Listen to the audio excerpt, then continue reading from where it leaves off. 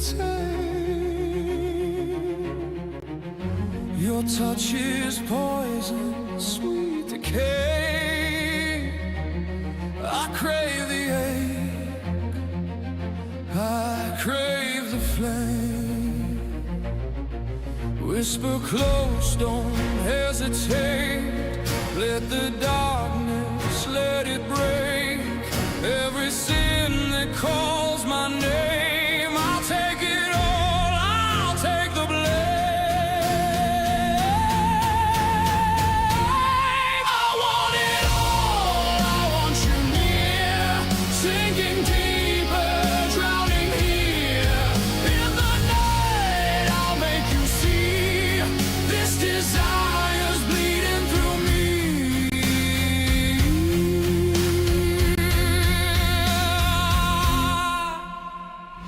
Lips are burning, skin's on fire. Your every word, a sweet desire.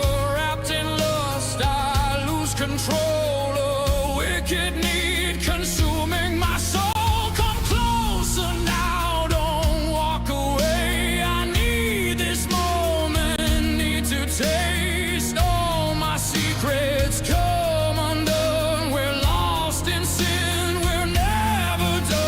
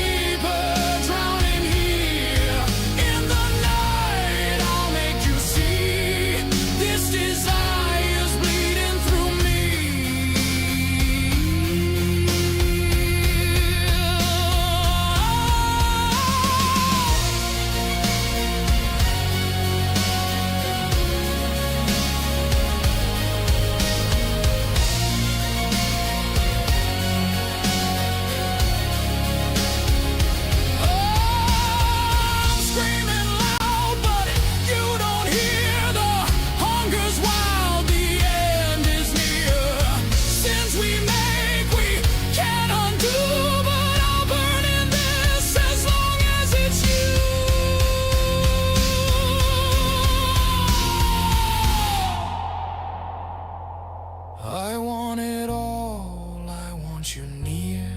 Sinking deeper, drowning here. In the night, I'll make you see. This desire's bleeding through me.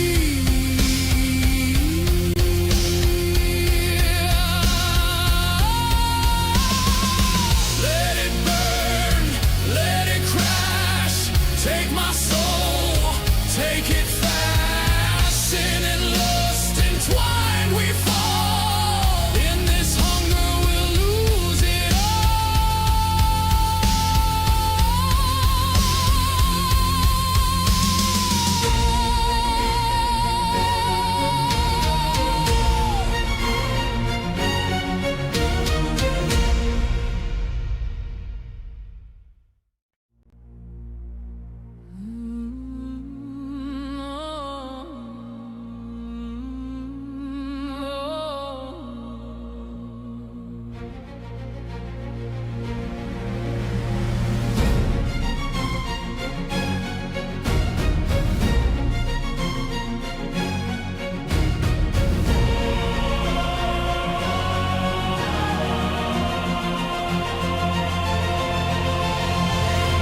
I'm burning in this twisted haze.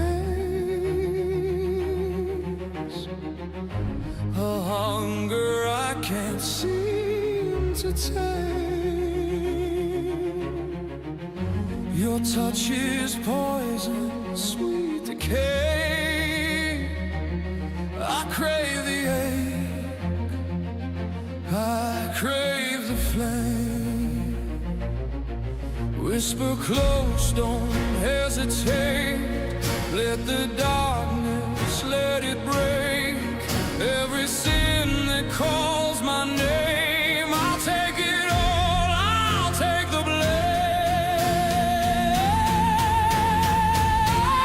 I want it all, I want you near. Sinking deeper, drowning here. In the night, I'll make you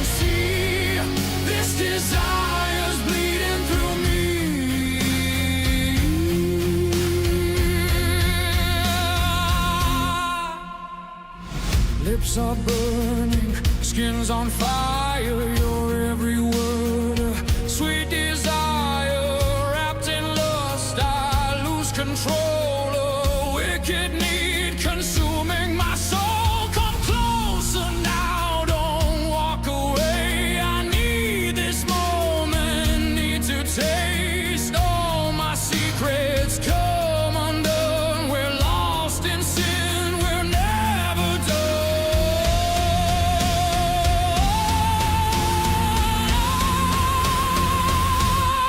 I want it all, I want you near, sinking deeper, drowning here.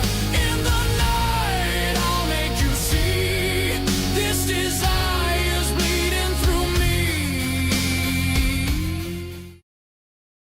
And I'm live. As you guys see, Zen is not in the stream today. I killed him. No, Zen is catching up on some rest. He's a little sleepy today. The weather here is absolute trash. So yes. If anyone comes in the chat and asks where Zen is, just say he's just tired. He's catching up on some rest. But let me say hi to everyone. Hi Garbage, hi Hitagata, hi Starwin, hi John, hi Inspired, hi Sarah, hi Clayton, hi Mississippi, hi Dork, hi Moose, hi Misura, hi Suzu, hi Chris, hi Tak, hi Mike. How you guys doing? Zen is invisible. No, not Zen. Kill them. But no, he works a lot, and you know, wants to get some rest. Plus, we already talked about it. Like sometimes people make like comments that it will be a little draining for him to like deal with some people like that. Like he didn't sign up for this. Sometimes it's like I can still see him in chat. He's just a whisper in the wind. Explains why the water's red. Hi, Kirian. How you doing? Pretty good. Bit sleepy though. I should probably try and catch up on my rest tonight too. Yes, yes. It's the weather. It's the weather. Hope you like the doom and gloom I shared in Discord. Maybe Zen is the friend we met along the way. Bro, he's not dead. He's not dead. He's catching up on rest. God damn it. Everyone's so fucking dramatic. What the fuck? You know what? I brought it on myself. Not gonna lie, I brought it on myself. Oh, by the way, tomorrow, gonna have a Lego day. We have 2 more sets to go through. So next Wednesday and the Wednesday after, like tomorrow. Anyway, Wednesdays. One of them is like a notoriously difficult set to work with. Too tacked. What the fuck? It's cold. It's miserable. Yeah, like the outside is kind of nasty. Yeah, the weather sucked today. I felt like doing nothing. Honestly, I felt that. Today I had like the laziest, the worst day.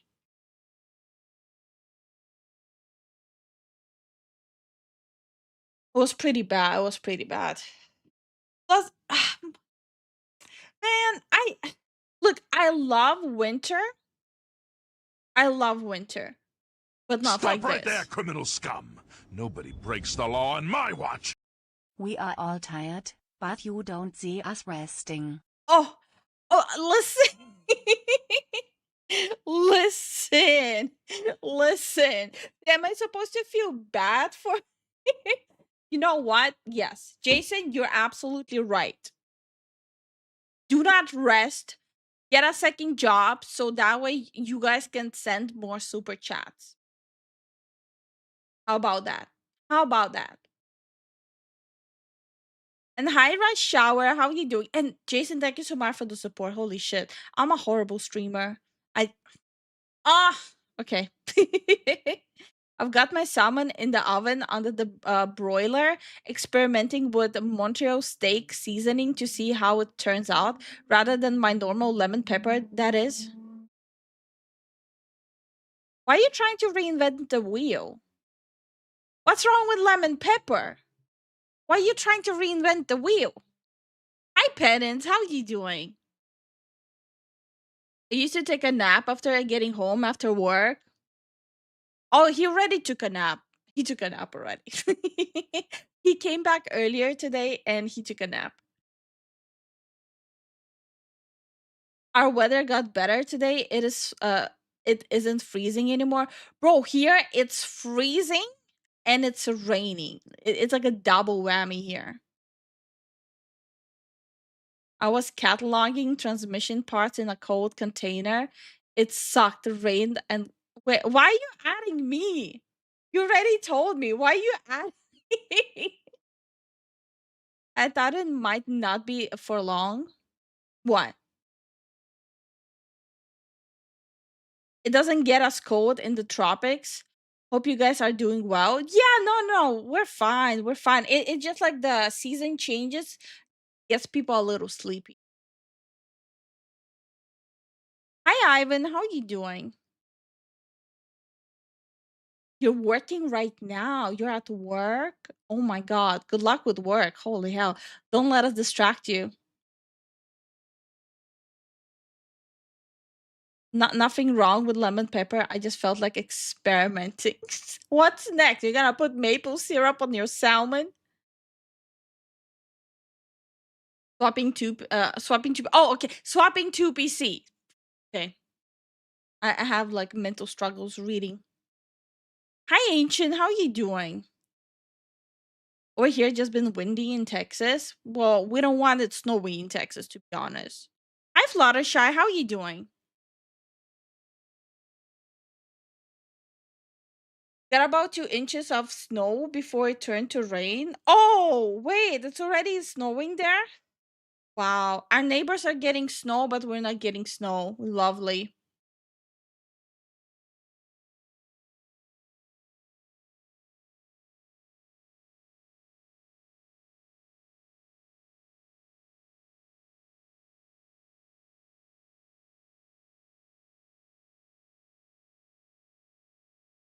I've been freezing the past 2 days because I'm used to the heat since I live in Texas. Oh.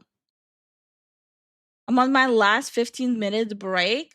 Nice. Nice. Hi, Bully. How you doing?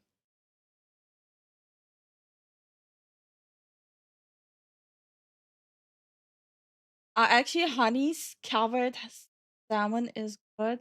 John, what the fuck is wrong with you? I'm on break right now. Okay, that's good. At least you're not getting fired over watching VTubers. I'm more north. I'm within the Arctic Circle, honestly. So welcome to my world, bro. I like snow. I feel like snow gets like a bad rep. I feel like snow really gets a bad rep.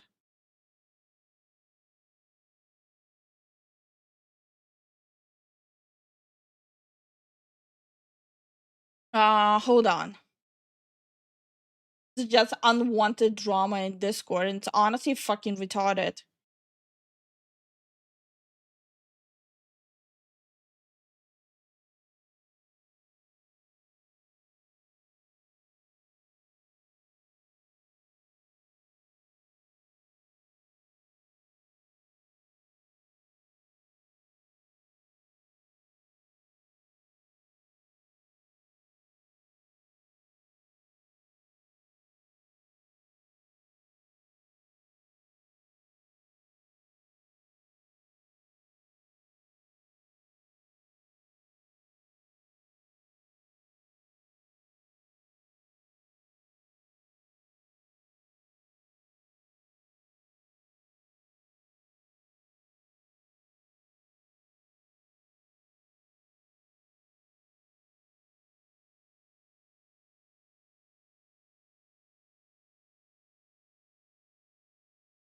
Bro, this is just genuinely pathetic that's happening in Discord.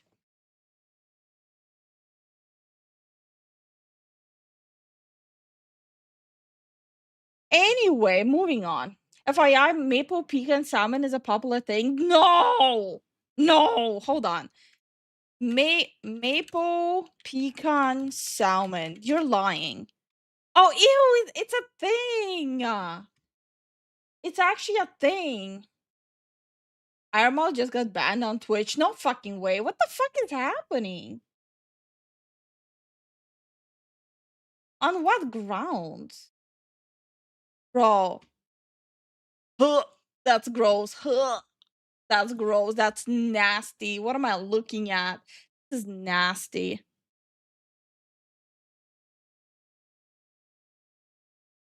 This is so fucking nasty.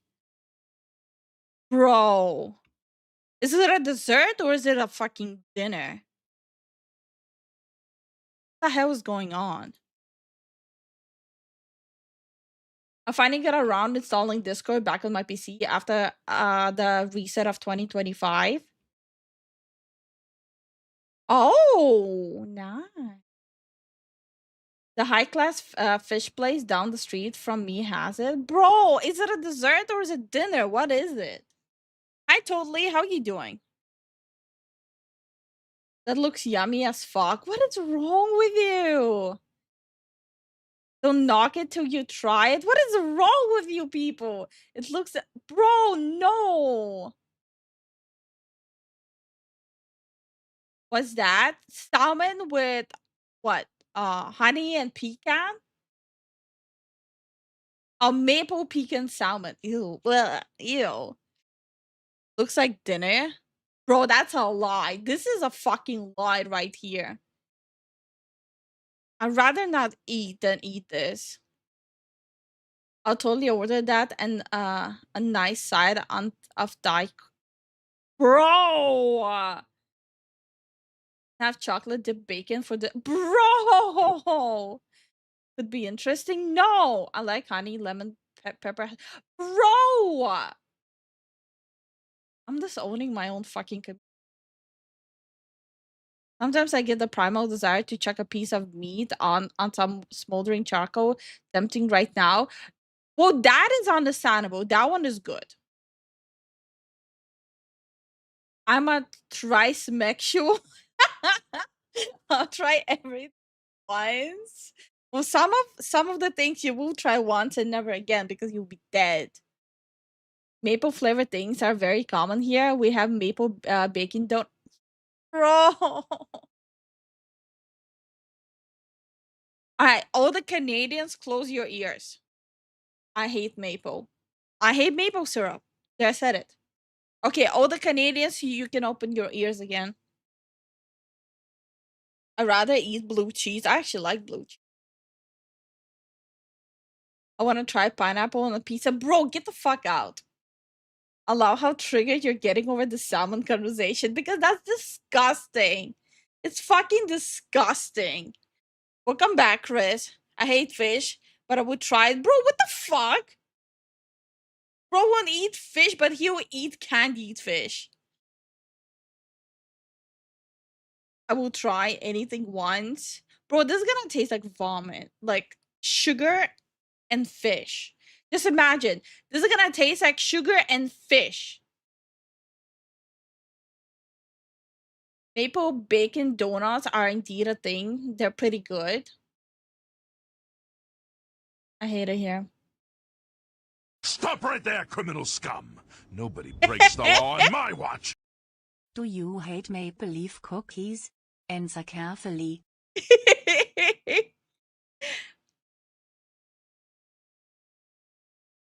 I don't have to take this. I don't have to deal with this. Yeah, no, I'm not dealing with this. Also, a little bit. A little bit. How triggered are you now? No, I don't have an issue with maple leaves. I have an issue with freaking maple syrup. I feel like maple syrup, like, personally bitch slapped me when I was a baby. Hi SCP, how you doing? Okay, hear me out. 2 maple bacon donuts with oh wait.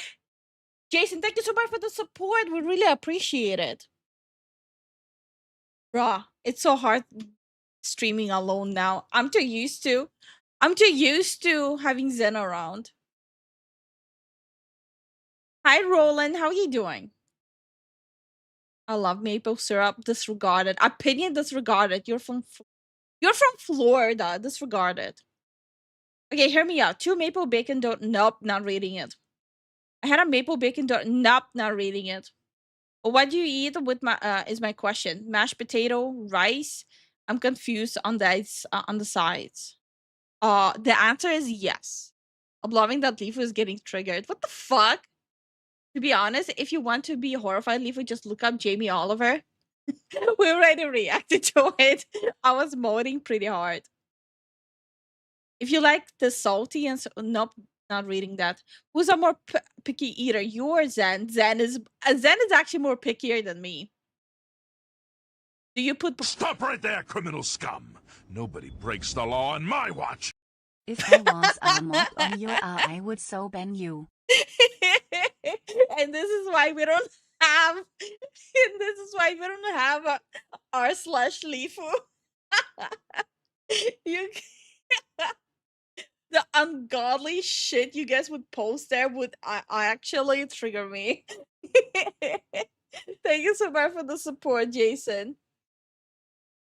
Oh my god. So is maple syrup is a no for you? Yes. The most maple syrup is Canada from Vermont.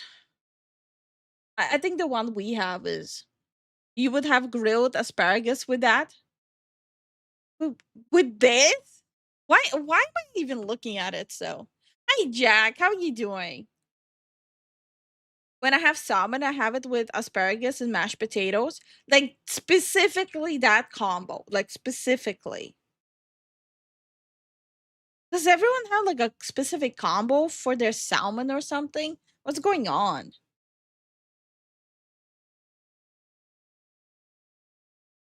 That's kind of weird. Not gonna lie, it's kind of weird. Been great. Was playing Mario Kart World. Was playing online play today. Okay. The picture show asparagus. Okay, I'm closing this. This is like a fucking abomination. This is how I feel about it right now. I don't know about that one. I don't know. Kinda heresy. Kinda want to jump out the window. I just raw dog myself. Bro, shut the fuck up. Can we have a ban on moose? I never had salmon. Salmon is pretty good. It's pretty good. It's like the mildest of fishes to eat. Also, have you had the real maple syrup or just the corn syrup stuff? We have like a proper glass bottle fancy schmancy syrup from Canada. We had that bottle for like over a year now because we don't use it. Ufus, we got her. You got nothing. Yes, I would have it with rice and assorted veggies, like that combo specifically. I prefer my salmon with a side of a salad, like a garden salad. Smoked salmon is a banger based. The first base salmon take in this community. I like pretty much any meat smoked. Honestly, fair. What about smoked cheese? Does any of you eat smoked cheese? Wait, has any of you had like smoked cheese? Smoked cheese is so based.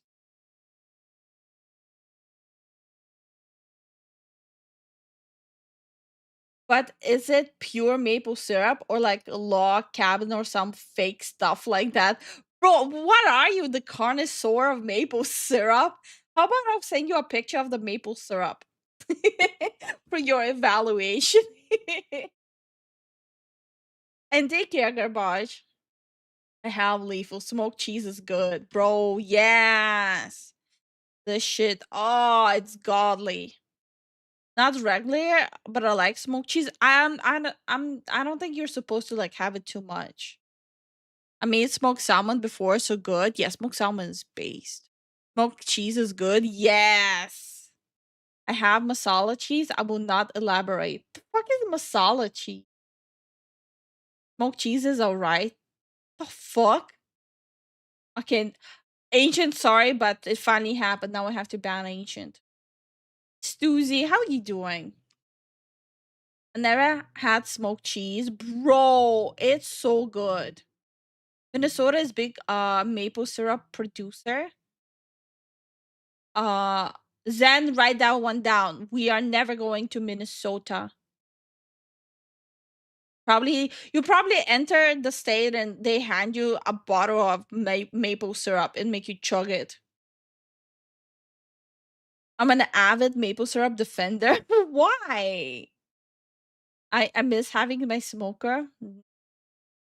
If I'm not using Mexican mixed cheese, I'm using Havarti with dill. That's so specific. I like to smoke cheese, but it's hard to keep it lit. I never smoke cheese myself. I only just buy smoked cheese. Wait, why am I being banned? For bad takes, Ancient. For bad takes. Well, but it was a scammer that tried a stupid thing, huh? Now I feel like I missed something. There's a crepe and pancake place right next to my work. So good, smothered in real syrup. Guys, I will never join the bandwagon of liking maple syrup. You might as well just give up. It's not gonna happen. Hi, Kuro. How you doing? I could go for a mini soda right now. I'll see myself out. It's a mini soda. Oh, Minnesota mini soda. Okay. Fuck off. Oh my god. It's embarrassing how long it took on Ira Mouse. Oh wait, hold on. Oh. Oh, okay. Got it. I'll check the maple syrup just to see how it tastes. What? Man, and now I wish I had some maple syrup to drizzle over myself. I'm not reading my chat anymore. You guys are an abomination. Instead, I'm gonna just play this. 10 game franchises that evolved backwards. This video is gonna be better than my chat right now. So I'm just gonna completely ignore every single one of you. And I will just pretend like I'm streaming for myself. There are actually 2 crepe places, 2 pancake places, and a bun cake place, all with 3. What the fuck? What is Minnesota? The land of breakfast and maple syrup? What is going on there? The stated expectation of game franchises is that with each title, they will develop and get better. Whether or not that's exactly what we expect, not necessarily what I'm saying, but in Stop theory. right there, criminal scum. Nobody breaks the law on my watch.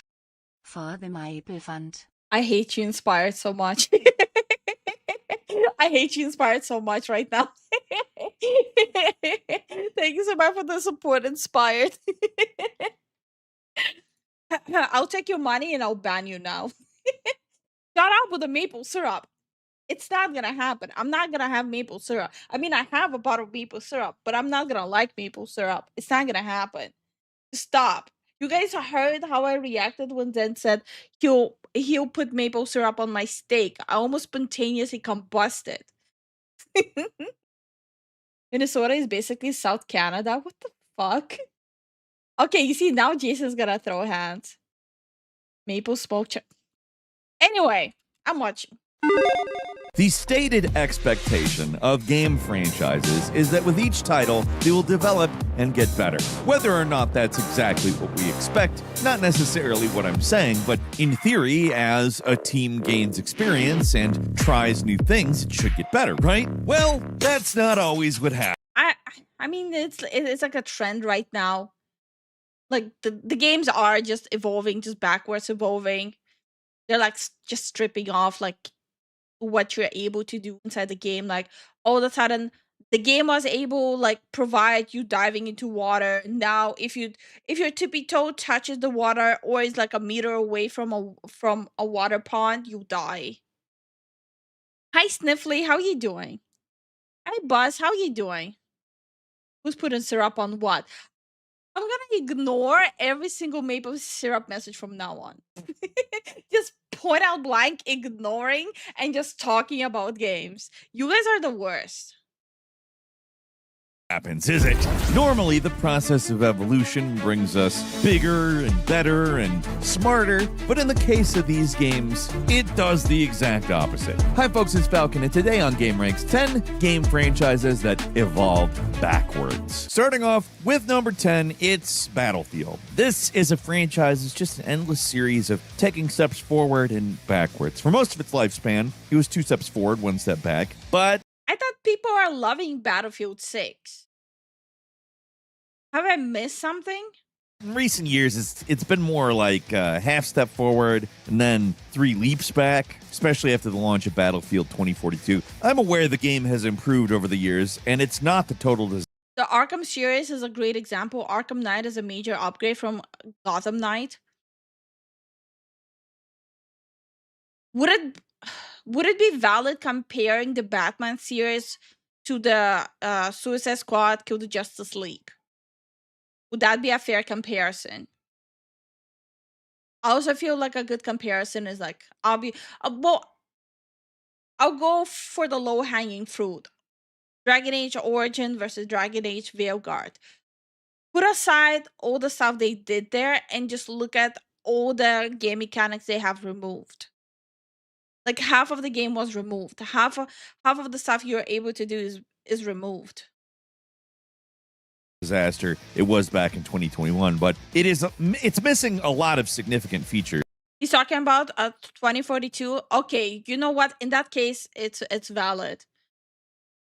I was one of those people who was excited about 2042 until it came out. From previous games in the series.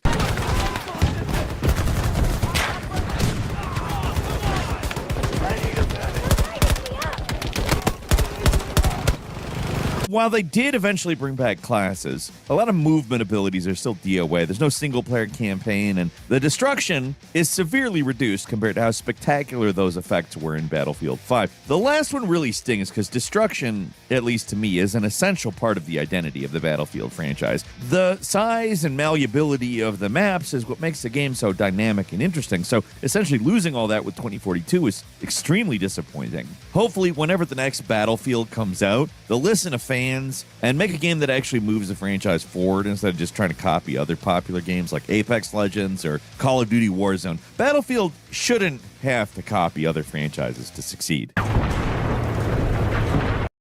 mean, I feel like you could say Battlefield 6 is definitely like somewhat of a return to form. Like, it's still overbloated and it doesn't run the best, but at least it's an enjoyable game. All landfill vectors maintain advance. Scan and identify. And number 9 is the Far Cry series. For some fans, it's been downhill since Far Cry. Oh my god, I never played a single Far Cry game. I don't know why. It's just not it doesn't appeal to me. But I heard so many people complain about Far Cry, people who have been playing all of them. That comment aged poorly. Far Cry 4. That game may not have landed for everyone, but it took big, bold swings and introduced a lot of interesting and innovative ideas that were expanded on in later games. A lot of the more simulation-inspired elements of Far Cry 2 still exist to some degree in the games, but they've slowly been diminishing to the point of irrelevance. In 2, one could spark cloud burn down an entire savannah. Oh damn.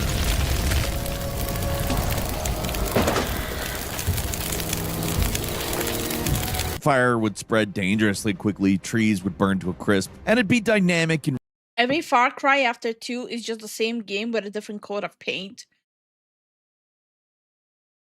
Yeah, that's like the most like regular complaint I hear about Far Cry. It's just the same thing. If you played one, you played them all. I played Far Cry 3 and it was okay. Far Cry 4 was a snooze fest. Damn. Far Cry didn't evolve backwards. Ubisoft just made the same game over and over again after 3. Yikes. I see there's a lot of Far Cry fans here who are absolutely disappointed. In Far Cry 2, you can get sick with malaria. Is it treatable there in the game? Hi, Lord Peace. How are you doing? Far Cry 6 had the worst cast of the characters in any game I've played. Oh, God. You guys are really hating the new Far Cry games. Realistic. Now, in recent games, fires spread, but they go out on their own just as quickly. Oh. Nothing burns, at least not in the same way. Environmental destruction is certainly less impressive overall. The whole dynamic ally system in 2 never appeared again either. So basically, the same thing that a lot of AAA games are doing. They're just removing like in the interaction with objects around the map.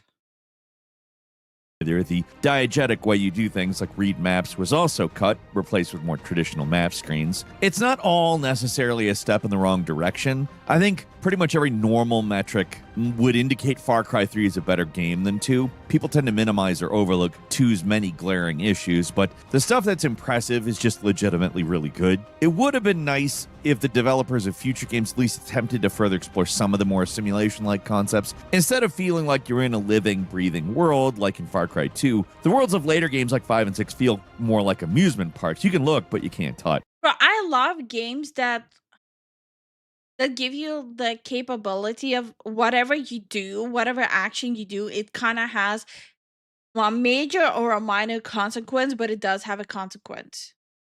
I love when games have that much of a detail to them. Yes, malaria is treatable, most annoying mechanic in any Far Cry.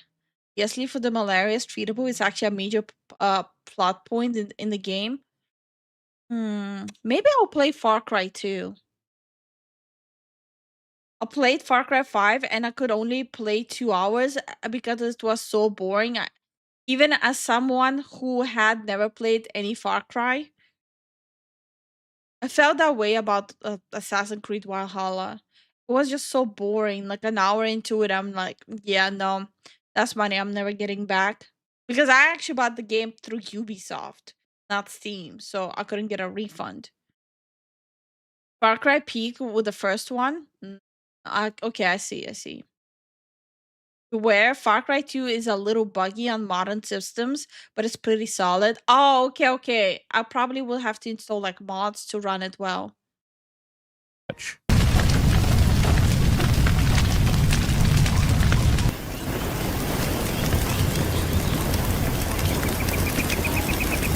And number 8 is Dead Rising. While Dead Rising 2 was mostly a straight evolution for the series, introducing weapon combos and adding an additional ticking clock of having.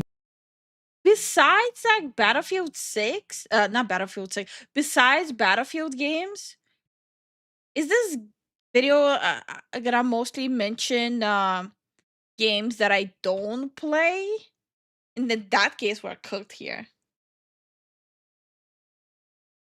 Lifu, that was the issue with why give Ubisoft your money? That's before I started looking into what Ubisoft does. So that was the first week of Valhalla. That was before I even started doing content, before I started looking deeper into what companies are doing. To find infection suppressing Zombrex on top of all the other plates you need to keep spinning. The next games in the series slowly started to strip away the things that make them unique. First was Dead Rising 3, which severely downplayed time limits and expanded the map to a full open world. Removing the smaller, more intimate focus of the first couple of games didn't quite sit right, but at least there was still the occasional psycho, even if the tone of the game was a little off compared to the first 2. With the final game, Dead Rising 4, the series was well and truly, dead. On its own, it's not the worst game. So sad when like a franchise killed its own franchise. Again, looking at Veilguard. Before, what is a Ubisoft game you actually like? Just wondering. The first Assassin's Creed. Hold on, let me open.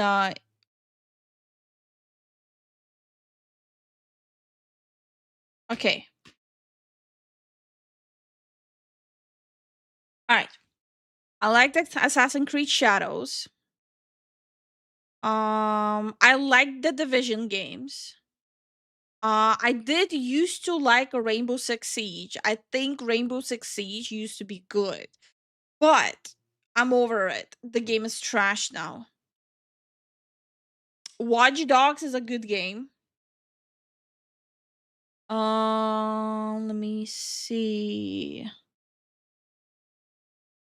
I did used to like Brawlhalla. Brawlhalla used to be good. I didn't actually know they're on the Ubisoft.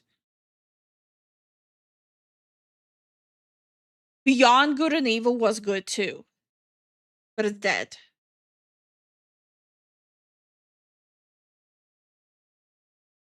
I think that's it. Okay, I do like the older Prince of Persia, but I absolutely hate any of the new Prince of Persia. Assassin's Creed 2 and 2.1 are base games. Rainbow Six Siege was indeed the worst of the franchise. Wait, I thought you didn't like Assassin No, I'm not talking. I meant the first one. I'm sorry. Assassin's Creed Shadow is trash. I meant the first one. God damn it. The first Assassin's Creed. The first Assassin's Creed game, I played it. And I haven't played any of the new ones up until Shadows. I recently played Origins, which was enjoyable. Watch Dogs was good until they released Legion. I didn't play Legion. Wait, you hate the Rogue Prince of Persia? I actually am not a fan of anything new from Prince of Persia. Which one was the Rogue? I don't think I even bothered with it.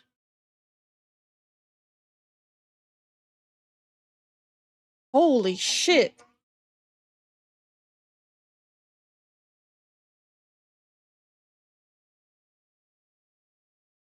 I don't know what the fuck is happening outside, but it sounds bad. But yeah, so yeah, the only ones from Ubisoft I actually enjoyed was first Assassin's Creed,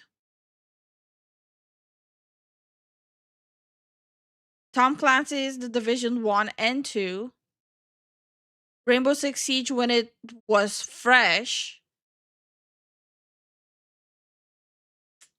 Young, Good and Evil,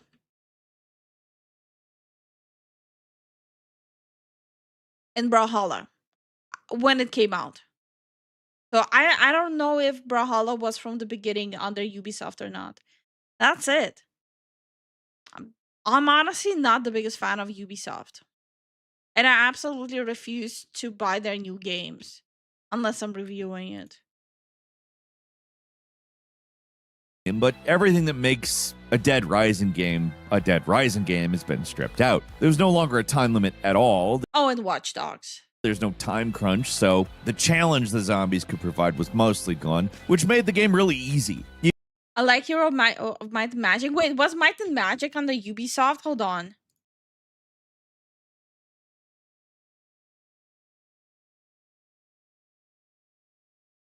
Wait, Might and Magic is under Ubisoft. Huh, how did I not know that?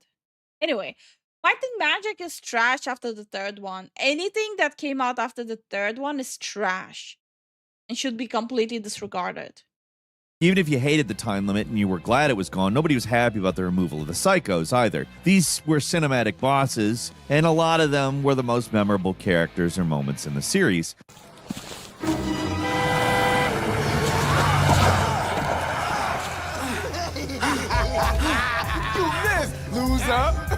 They are an essential part of a Dead Rising game, and they're just not in the fourth one. It makes it feel like a huge downgrade compared to the rest of the games. Like, all the quirkiness and personality of the series was just gone. It was just another generic open-world zombie game with very little to make it stand out. At least the recent Dead Rising 1 remake was a return to form, because it's literally an identical redo of the first... I mean, almost identical redo of the first game. Hopefully the success that Capcom got from it prompts them to make a proper follow-up that embraces the parts of these games that make them memorable.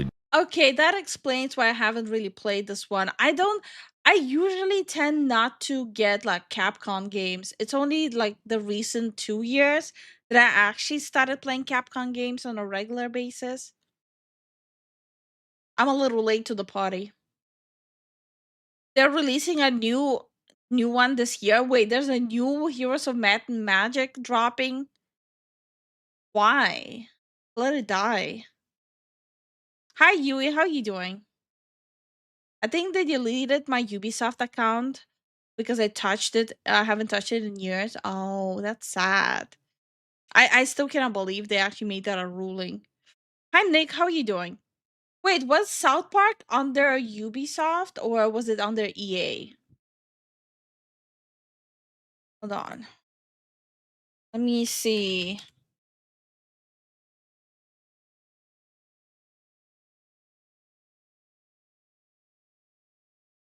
Wait, so South Park was under Ubisoft?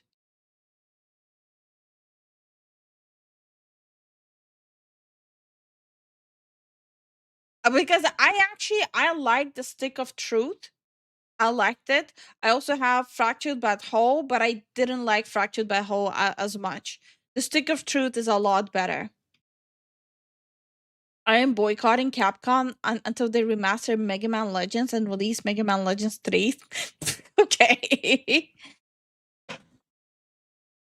I'm sorry, what about Ubisoft account? There's a new ruling which I thought it's mostly towards like the European account. If you don't log in for too long, they delete your account. A good example is Saints Row 1 and 2 and 3 were good. 4 was eh. 5 is just an expansion. Then the reboot happened, bro. Wait, don't tell me you were a fan of Saints Row because my condolences. Unique.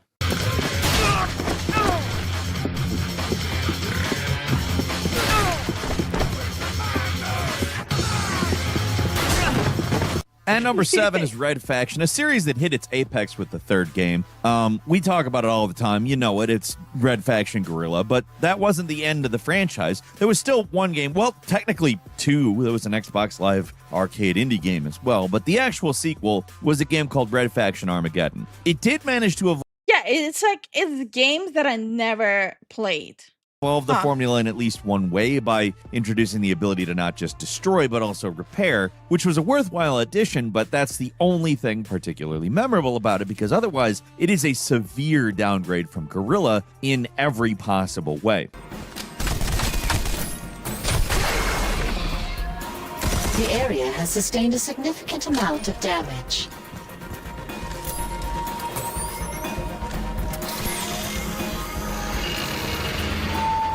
Guerrilla was an open world game with a whole lot going on. The destruction was closely integrated with everything you're doing in the game as well. Blowing up enemy bases, weakened their control over sectors. It slowed down the response rate. I mean, there's all kind of vehicles and weapons to use or mechs. A lot of like it's same thing. Everything is interactable. Like the things in the world you can actually interact with. Different mission types that mix things up. It was a game that you were always doing. Meanwhile, we have like freaking cardboard windows in new Pokemon games. Doing something different, and it rarely got repetitive or boring because the focus was on destroying stuff and there was a ton to do. Armageddon dumped the open world, and with it, most of the vehicles and variety of challenges. No more destruction challenges that were clever little puzzles that had you figure out how to destroy something with a limited amount of tools. There wasn't any more smashing into buildings with vehicles or making impromptu shortcuts. You just walked forward and shot everything that moves, and sometimes stuff breaks. Which I guess kind of mixes the. What is this gun skin? What is that? Things up a bit. Not a lot, though. It's not a terrible game or anything, but it just feels like such a regression. This is so freaking weird. After Guerrilla. A proper sequel would have given us a bigger world that was more dense with more stuff to do, maybe a more complex physics model, but instead they made a streamlined and simplified version of parts of Red Faction where you're not even fighting human enemies most of the time. You're taking on brainless swarms of bugs that aren't as much fun to fight and take all the tactical depth out of the destructible environments. If nobody's taking cover, what's the point of blowing up a wall? It was just a wrong direction to take the franchise in, and a poor follow-up to Gorilla. And number 6 is Monster Hunter. Mr. Tooth is a rainbow farting unicorn, was the most OP weapon in the game. He had a name? He had a name. Okay. This one's going to be a little controversial, but at least among fans, there are people who believe the most recent Monster Hunter game, Wilds, went a little too far with the streamlining. From World onward, the series has been simplified. Okay, but Monster Hunter Wild, like the new Monster Hunter game was semi-abandoned by its player base after a week. Oh, actually, no, I wouldn't say a week. I would say a month into the release. A lot of people just were left disappointed and upset with the game. And it's mostly because of the performance, not the actual content. I don't really hear a lot of people complain about the content. It's just the performance became so bad that people just didn't want to play it anymore. Simplifying things and removing features from the old games that does make them more accessible, and for the most part, people have received these changes pretty well. But the sweeping changes for the formula in Wilds, for some, was a step too far. I am not saying that Wilds didn't evolve at all, because it did introduce some new ideas like monster herds and weather changes. Like the only Monster Hunter game I actually sat down and played is Monster Hunter World. No. Monster Hunter Rise. I have Monster Hunter World. I have not played it, but I played Monster Hunter Rise. And I just think the gameplay is just not for me. For me, it's the gameplay why I couldn't really get into the series. I might give it a new shot. I might relaunch Rise or World and give it another shot. My whiskers are tingling. Weather's changing. But at the same time, it did remove other features that encouraged exploration and made combat a little more complex and challenging. Like, you can't set Palico strategies anymore. It used to be that you could tell your Palico what you want them to do in a fight. Like, you could tell them you want them to heal you or focus on getting extra resources, laying traps. Now, Palicos just do everything, which simplifies what you have to worry about during a fight. Status ailments are barely a concern, because your Palico heals them as quickly as you get them. But is that good? The most controversial change is the secrets, which now move automatically. They're basically a personal taxi service. You no longer need to explore or figure out where a monster went. They'll just take you there automatically. That's just lazy. I hate when games do that. That's just lazy. Exploration in general has been streamlined in Wilds. There's basically barely any reason to do it anymore other than to unlock camps. All the resources are marked on your map automatically. Monsters can just be found. There's no real hunt anymore. It's also simple. It feels almost frictionless. When you get into the game and hunt some monsters, like, it's great to get past all the roadblocks and get on with the monster fighting, but it does. So basically, they made it more of casual friendly, so people don't have to like sit and do like essays and researches on the game. They can just hop in and just go along for the ride, just sit back and enjoy their time. Hi, Jersey. How are you doing? Like, you can debate if it's good or bad. For a lot of people, they probably will say it's good, since like a light, easier game to play. But I mean, I can see why like old time fans would not like that. Yeah, but half of the fun was finding them and also bumping into other monsters. Yeah, so like you're basically like proving my point. Like, long established fans wouldn't like this. But it does look like they're trying to cater more to like the casual player base who don't want to do all this like endless amount of research. remove one of the central aspects of these games, which is the hunting part. With Wilds, it feels more like a boss rush game than a monster hunting game. At this point, Geralt puts in more work hunting monsters, and that's just a secondary part of the Witcher games. There's plenty of people perfectly happy with the changes Wilds made to the formula, but it's controversial. Longtime fans or people who want a more in-depth experience don't feel like Wilds is it. So it's basically like Monster Hunter, but like the light version of it, like the simplified version of it. Why do so many people use Switch Axe now? When I got into it, I was told it was bad by everyone, but I loved it. Now all I see is people using it. It's mine. I want to be special. Hi, How Taco. Hi, Zephyr. How you guys doing?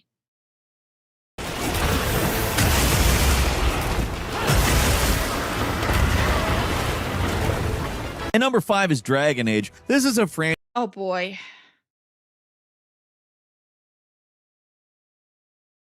This is gonna be painful. It's really had its ups and downs, but for anyone who's been with the series since the start, it's felt like it's been downhill since 2011. They were already streamlining things and simplifying stuff like combat and role-playing elements as early as the first sequel. The Origins system was just removed, and the choices and options given to the player were much more limited overall. At least they introduced the idea that you could be friends or rivals with your companions, where you get benefits when your party members like you and when they hate you, which is a concept I like. You don't always have to suck up to your allies with this system. If you don't like them, you can say it, and you aren't automatically punished for it. Inquisition was a much bigger and better game than Dragon Age 2, but quests did have less depth, and the MMO-like combat system was a far cry from the tactical real-time combat offered by the first game. That looks so janky.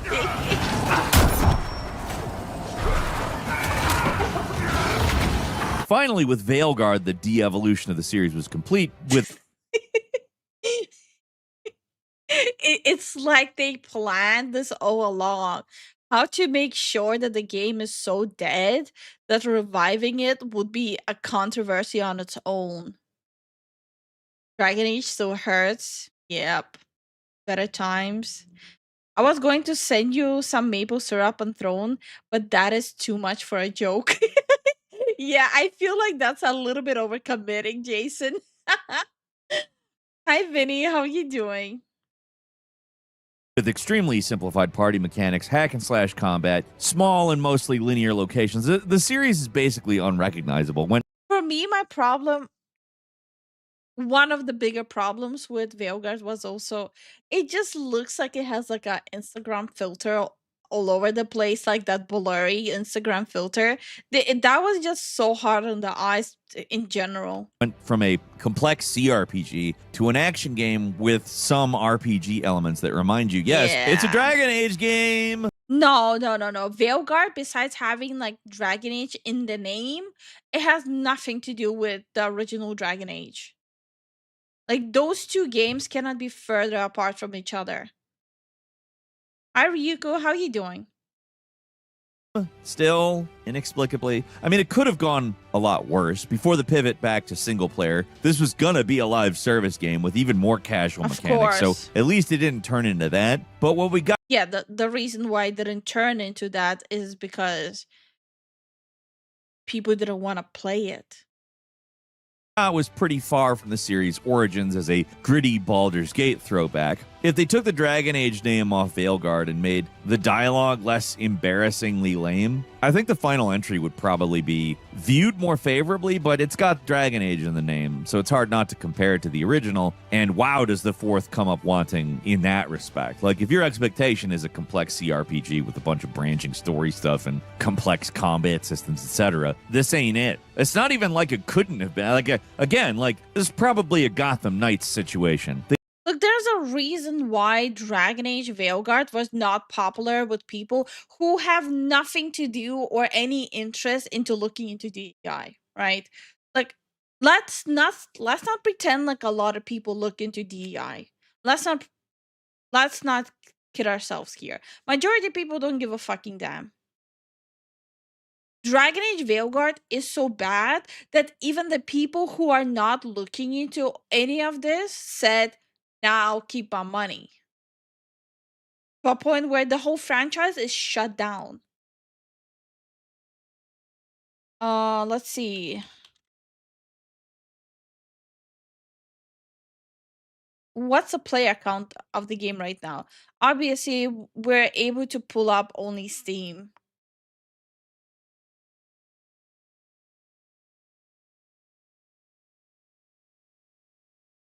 $60,000 was its peak on Steam. What was the budget of it?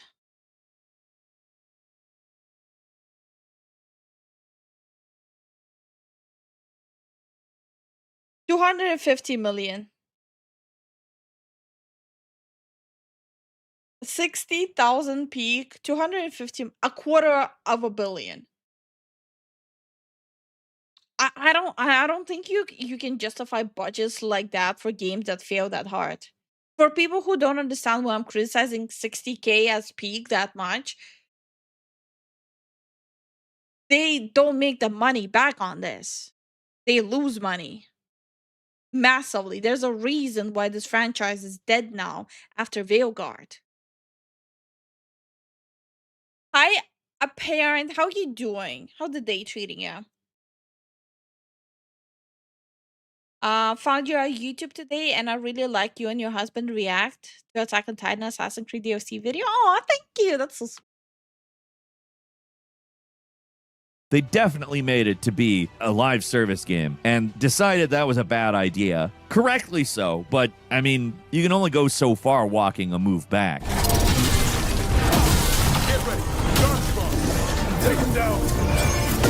What flopped more, Concord or Veilguard? Concord got shot down, pulled the plug 2 weeks in. Concord did flop a lot harder. It doesn't exist. I don't think you can flop harder than that.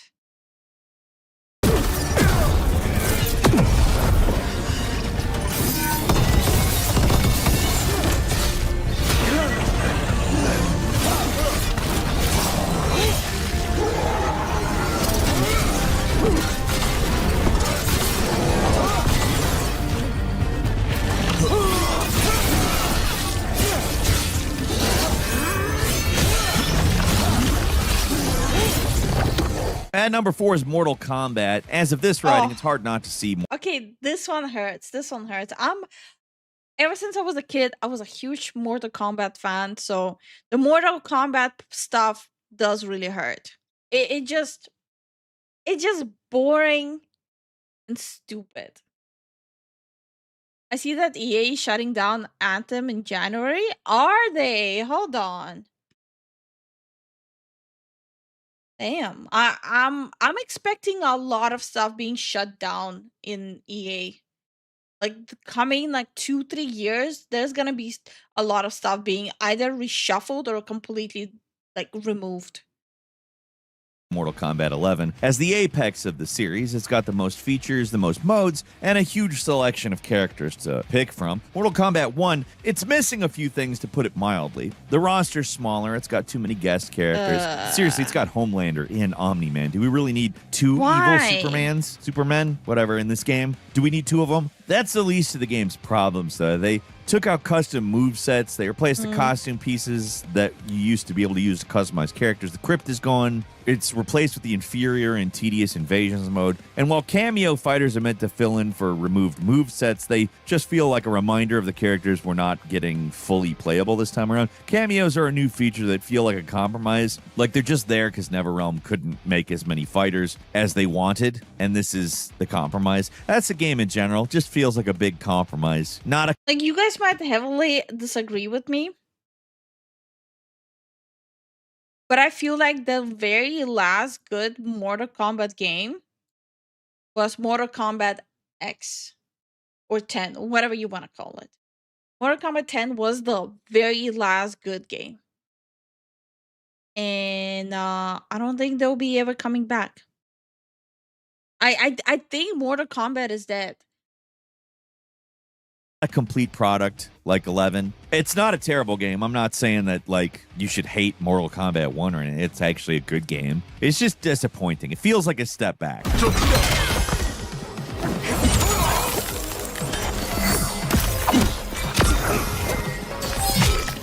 Sonic Boom! Sonic Boom! This is just so stupid.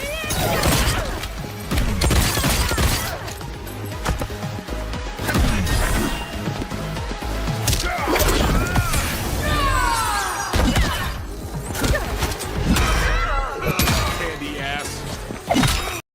I'm sorry, this is just so stupid. What about this is telling you Mortal Kombat?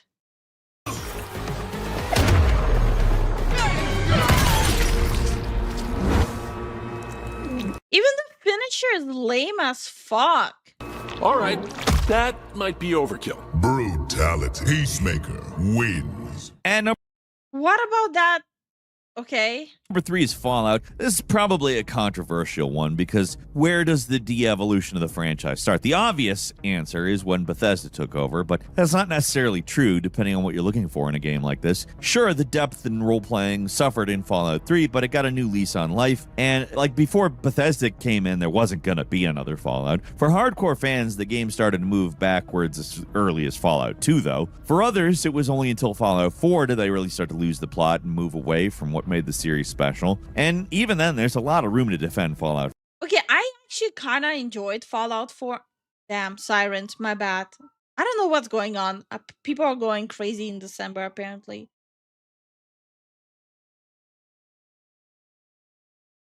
But yeah, I actually personally do like Fallout 4. Not what's happening to it right now, though. I tried playing it like few days ago. It was pretty bad. The whole game was like bugging. I don't know what they did. A lot of people are saying it's because of the anniversary patch that they pushed out. It's just bad. But in general, before all this bugginess happened again, the game is actually good. I like Fallout 4. I love Fallout 4. It is my favorite Fallout game and have played them since Fallout 1. It's a good game. 4. The shooting is significantly better. They introduced the whole settlement system. I mean, it's not like they weren't evolving the series. The problem was that for certain fans, they were evolving the series in the wrong direction. The hardcore RPG player wants meaningful choices and complex character building mechanics. Like, they want to see real tangible changes in the world depending on those choices, and they want different dialogue stuff depending on their skills and perks. Fallout 4's streamlined dialogue system, it's kind of excessive in its simplification. Instead of being able to actually play a character, the dialogue wheel gives you such diverse options as yes and yes, but later. There's very little room for actual role-playing in the game, or bringing about different outcomes for quests, or really playing a character. I don't know, the dialogue thing never personally bothered me because the main thing I want to be able to do in this game is explore and fight. At all. You're looking for Sean. That's your character in Fallout 4. Is Fallout 4 a post-apocalyptic and better Heavy Rain? You decide. The entire skill system was removed in the 4th game. The faction system from New Vegas was simplified into basically being nothing. And the complexity that New Vegas brought to the Fallout series was excised for an incoherent plot that doesn't really go anywhere. And it doesn't really matter which faction you end up siding with. For people who just play Fallout to screw around in an open world, none of this matters. Doesn't matter that most of the quests boil down to go somewhere, get things, come back. For the people who just wanted to do that anyway, Fallout 76, streamlines it even more for those folks. It's not exactly a mainline entry of the series, more of a spin-off, so it gets a pass, but my favorite thing of Fallout 4 was the settlement stuff, wish it had more freedom though. Yeah, I actually don't really have a problem with the settlement thing. It does have a lot of mods for it to like remove those boundaries of how you want to build there. But again, you are relying, as with every single Bethesda game, you are relying on modders. But, for old school fans, Fallout 4 was too simplified and streamlined. A lot of people want New Vegas again, basically. That would be awesome, but with Bethesda's current release schedule, who even knows when the next Fallout game is going to actually even drop?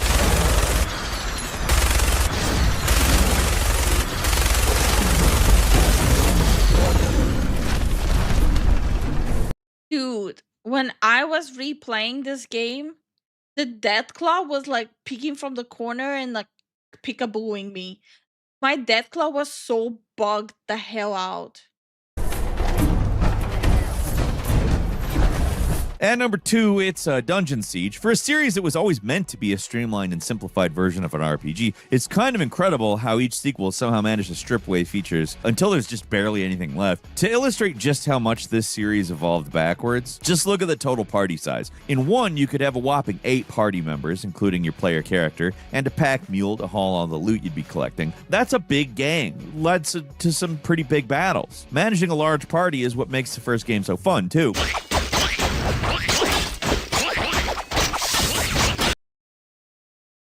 The sounds of old games. I don't know why. It's like the sounds old games use. If you look back at it, it's like one of the most annoying sounds. It's like nails on a chalkboard. It's linear and simple otherwise, so coordinating your group is what gives the game its depth. The sequel streamlines down to 4. That's the standard difficulty level. You can use more characters on harder difficulties all the way up to 6, so still short of the game's 8 at the... You know what the sound reminds me of? Dungeon Keeper. That's what the sound reminds me of. Like the low level gremlins you summon to like dig and stuff. That's what they sound like. The series start.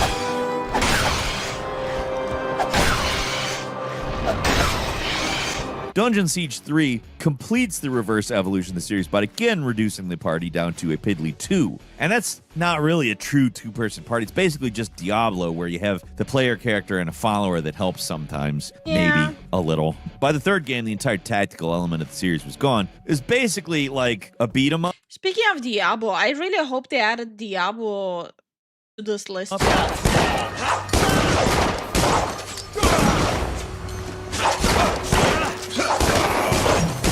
There's barely even any loot to collect. Very little of the series' DNA was left by the third game. Not even the setting was recognizable. It was a Dungeon Siege game in name only. They somehow managed to take an already streamlined and simplified game compared to other RPGs and take away so much it's hard to even call an RPG. And finally, at number 1, it's Castlevania. For years... Oh, okay. I would have put Diablo on this list here. The Castlevania series evolved and adapted to the changing video game landscape. At first, it was a pure evolution of games like Rondo of Blood and Symphony of the Night. Then things got more complicated with the Nintendo 64 games and the PlayStation 2 ones. The series really struggled with the translation to 3D, but soon it found a home on portable consoles like Game Boy Advance and Nintendo DS. During the Xbox 360 era, the series reached what could be considered the apex with the God of War-inspired Lords of Shadow games, which may not have been longtime series favorites, but you can't deny that Konami and developer Mercury Steam put a lot of money and effort into these games. Maybe not so much in the sequel, but either way, these were the most complex and graphically advanced games in the series. I mean, it looks kind of good, though.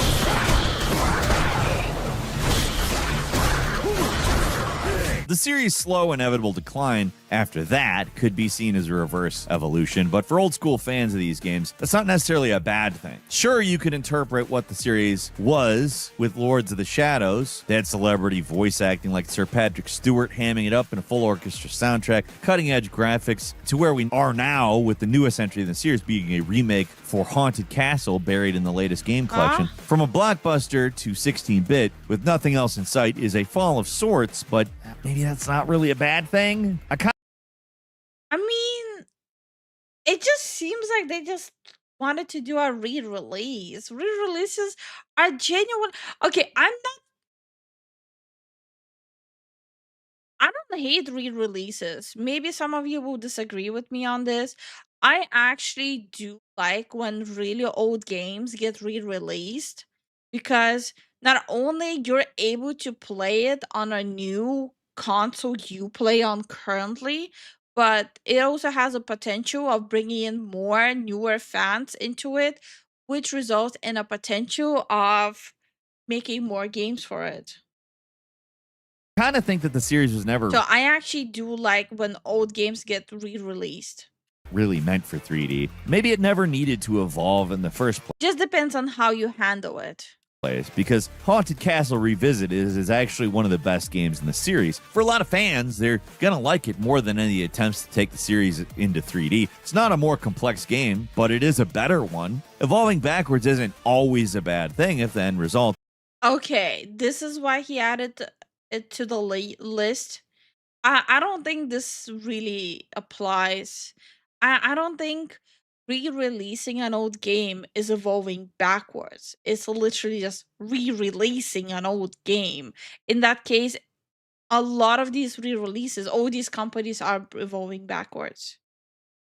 is better games. Sure, they're not exactly pushing the medium forward, but who cares? It's good.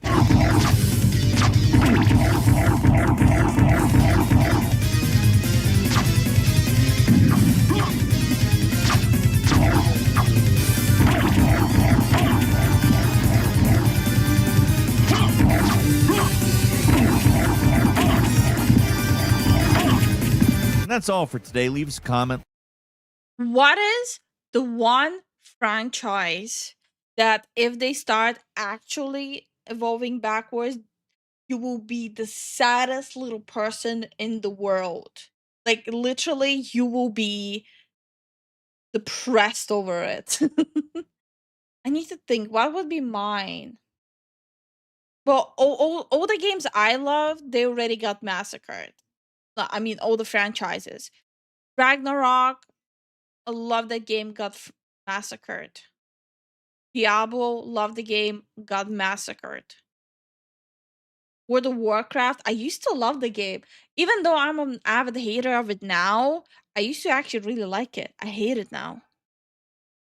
StarCraft for me, StarCraft is dead.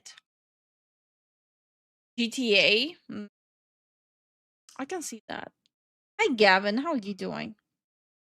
God of War already evolved backwards? Yeah. I'm like just thinking.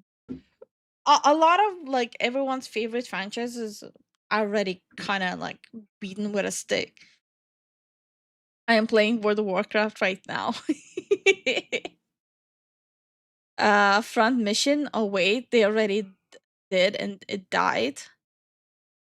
A lot of games probably should go backwards. Yes. Backwards is not the same thing as evolving backwards. If FromSoft started making trash, I would be devastated. Fair enough. I think I'm the same boat. All my favorite got butchered. Elite is my comfort game, and even that is showing the cracks. Bro, there's a reason why lately I've been playing all the new games. And lately I've been playing mostly what two games from China, Marvel Rivals and Where Winds Meet. Like, okay, everything I liked got massacred. I might as well just start playing Chinese games. Fuck it. We bowl. Even the indie game I'm playing the most offline is Escape from Duck-Off. Chinese. I'm seeing a trend here. Anyway. The only thing this video did is remind me how depressed I am.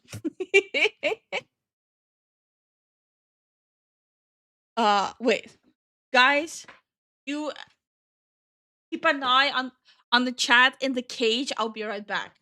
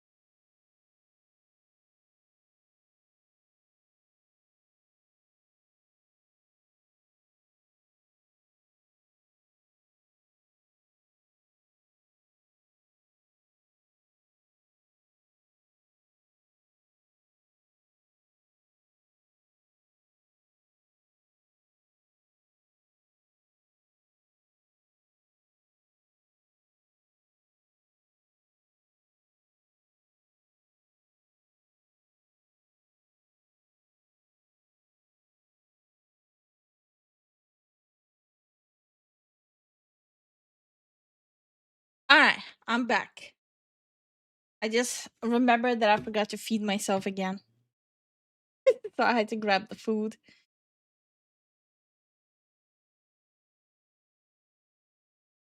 Alright, well, we're done with this. There's still a lot. I think I'm gonna skip the Nintendo stuff though. I'm just so over the Nintendo stuff.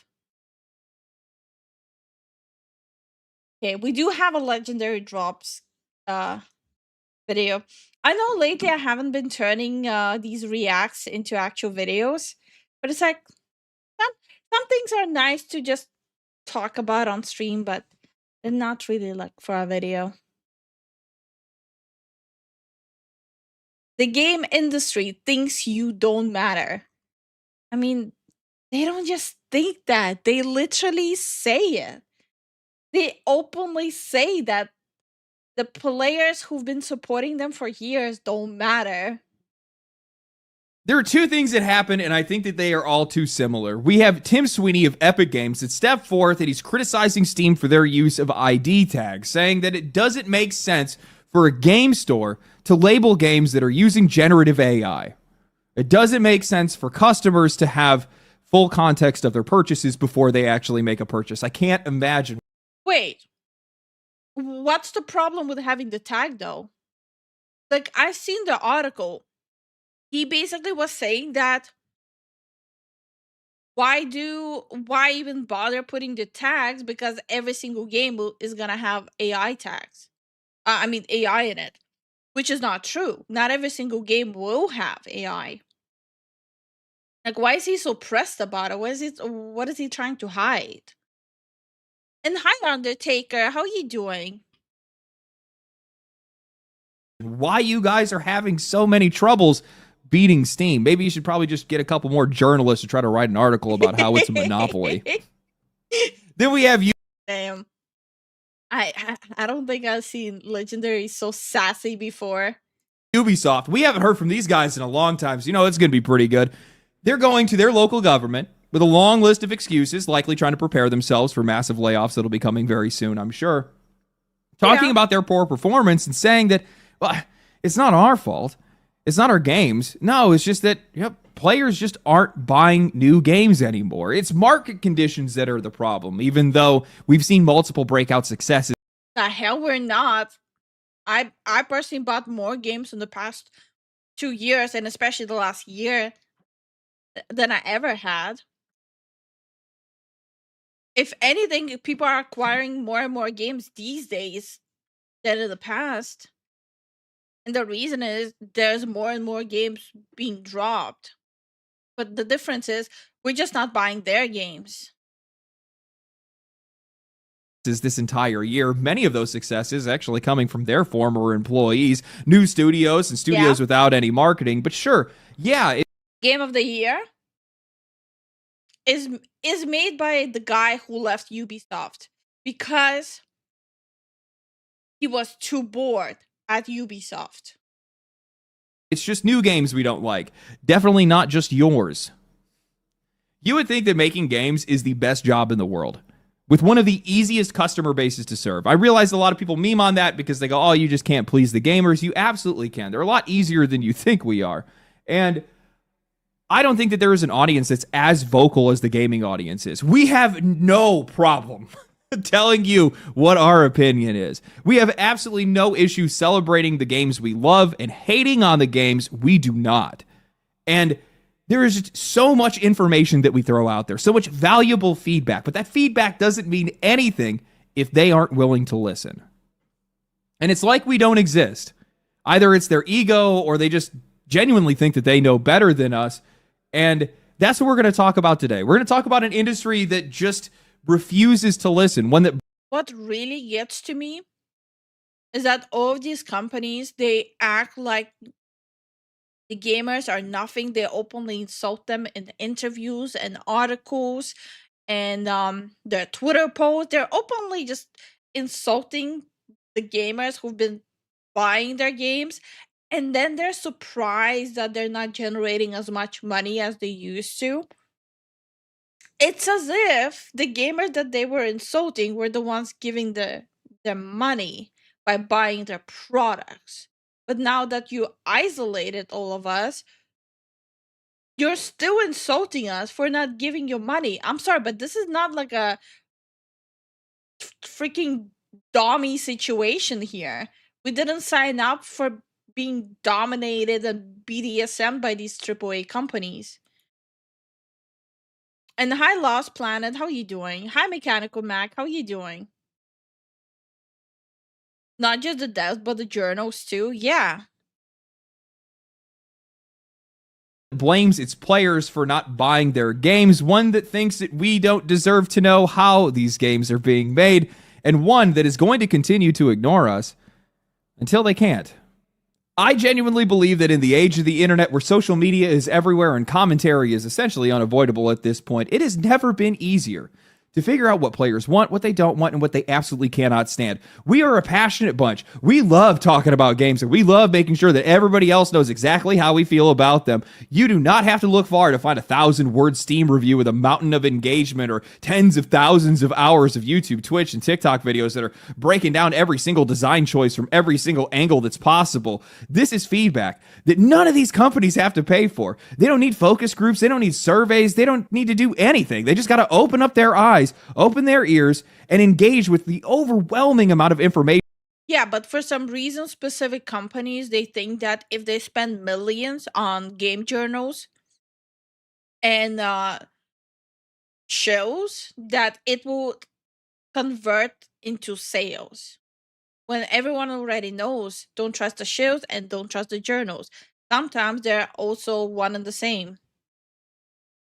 That players are handing them for free. And I'm telling you guys this right now because I need you to understand why I am so frustrated with this industry. I know it's uncomfortable for them to have to sift through a lot of this feedback to separate the useful from the useless, to read things that might actually end up hurting their feelings, but these companies have everything they need to succeed. Everything! And it just drives me up the wall when I watch them say and do things that offer players nothing, ignore the clearest feedback imaginable, and then somehow act surprised when their games and their platforms underperform. And I think that you can see this pattern everywhere, especially with companies that are trying to compete with Steam right now, and everybody wants a piece of Steam's success. Of course they would. Steam makes a lot of money, but nobody wants to actually listen to the players or build what the players are asking for. They all show up with these half measures, these Nah, they're just too busy doing the blame game and blaming others why no one wants their stuff. Oh, and high up versus, holy shit, you and Suzu have the same color?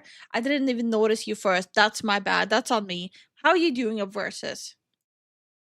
shortcuts and some inflated belief that players are just going to magically abandon a platform they trust. And that trust part is something that these companies do not take seriously. They ignore it entirely. And I think that nowhere is that delusion clearer than Epic Games. I think that these guys are embarrassing. I realize that some people like them. I like what they've done with Fortnite, but outside of that, I just think journals don't equate to sales, at least not anymore. The only monetary gain journals are providing is to the content creators who are making fun of them. That's my opinion. So will Legendary drop defend Steam for deleting negative reviews? I don't think so. Think that these guys are ridiculous. They have industry experience. They have one of the most played games on the planet. They own and develop the most widely used engine in the entire medium. And with all of that knowledge, that influence, and that money, they still haven't managed to turn their store into anything other than a launcher for Fortnite and a place to grab a free game every couple of weeks. You know it. I know. The only reason I have Epic Launcher on my PC is to grab the free games, which I never end up even playing. It. Everybody knows it. None of this makes sense to me. These guys have poured hundreds of millions of dollars into this store, and after 7 years, they don't even come close to touching Steam. They haven't even gotten to the point where they could sniff Steam's boot. But after Tim Sweeney's recent comments, everything started making sense. A Twitter user had posted, Steam and all digital marketplaces need to drop the made with AI label. It doesn't matter anymore. This post blew up, over 1 million impressions, barely any likes, a massive pile of comments, most people not having anything very nice to say. But the comment that caught everybody's eye and got the most coverage was Tim Sweeney himself saying that, agreed, The AI tag is relevant to art exhibits for authorship disclosure and digital content licensing marketplaces where buyers need to understand the rights situation. It makes no sense for game stores where AI will be involved in nearly all future production. Sweeney would then. What? Okay, quite frankly, I think the only reason he's so hell bent on it is so he doesn't have to do that on Epic Games, like on the launcher. I think that's the only reason he's so against Steam doing that. But also, why are you policing someone else's platform? Stick to your own. Double down on this in response to another user who had said this heavily implies that Epic are now using AI coding tools in the latest updates of the Unreal Engine. Therefore, according to Steam's guidelines, any game built with Unreal Engine must declare the use of Gen AI. Sweeney responded with, and this is absolute gold, "Not true. I just hate to see Valve confiscate ever more opportunity from small developers by facilitating new categories, cancel campaigns, and review bombings. Steam used to just facilitate." This just explains that Tim Sweeney doesn't know shit or bonkers about what gamers even care about. We have games that use AI and we have zero issues with it. Look at our creators. Look at Where Winds Meet. We know it has AI. Do we give a fuck? No, not really. Why would we? Those are good games. Why would we care? They're open about it. It just goes to show that he doesn't even know what people who actually play games want. But he's the person in charge making an engine that most games are developed on, an engine that most gamers hate. Everyone, well, not everyone, most people hate Unreal Engine. The only Unreal Engine in the past that I played a game on that was playing decently was Clair Obscur. This is just so pathetic. It's not about the AI, it's about how it was used for most of us. Yeah. Why does he care? Epic implemented a feature that Steam have for years. Well, like someone already pointed out, is because he probably is trying to implement a lot of AI into Unreal. Downloads, then they foreclosed on payments, then price competition, then crypto, now AI. You're not pulling one over on me, brother. Sweetie's out here throwing around this pity party framing like he's some champion of the poor little indie devs, as if Valve's out here crushing their hopes and dreams, and he's the last hero to stand between these small studios, crypto, AI, and annihilation. Actually, we should probably let some of that stuff come through, but it's manipulative, it's self-serving, and frankly, it's embarrassing. So we're going to go point by point because every single thing that he brings up and complains about exposes exactly why Epic has never gotten anywhere near Steam. The first thing that he brought up is how Steam foreclosed on payments. He's talking about the Steam wallet and how Valve has their own approved payment processors. Yes, this has caused some censorship issues. We've talked about that on this channel, but it also means that players get one secure wallet. We don't have to re-input our payment information. We get consistent fraud protection, easy refunds, and no sketchy third-party sites. It's a hell of a lot more secure and convenient for the customer, but it comes at the expense of the publisher and the developer. You're going to start to see this trend with Sweeney. He then cries about their price rules. Valve prevents publishers from jacking up their prices. I'm starting to think Sweeney is very pressed about Steam. I don't know. I cannot put my finger on it, but kind of feels like a very one-sided obsession happening. Could it be all the free shit he's giving away to people and people still decide to go spend money instead of taking his free shit? How dare the customer know my platform makes AI sloppy that hurts my business? And hi, Hollow, how you doing? on Steam while undercutting them everywhere else. Sweeney hates this because, well, it stops Epic from doing the one strategy that they had, undercut the competition and Prey, but for the players, it means that your library doesn't have to be scattered across 5 launchers just to be able to avoid getting ripped off. Epic calls it anti-consumer, everybody else is going to call it consumer protection. Next, he whines about Steam banning crypto, blockchain, and NFT games. That complaint honestly will tell you just about everything that you need to know. These games almost always are scams, pump and dump schemes, and projects that are missing half the skeleton of actual gameplay. Valve just said, no thanks, we don't want to have anything to do with that. Epic said, come on in, baby. And when one platform... Oh, brother. Again, I'm not even surprised in the least. Platform shields their players from dumpster fires and the other one rolls out the red carpet for them, I don't really think I have to tell you which one actually gives a damn about its customers. And then we have his masterpiece, the reason for this video, the AI disclosure tag. And honestly, man, Steam just wants clarity. They just want their customers to know what they're buying. And they also want to protect themselves legally. Sweeney is framing this like it's some oppressive overreach, like Valve is leading a witch hunt. No, dude, it's transparency. It's just basic labeling. And the fact that you are willing to die on this hill makes it painfully obvious how disconnected. Yeah, exactly. He's disconnected and he's just showing that he doesn't know what players actually want or care about. We don't care about AI. We just care about a good game. You are from what players actually want, because customers do seem to want these. Like right now, after I'm done talking about this, guess what I'm gonna go do? I'm gonna go play a game that has AI in it, where wins meet. Which, by the way, we today upgraded our guild, so the merchants in the guild, they are providing a lot more items. Hi Karib, how are you doing?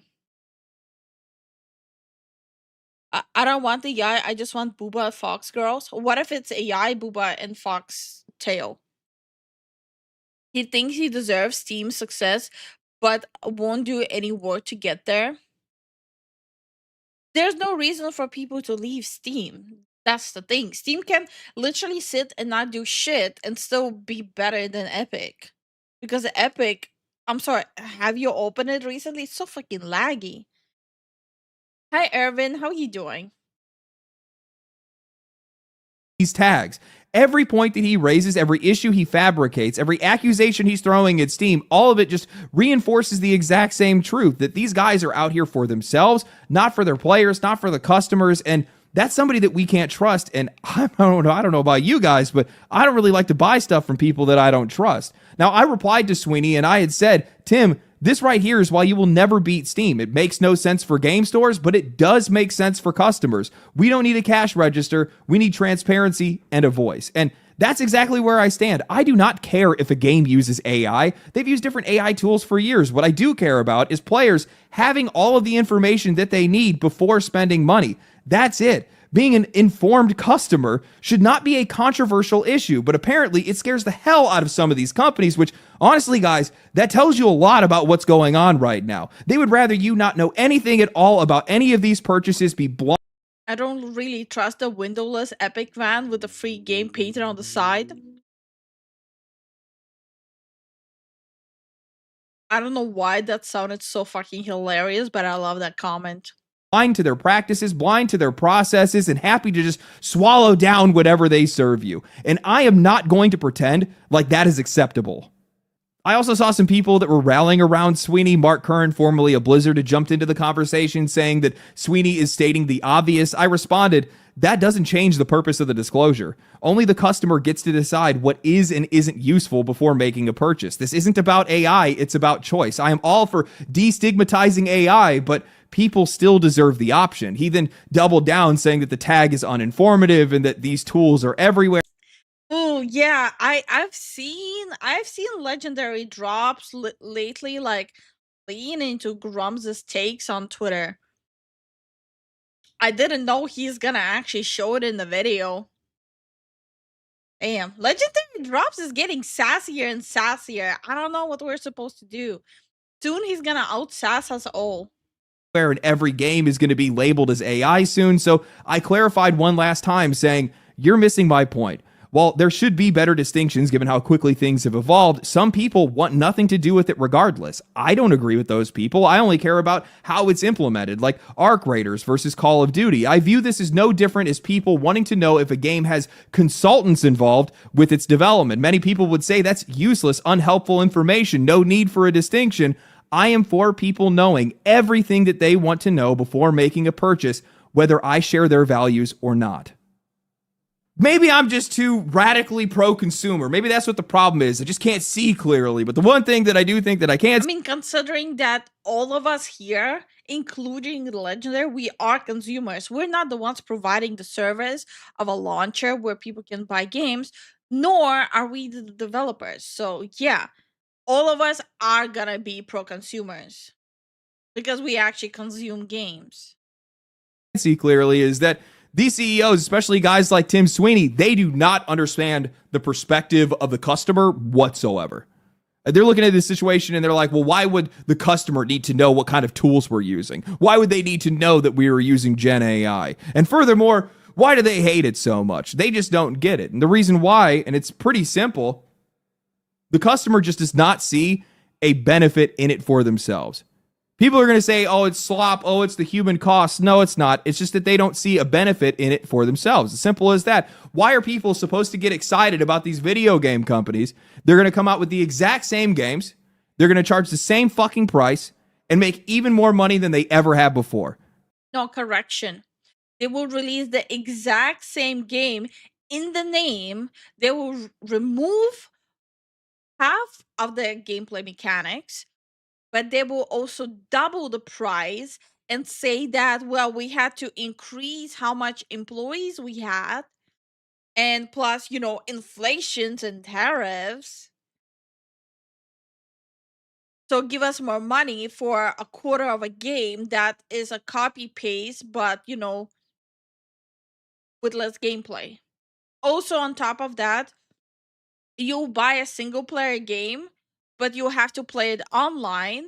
And on top of that, for that single player game, you also have to buy battle passes and cosmetics.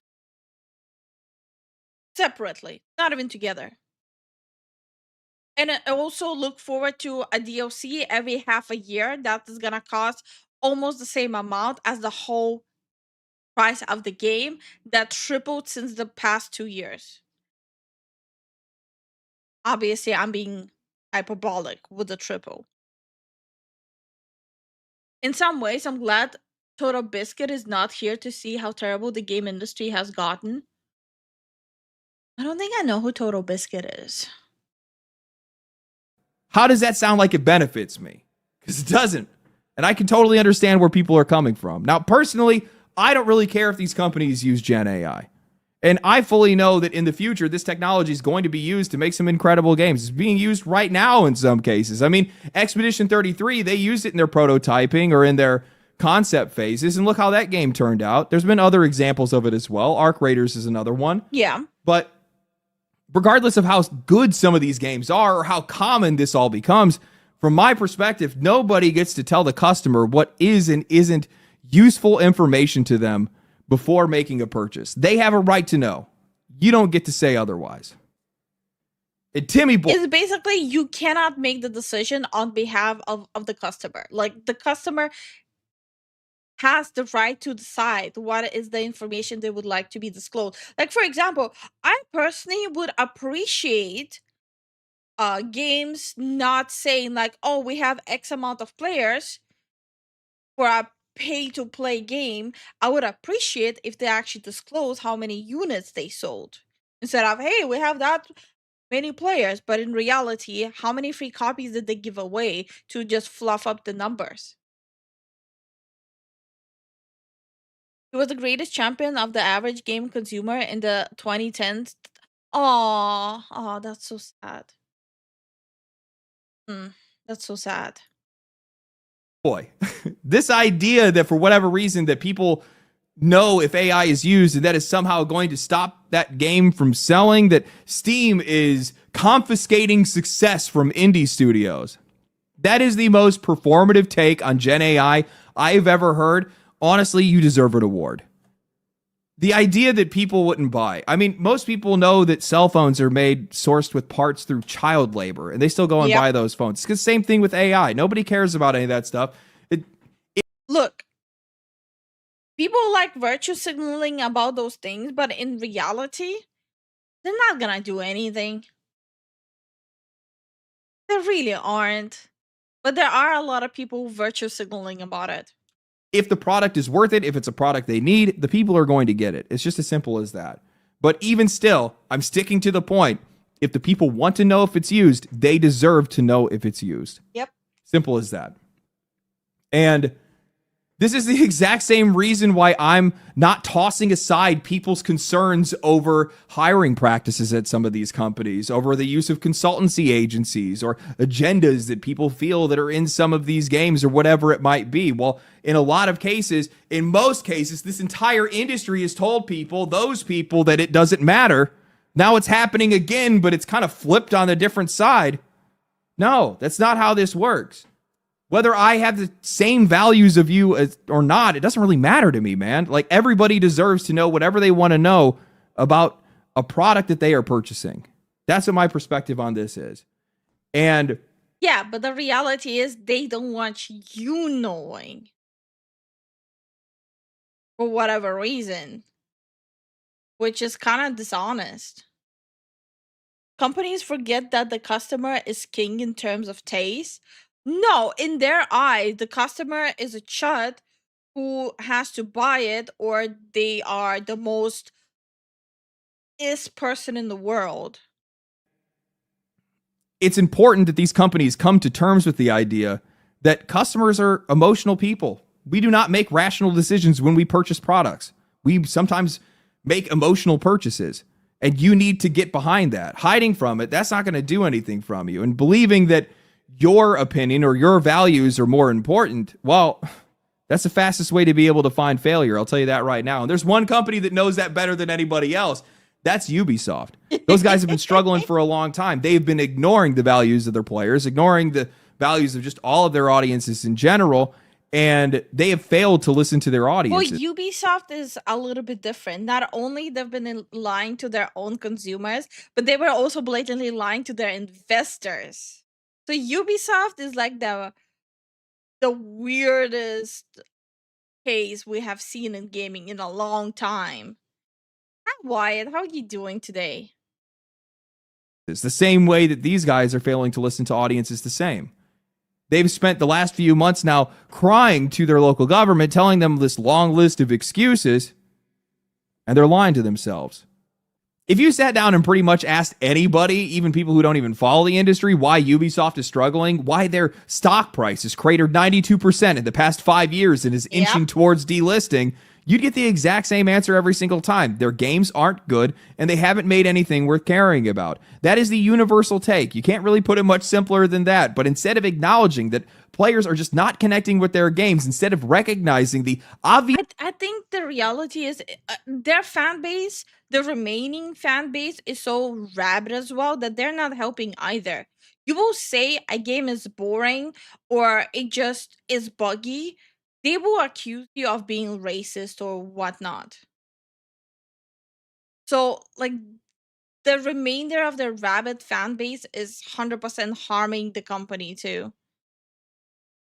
Sentiment around their quality. Ubisoft's recent filings with Company House, Ubisoft UK, insist that the problem isn't them at all. No, instead, it's actually that players just don't buy as many games anymore.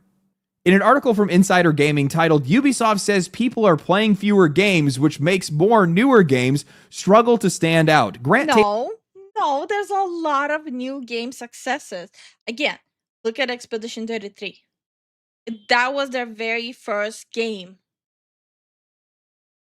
It's so successful, they're actually releasing a whole new map just as a thank you for free for their fans. Now look at Megabonk. It's a random liquor game. Everyone's playing it. Look at Duck Off. Look at Arc Raiders. Look at Where Winds Meet. Look at even, like, for example, even the free games, right? Where Winds Meet, Marvel Rivals, 3 games. They're racking in millions with the cosmetics they have there. And there's a lot of examples of new games that are dropping and people are eating them up. We don't have a lack of good games. We just prefer to have a lack of Ubisoft. Taylor Hill writes, in a recent filing with Companies House, Ubisoft's United Kingdom-based arm wrote a lengthy breakdown about the future developments of the firm. This somewhat morbid telling of a tale of gaming suggested that a paradigm shift is occurring, one that is skewing the future of new single games in the wake of subscriptions and live service titles. Wasting no time, Ubisoft's representatives directly said that consumers are playing fewer games, and the ones that they do play, they're playing for longer, which means that the new single releases are struggling to compete and achieve with the sales that they once had. The traditional full game model of selling a €50 or €60 game to a consumer as a one-time purchase continues to become less ubiquitous, with multiplayer subscription services, long-running games as a service titles, free-to-play games, and cloud streaming offerings all providing new and attractive ways for consumers to access gaming content. Consumers are playing fewer games, playing them for longer, and as a result, outside of a few notable exceptions, newer games are struggling to stand out and achieve the sales that they may have once had, while the market is more volatile and the potential for any specific title is less predictable as a result. All that was followed by a note that Ubisoft Limited would see falling revenue in the coming months. Man, these guys kill me. I actually love Ubisoft. I hope that these guys never go out of business, mostly just because they become some of the best punching bags in the entire industry. But, like, what are you guys talking about? At one point, they bring up how... I don't even think they even know themselves what they're talking about. Is it possible that, like, someone's, like, holding them somewhere in a cave deep in the woods with no internet, with, like, occasionally allowing them to speak so they give, like, interviews, and they're, like, not aware at all what's happening? Or maybe there's, like, little gnomes living in their head, feeding all this, like, information to them? Because I refuse to believe that anyone is gonna be that fit or that deliberately blind to what's happening in the market. Because even if you're deliberately trying to lie about this, you cannot be that stupid to think that the whole humanity that plays games doesn't have access to the internet and doesn't understand what exactly is happening. Yep, I'll play where winds meet longer instead of paying full price for a Ubisoft game. Little gnomes living in their head? Yeah.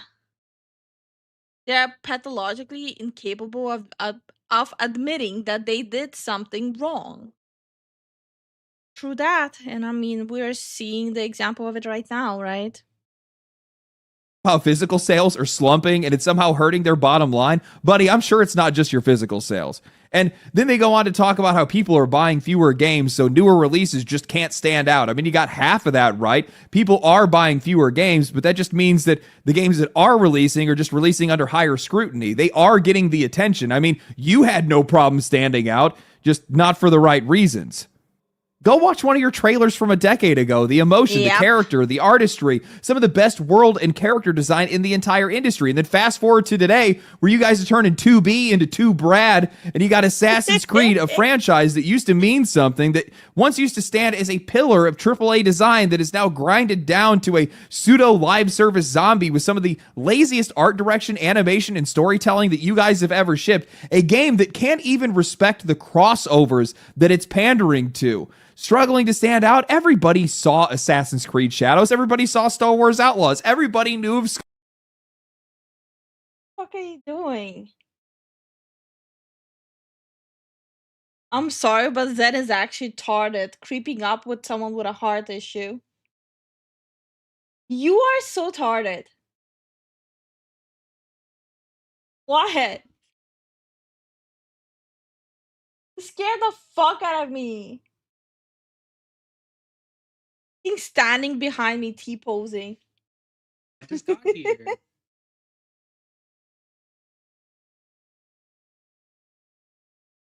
No, go away. I don't like you anymore. Oh, I don't like you anymore. Nice. Love you too. It looks so bad. Yeah, we have a whole video on this, and it looks so freaking bad. It's embarrassingly stiff, and the characters they added for this like extension, whatever you want to call it, it looks like it's from 2 different decades. He's asserting dominance. Uh-huh. Uh-huh. Uh-huh. I must smother him with a pillow. Skull and Bones. The problem wasn't visibility. The problem was nobody wanted to buy it. It's not that you failed to stand out. You just stood out for the worst reasons possible. And then you pivot to, well, live service is the only thing that's finding success. Dude, what world are you living in? The last 2 years have been nothing but a massacre for live service. The only real successes we have seen have been Helldivers 2, Marvel Rivals, Battlefield 6, Where Winds Meet, and Arc Raiders. Oh, I forgot about Helldivers. 3 of those games just came out recently. And even those games have been struggling to be able to hold on to their players for an entire year.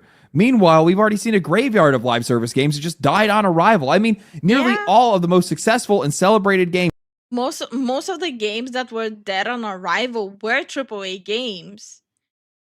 Especially this year alone, majority of the flops were AAA games. Right now are new non-live service games. This year alone, we got Mega Bonk, Schedule 1, Monster Hunter Wild, Split Fiction, Hades 2, Expedition 33, Donkey Kong Bonanza, Elden Ring, Night Rain, Silk Song, KCD 2, Silent Hill F, Digimon Time Strangers, Dispatch, Dying Light. Guys, I could just keep going, but I'm not going to because it's a really long list. There's a lot more that I... No. I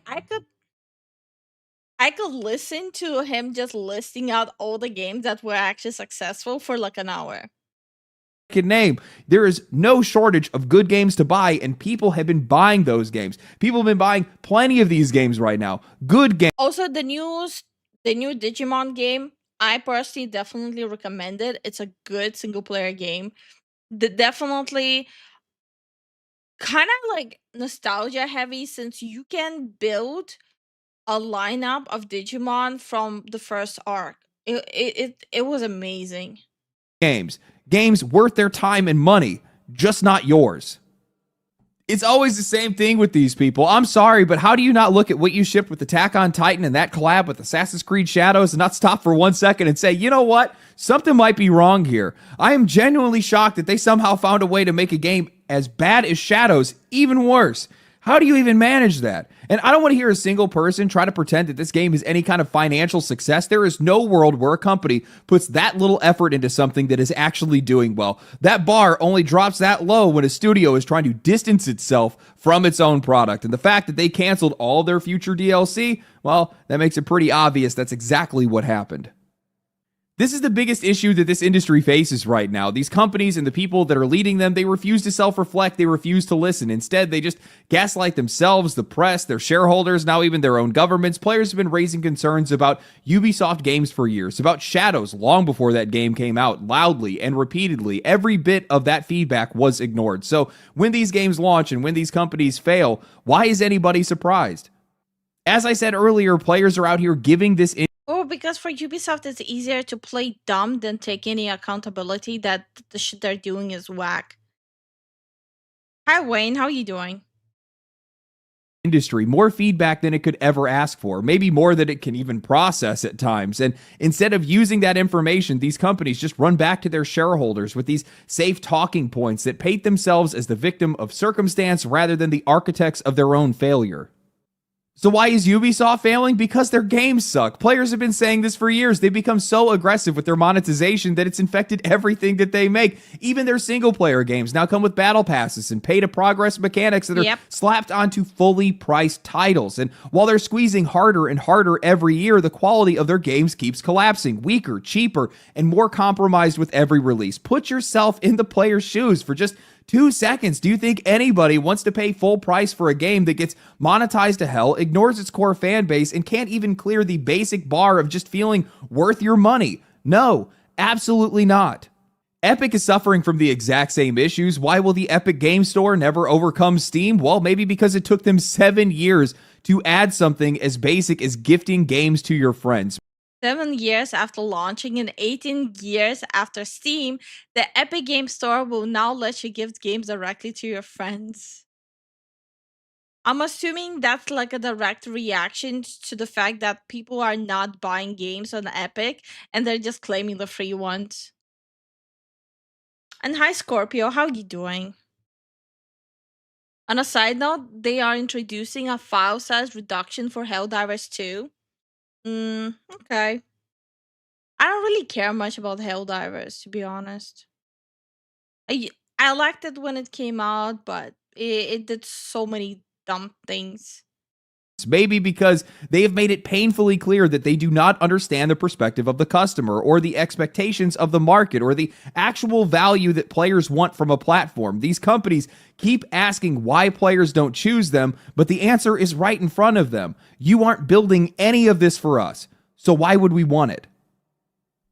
7 years. It's been 7 years, and Epic Game Store still does not have a review function like Steam. They still do not have concurrent player transparency like Steam. They don't have custom tagging like Steam. They only just recently added the ability for you to be able to gift friends games.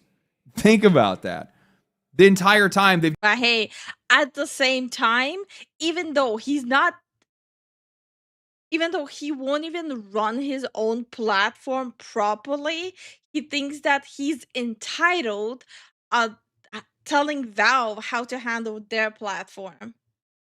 It's like someone living in a mud hut telling another person living in a palace how to paint their windows. It's stupid. We've just been operating as a platform where the customer is nothing more than that. They are just somebody that's there to make a purchase. It's a cash register. That's it. And this likely is just a reflection on what Tim Sweeney had said in his original comment. Steam used to just facilitate purchases. Now they do all these bad things. That's where you're just completely missing the point. We need more than that. We should have more than that. We deserve more than that. And you want to know why you see review bombs on Steam? It's because we know it works. It's because we see it as an opportunity to make sure that we are heard no matter what. It forces these developers to listen to us. It drives other players away to make sure that they're not making a bad purchase, and it accelerates how quickly some of these games are fixed.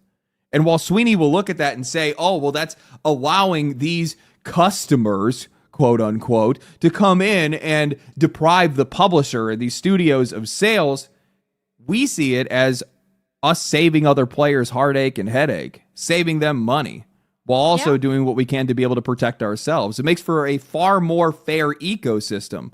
And I think that's what a lot of these companies, they don't like it. And I think there's a lot of them that are out there that are trying to snuff that out as much as possible, because there are still some flickering lights in the distance where we do. I'm looking at this Warframe box in the back. Is he having like an upcoming Warframe sponsorship? Yes, time will tell. Time will tell. Still have some control. We do still have some voice in this industry. And yeah, I don't think people like that very much. Ubisoft, I have no idea what's going to happen to those guys. You know, at one point in time, I think at this point, we're just expecting majority of people just getting laid off from Ubisoft until Tencent completely devours them. would think that they would just look in the mirror and say, all right, screw it. It's us. Yep, we know it. It's our games. Our games aren't any good. We need to fix it. This is what we're going to do. Here's the plan. We're going to listen to you. I mean, what do you guys have left to lose? Your ownership? I mean, you guys are already kind of on the line with that one anyway. It's either these guys are going to go out of business or everything's just going to go to Tencent, which that's probably the likely case in this one. But still, I don't see them turning it around because these guys just have chronic gaslighters. They just will not give it up. For the fact for these guys to still be doing this and talking this way, this late into the game, you're not pulling out of it. You know, I fully understand the inability to wade through all of this player feedback because there is a lot of it that's out there, and players are oftentimes emotional and irrational, and we can be that way, but you know, it's up to you to be able to pick out what's real and what's not. And as somebody that frequently looks at YouTube comments, believe me, I understand your perspective on this. At the same time, you know when feedback is real. You know when it's something that, you know when a criticism is right. Yeah. You know when it's something that's actionable that you can actually work on. That's up to you to be able to capture. And that's what these companies need to start doing. But I just don't think that there's a lot of them that are really like interested in. Well, I feel like the companies are the same way as people these days. They just feel entitled to others people money and attention without actually contributing anything in return. Knowing or understanding or taking action on our perspective. And with so many companies that are like that, that's so many more companies that are going to fail. And the companies that will actually take action on that, those are the ones that are going to succeed. But anyway, hope you guys enjoyed the video. If you guys did enjoy the video, like the video, subscribe to the channel, comment down below. Already done, done, and done. Whoa, like the video. That was a good video. It just, I think we're getting like more and more examples, and I think the number is just gonna increase of examples of how the whole gaming industry is just restructuring. It's not dying. I don't know why game journals and all these people are trying to portray it as if like the gaming industry is dying. It's not. It's far away from dying. In just specific companies that are losing a lot of money, they are going bankrupt, and the reason is because they are providing horrible products. So now they're trying to publicly to play those tiny violins so people feel bad for them. But all of that could have been avoidable. That's about it.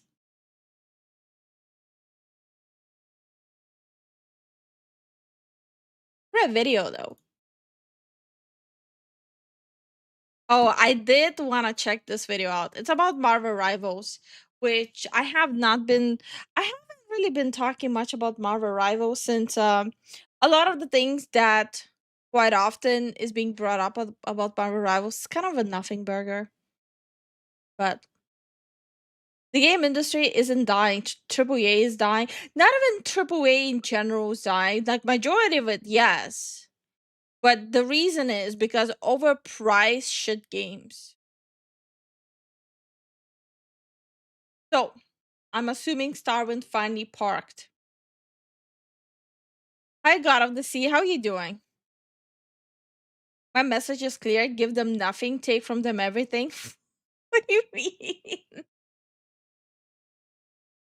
Okay, so let's check this one out. I feel like a lot of you guys are gonna get like a straight up aneurysm just from this topic alone. Game journalists melt down over Marvel Rivals not including queer representation and romantic DLC.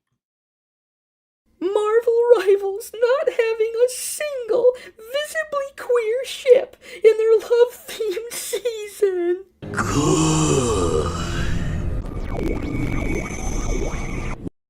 And this is how it begins. The reality is Marvel Rivals is going according to the older comic books, not the new ones where they changed a lot of things. I wonder why there isn't an LGBT ship in this game made in China. Hold on. Yeah, let me open this. Oops. No, So YouTube is currently getting that's not what I wanted to open. Venom, Marvel. You guys already know what I'm opening.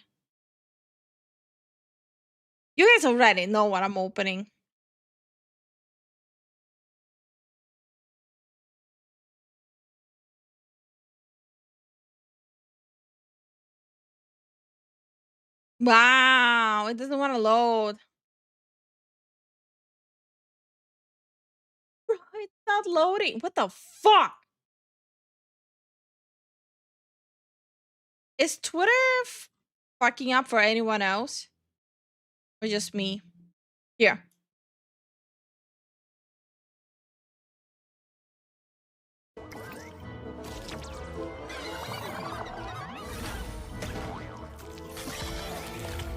I know what you're pulling up. You all know what I'm pulling up. And for people to understand why I'm pulling this up,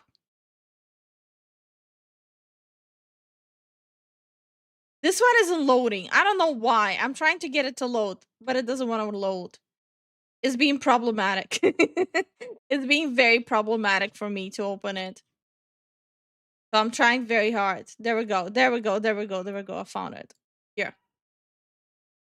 Enjoy. Viewers' discretion is advised.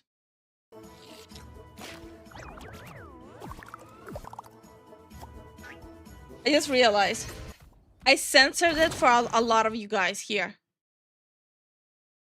I censored that part here.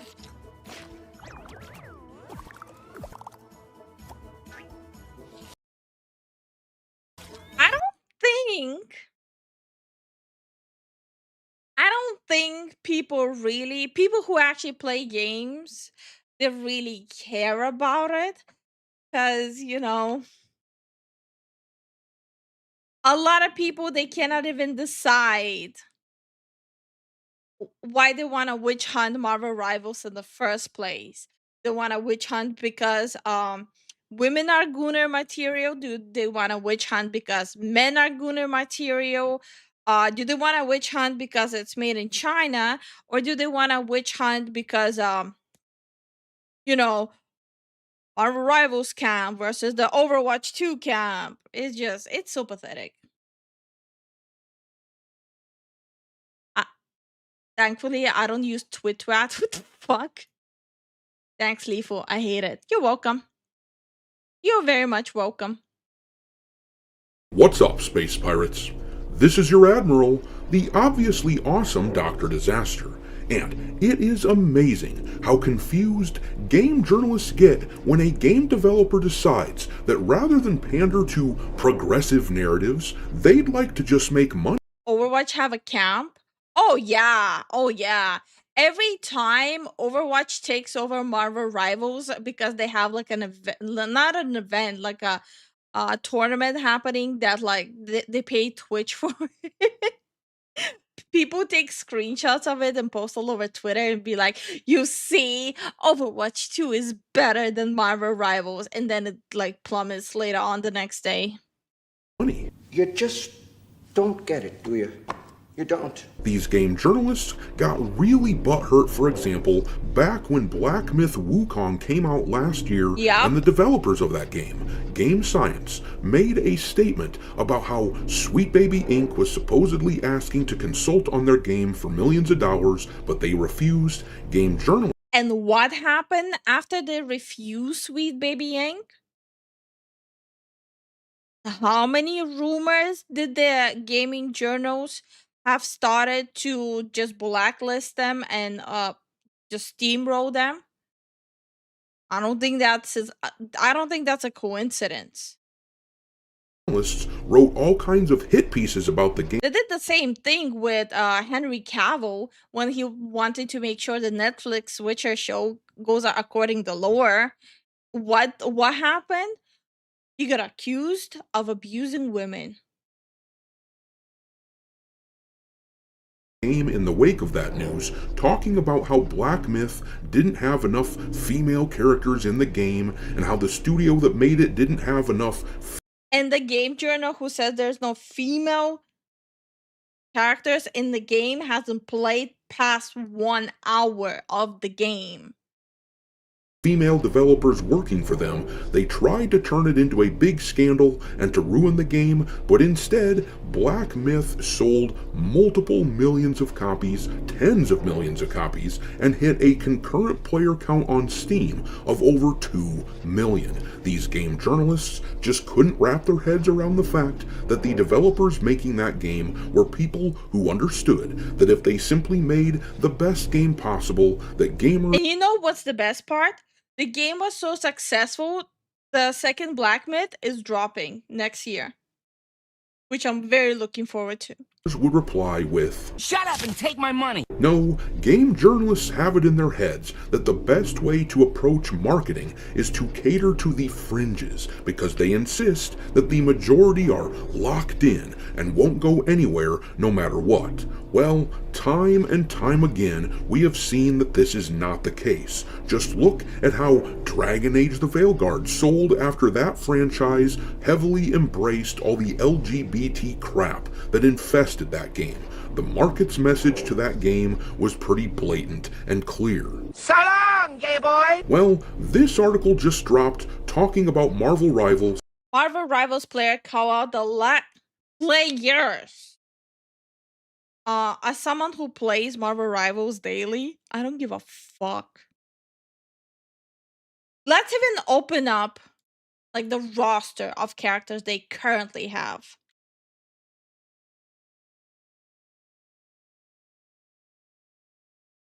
Okay, these are all the characters they currently have inside of the game. And hi, J-Dog, how you doing?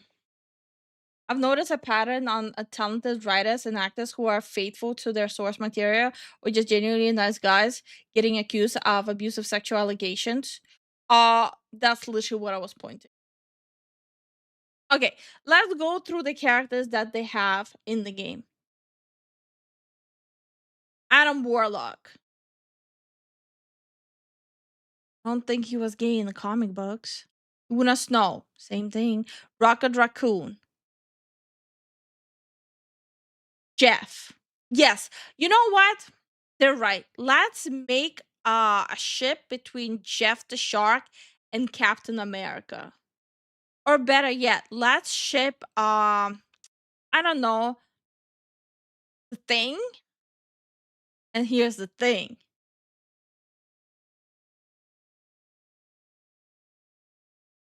With Groot. I'm all over the ship already. I'm obsessed with it already. And especially the fact that they are doing all of this in the middle of them releasing Gambit and building everything up, releasing Rogue, so that way there's like another couple there. Are they just pressed that they made Gambit and Rogue a couple and they're a happy couple? Or maybe let's think about like more conspiracy theory about it. There's a lot of fan artwork of Gambit already. So people obviously already heavily approve his design and how he looks in the game. Is it the same fanfic people who are doing the fanfics for anime that are pressed that Gambit is straight because they want to ship him with, I don't know, Bucky? Or these characters are either straight or asexual? It baffles me how there's an insane group of people who made a whole firm with the sole purpose of making gamers miserable. There's multiple, actually. Not to mention all of the Marvel Rivals character skins are comic accurate, other than the holiday skins, of course. I mean, yeah, I don't think the Jellybot Venom is accurate. Rock bangs tree, Rock gets splinter, bruh. Bruh! Paper Beast Rock, okay. Proving that game journalists still have not learned this very basic lesson. This article pisses and whines about the fact that the newest season of Marvel Rivals, which is apparently centered around love, doesn't have any LGBT relationships in the marketing. Like, why are they so pressed about it, right? Like, why do you look at a happy couple and you're pressed? Like, I don't remember a single time when I would like look at a happy couple that happens to be gay and I felt pressed. I just go, "Oh, that's so cute." Because that's what normal people have a reaction to when they see a happy couple. No matter what gender or what orientation they are. it's not normal to have a reaction like they are having. Love doesn't have any LGBT relationships in the marketing, and this right here is precisely why these game journalists didn't support Rivals in the first place, because they know that Chinese developers like this are simply not interested in pandering to their progressive values. The Western studios, they will listen to the criticism from game journalists and they will use it to design their games in the future, but these Chinese studios, when they hear Western game journalists screeching about shitlib nonsense, well, their response is quite different. Wow. That is the gayest thing I have ever heard. Huh?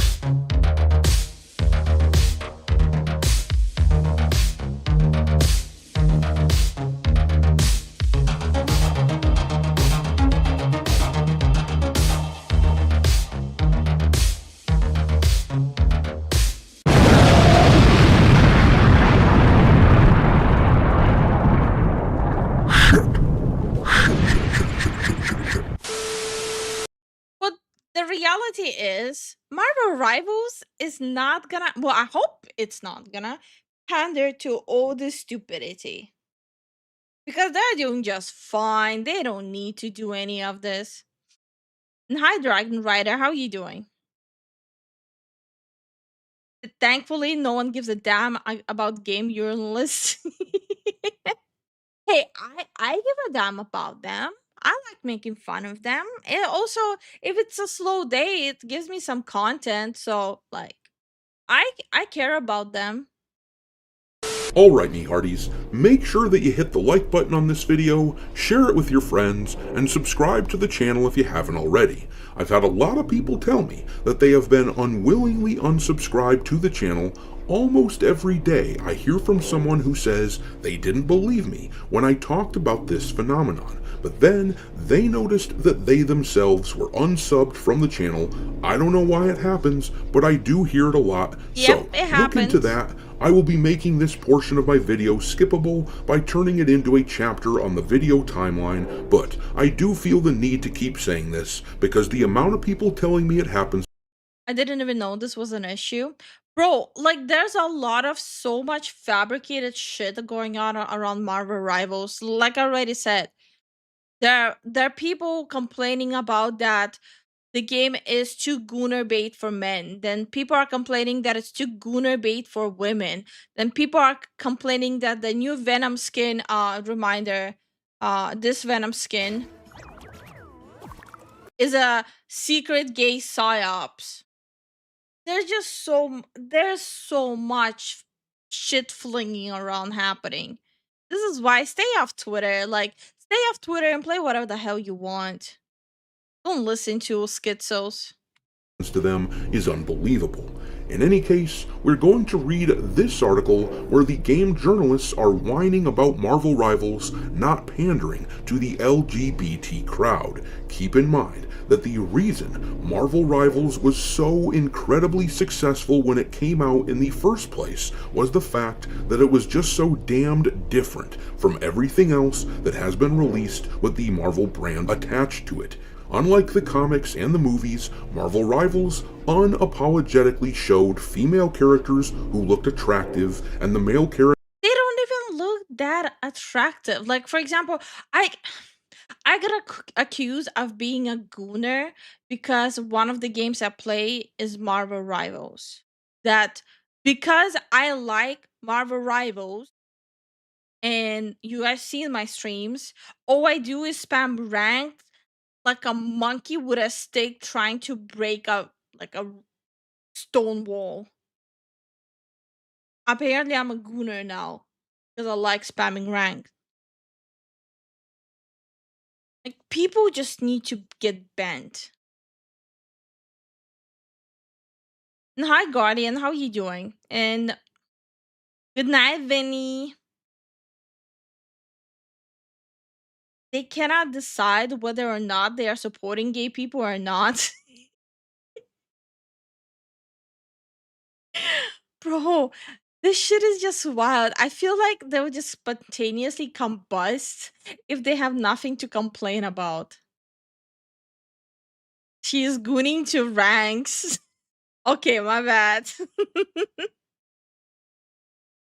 Characters looked masculine. It was a dynamic that helped catapult the Marvel franchise into superstardom in the first place, and the Chinese developers who made the game did so without the ideological bent that so many Western studios suffer from these days, which caused them to pander to the LGBT crowd. For a while there, they were announcing new characters were gay every other freaking day, it seemed, in the comic book universe. That was their strategy to try to drum up interest in their comics, but considering how sales for those are in the absolute gutter these days, maybe that is not a strategy that they should be trying to.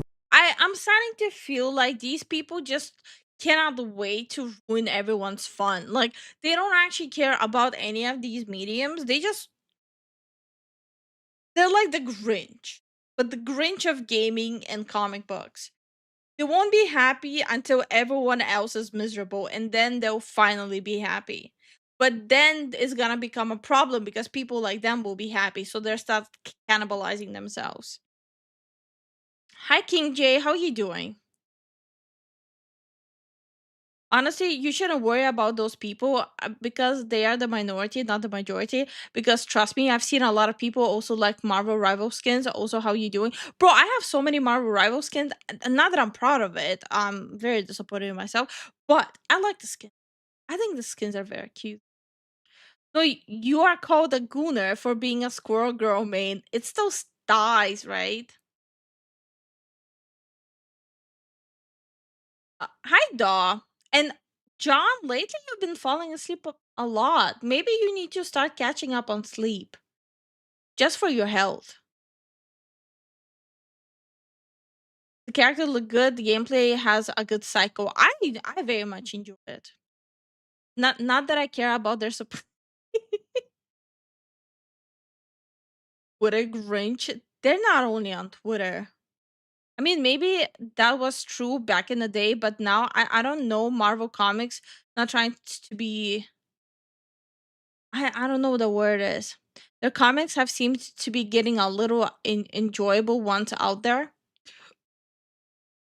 I'm not gonna pretend and lie that I'm a huge Marvel Rivals like Marvel comic book fan. I'm more of like a DC fan, but DC, you guys know what happened to DC. Every single shit they're releasing is fucking trash. Don't feel disappointed in having skins lethal. I don't. Recreate. But the writer of this article from The Gamer seems to disagree. Of course, it's the Gamer. All know how I feel about this site. The Gamer is basically the worst turd in all of gaming journalism, which is saying a hell of a lot. But let's read what they wrote. It says here, Marvel Rivals Season 5 is in full swing, finally adding Gambit and Rogue to the game. They didn't add Rogue to the game yet. Did they even fire up the game to write this article? Gambit was added, yes. There's only mentions of Rogue right now. She's not actually added to the game. Fittingly, the season is centered around love. Like, they're just in their own articles proving that they never even opened the game. And relationships, and it's been a hit with the community, particularly as it appeared to canonize the fan favorite Loki and Mantis ship. However, ever since the start of the season, fans noticed that there were no queer relationships in the promotional material. That hasn't changed as the season has gone on, as at best, there's been a nod or two for the queer couples of Marvel Comics, but nothing anywhere near as explicit as what the heterosexual couples get. Why does this all sound like I never opened the game, but I want to complain about it so I can get brownie points from a specific demographic? But I actually never even saw a single video on the game. Not even opened it. Hi, Cody. How you doing? Of course, they didn't look into it the proper. Bro, like, it's just so stupid. This is so stupid. Rogue isn't even added to the game yet. Like the first sentence in, they're saying that they never opened it. Oh no, you mean to tell me that this Chinese studio, which doesn't buy into your LGBT shit in the first place and doesn't pander to the they-them crowd, It doesn't even have to do anything with like being pro or against LGBT. Like literally look at all the characters they have in the game, right? First of all, they don't have Gamora there yet. I don't know why they had.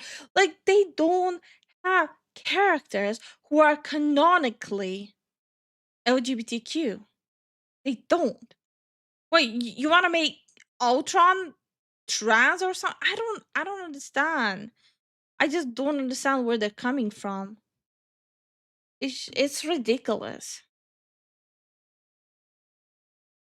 hence the characters were allowed to look distinctly masculine and feminine in the first place. You mean to tell me that they aren't using the relationships that have utterly failed in all the comic books to try to sell their video game? Wow, who could have seen that coming?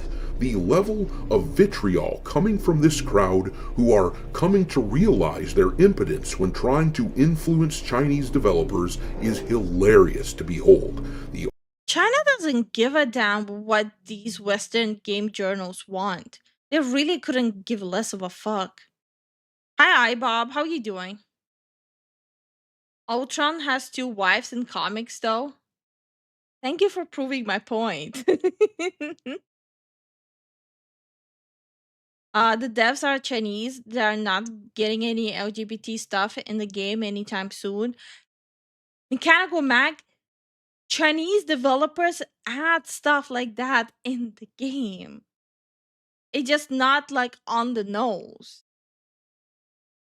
Plus, it's neither here nor there. We're talking about forcing gay relationships onto characters who are not canonically gay. It has nothing to do with China right now. I don't know about ridiculous. I feel like they're saying to bring in characters who are LGBTQ. What's funny enough, they do have with a character like Angela who is in a relationship. Hold on, let me look up about Angela because I don't know. This was my first experience seeing Angela in the first place.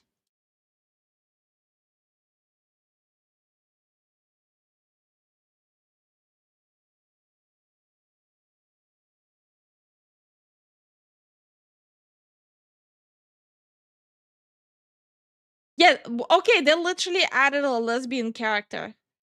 Angela, yeah. No, yeah, Angela is literally a lesbian.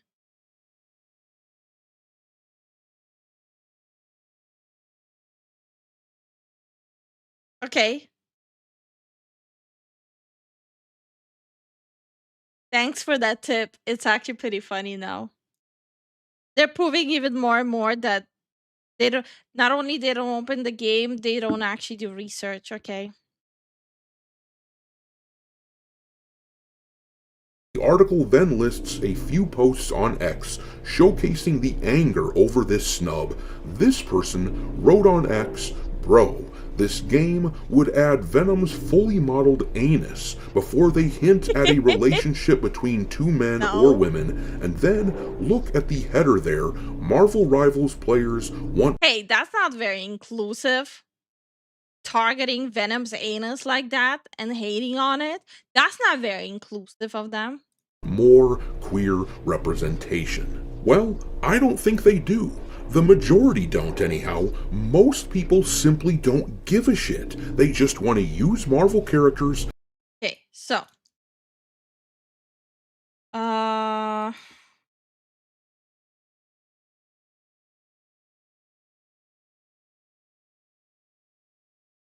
So we have this character, right? Which, by the way, her new skin is literally a furry as well.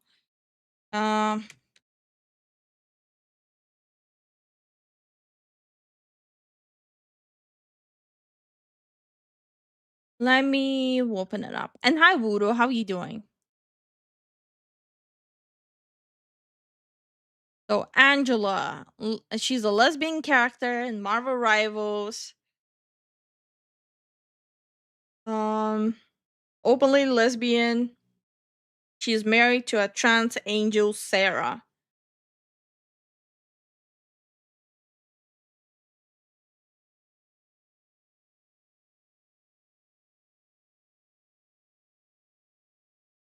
Let's see. Let me see.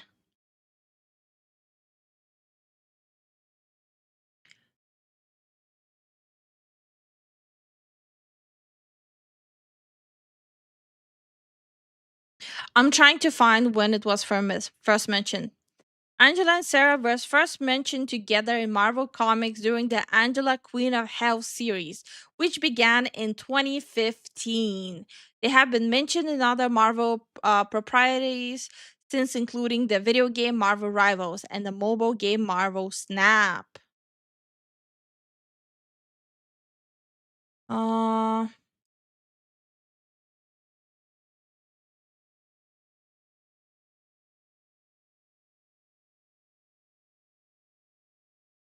and Angela openly mentions Sarah in Marvel Rivals.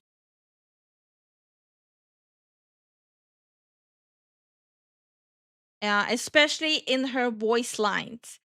Sarah sends her regards, while which it's literally one of her voice lines.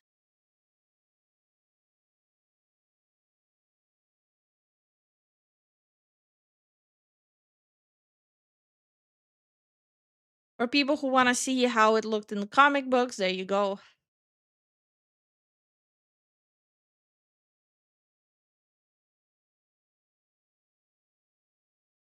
So, yeah, what are we talking about? There was a recent change in the comic a decade ago, almost over a decade ago.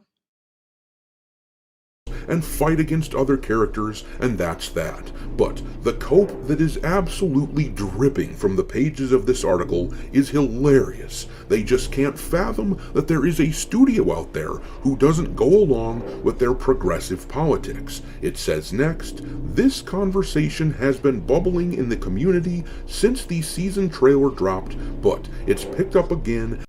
So basically, they're just proving that they are not actually gonna look into it. They're just gonna complain about it. They're just proving it. Wait, I'm curious about this. While pairs like Cloak and Dagger and Invisible Woman and Mr. Fantastic get constant allusions to their relationships, queer relationships are relegated to small references that could easily be mistaken for friendships. For instance, so they do mention Angela here. Angela mentions her wife Sarah, but not in a way that indicates that they are in a romantic relationship. Bro, take a back seat and wait all of us in line. You know how many people are waiting for shit to be added in the game? The game's been out for a year. People are still frothing at the mouth waiting for Deadpool to be added. Relax. As another wave of cosmetics has been released, here we get yet another skin that focuses on Venom's assets, and yet we're still waiting for the game to show it. So they are mad about Venom Booty. They are mad about this. Its queer characters some love, and here is where the cope gets really strong, as they try to invent reasons as to why the game doesn't pander to their movement rather than face the blatant truth. But it says next, now, others argue that there are references in there, but it's difficult to see how they are comparable to what these straight couples get, while pairs like Cloak and Dagger and Invisible Woman and Mr. Fantastic get constant allusions to their relationships, Queer relationships are relegated to small references that could easily be mistaken for friendships. For instance, Angela mentions her wife Sarah, but not in a way that indicates that they are in a romantic relationship. That's because this is not a game that was made for you. Do you guys remember all the times that developers would say to straight white men, hey, this wasn't made for you, if you don't like it, don't buy it? Oh, no, no, no, no, no, no. They weren't just saying if you don't like it, just don't buy it. They were just saying that if you're a straight white guy, you should die. Let's not sugarcoat what they were saying. Well, now the shoe is on the other foot. This game, decidedly not made for LGBT people. You can still enjoy it for what it is if you're LGBT. I hope that people do. I hope all kinds of people do. But if you need it to support your lifestyle, then you are shit out of luck. The article says next, of course, there are no actual queer couples in the game right now, unless NetEase were to invent one as it did for Loki and Mantis. But even then, it's clear that Marvel Rivals is, so far, a much less explicitly queer game than others in the genre, like Apex Legends and Overwatch 2. It remains to be seen if that changes as more characters join the roster, especially if we get a queer couple like Wiccan and Hulkling. I am willing to bet that even if they did add those characters, then they wouldn't make them explicitly gay. It is time to come to terms with the fact that no, this is not. Oh, okay, they need to define what do they mean by openly gay, because they have an openly lesbian character. Like, you will not be happy until they add a gay couple that's like doing what? What do you mean by openly gay?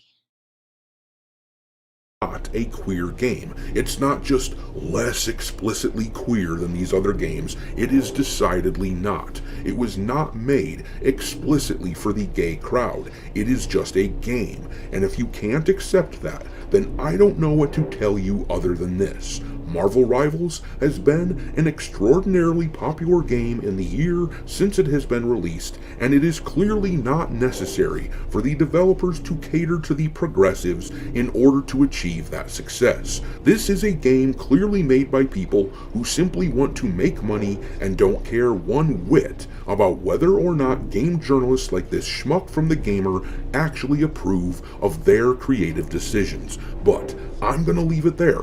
Marvel Rivals appears to be a game made for straight people, and The Gamer is big mad about it. Drop your thoughts about all. Okay, Marvel Rivals is not even made for straight people or gay people. It's just a game. Can people stop doing this bullshit? It's just a game. This is so fucking pathetic. On both sides. There's no such thing as a game just for straight people, and there's no such thing as a game just for gay people. It has to be just a fucking game. That's all. This is so exhausting. I'll be honest, I don't care about the romance thing. This isn't a game about that. Yes, when hero have that relationship, they highlight it, but it's not important to the game. Bro, it's not. The only important thing in the game is um if someone throws my game, how do I flame them better and make them report me and rage quit? That's the only thing that matters in this game. Hi Nico, how you doing? Bro, Marvel Rivals is just a game. I'd even say a game for anyone. Yeah, that's crazy. You see, Starwind, you might be gay, but you're very anti-gay right now. Shame on you. Marvel Rivals is a game made for gamers. Exactly. Exactly. That's my point, yeah. It's just so stupid. I feel like all of this is so small brain and so degenerate.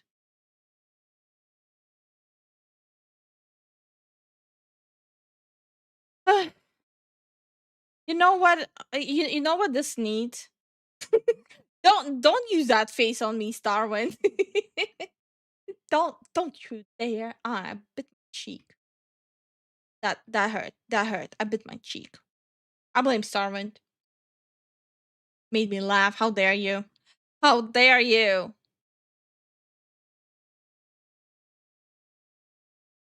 Okay, game time. It's game time. Man, just let me play my Gunner games in peace. Bro, John, you are one of the people why I'm being accused of fucking being constantly referring to Marvel Rivals as a gooning game. I'll blame you. No matter what happens, I will blame you.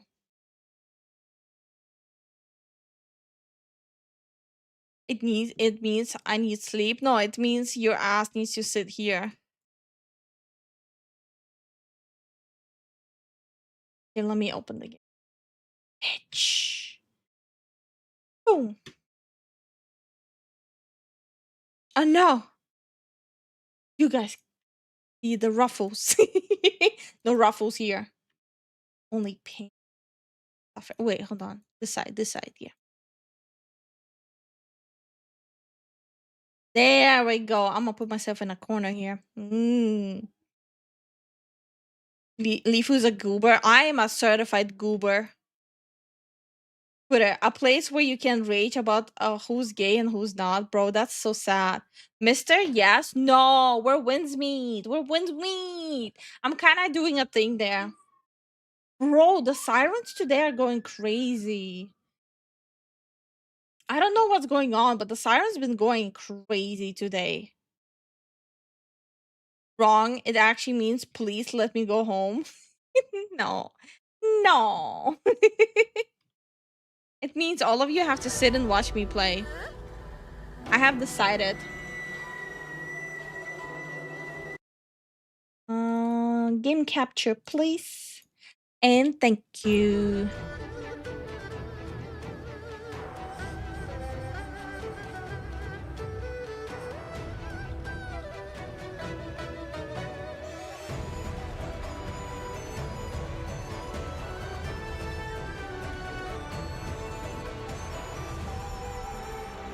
I think I'm going to pull a Zen and go to bed early tonight.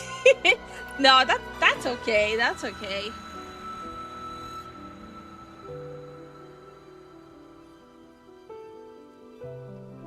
Everyone seems to be pretty tired today.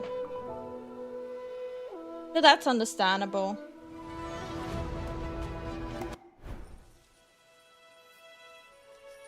John, honestly, you can wait because I'm planning to make it into a video. And good night, Jason. Oh, yeah. So I did some upgrades to the guild stuff. Okay. Also, I will get this for you guys. The exploration technique. Since a lot of people in our guild seem to be more into exploration. Hi, Void. How are you doing? No gremlin model for gaming? Oh, wait. No. You're right. You are absolutely right. I forgot. That's on me. Let me open it.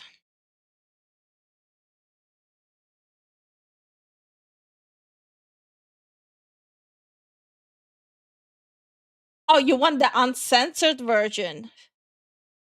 Gross. You have to enjoy the censored version. Censored version or nothing. Okay. I'm ready to kill some things. Okay. Adventure slip. Increase the probability of obtaining adventure slip. Chance to repair gear without consuming material. I don't think you guys need this. I'm gonna go with this. Adventure slips for everyone. Okay, there we go.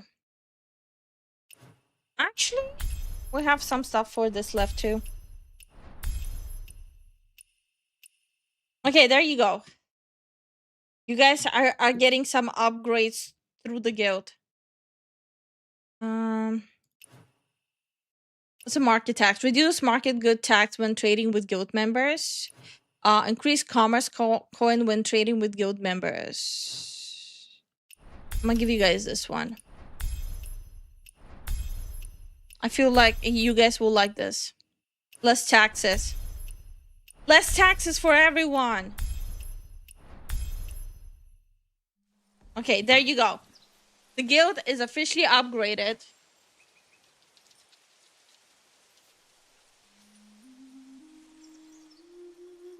It finally happened. I hope you guys enjoy the slight upgrades. But yeah, everything is upgraded. All of these are upgraded too. And hi, Victor. How you doing? Yes. Victor, you can ascend. Yes. It's not locked anymore. When mobile launches, I'm gonna be able to do some of the guild objective that require co-op. Or you know, you guys could team up. You guys could do that. Where's the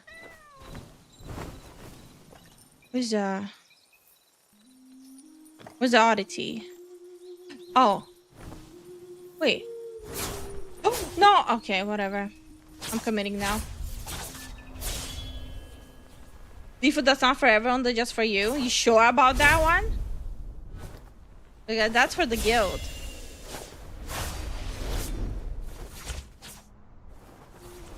Looking forward to it, but I wanna do it during work. Wait, what do you mean? Oh, like the co-op stuff? Wait, what? Things are... Oh, okay. So you guys have to upgrade it for yourself. Okay. Have fun with that.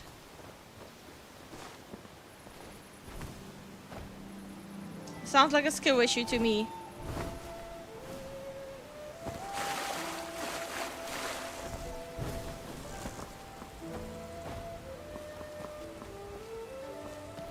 Didn't upgrade your own shit.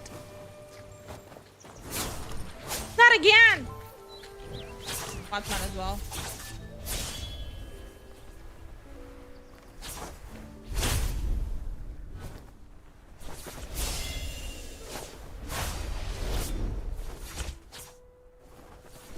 Well, regardless, I upgraded the location, so leave me alone. I still did a thing. Leave me alone.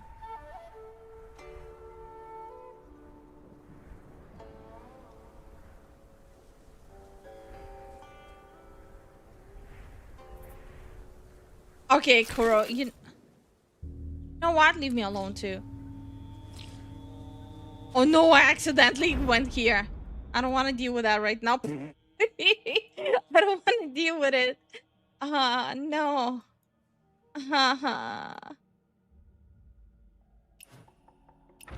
I'm gonna go fight instead.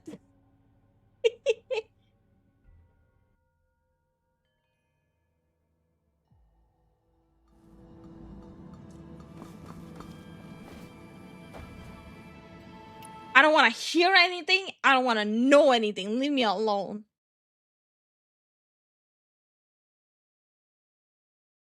Time to throw hands.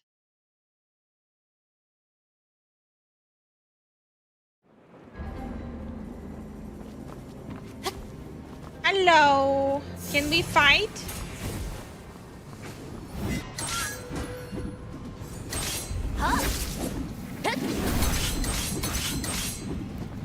Fight me, bitch. Yeah, what's up, bitch? Bitch. Get back here. Bring your ass back here.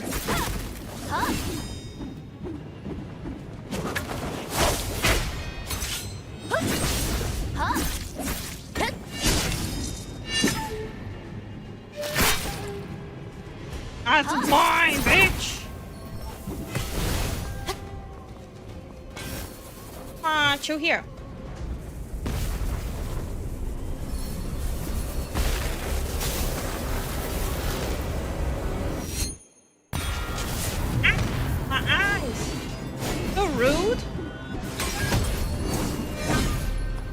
rude. Oh.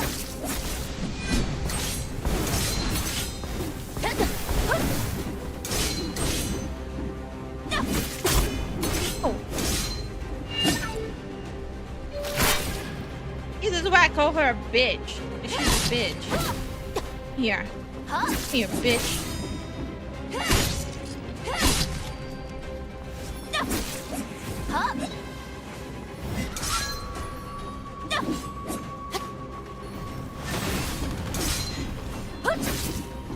Okay. She fucking fooled me! I thought she's attacking me.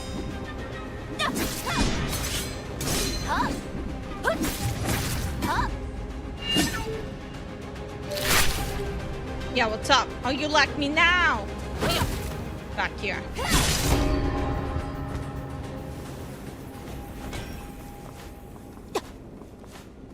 Found some recipes for food? Nice.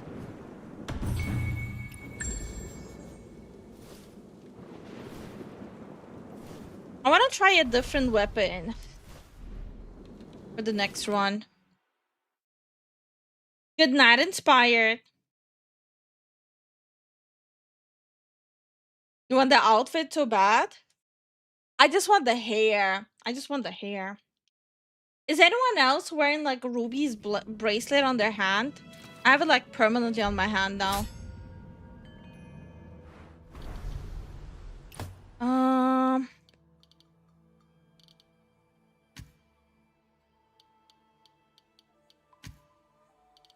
I know I have this one unlocked, but it needs some leveling up.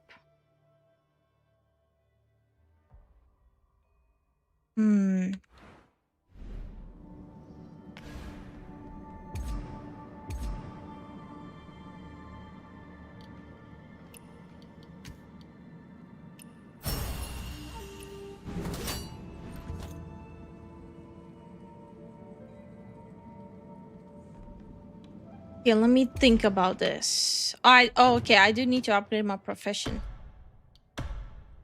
There you go. One upgrade, please.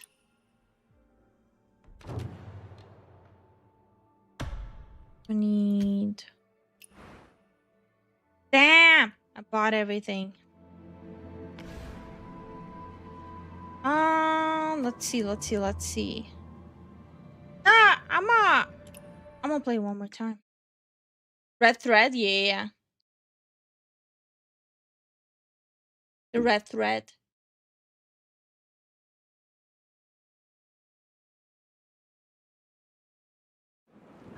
I'm gonna kill her one more time, and then I'll move on.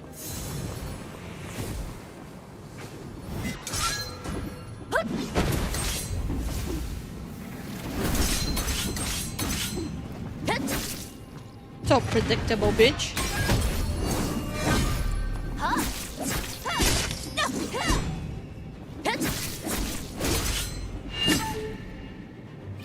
Stab her.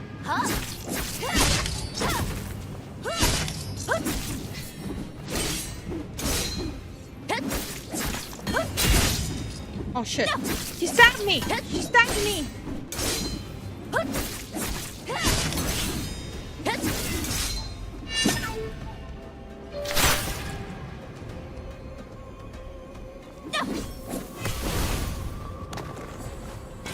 I'm gonna go here. And I'm gonna do this thing. And I'm gonna do this too. Ah, bright! I don't like this brightness.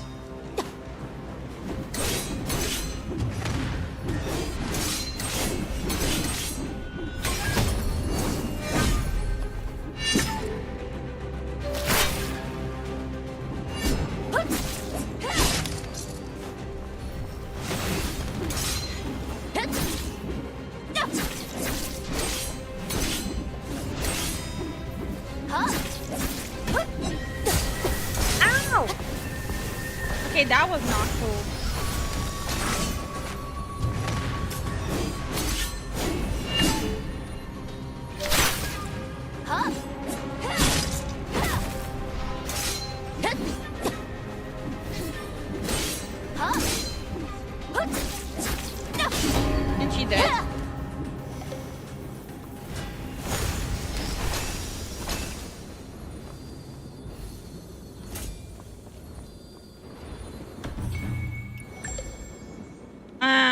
done. I have a leak for a sword. Did you get cosmetics? Did you buy cosmetics? Good night, iBob.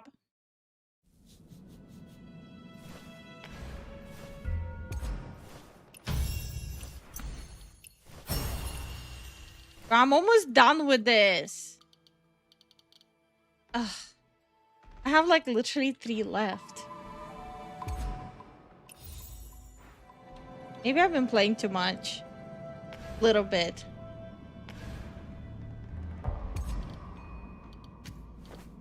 Oops. Oops. Oops. Oops. Oops. Oops. Oops.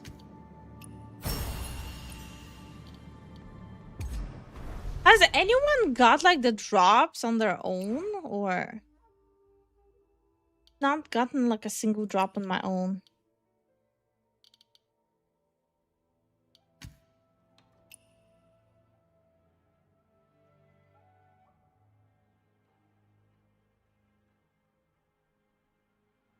This like blocks off so much of the view.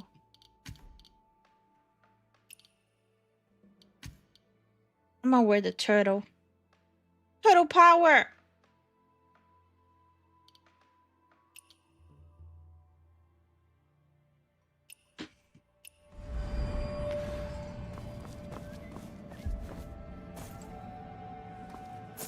Wait, how did you get pearls? Huh? How did you get pearls? Did I miss something? Did I accidentally waste it?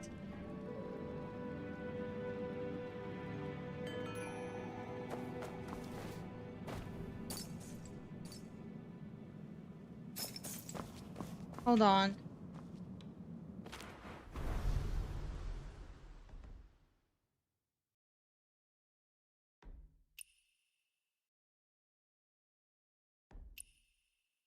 Well, the stuff I want is not gonna be on a massive sale, so we already know that.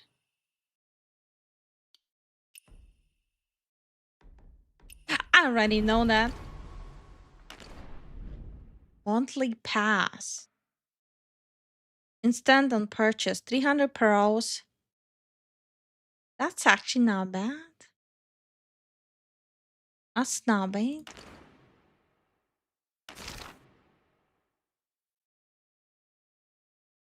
That's not bad. But which one was this? Oh, yeah, that's this. That was the wolf one? No, that's the exploration one. I need to up my exploration.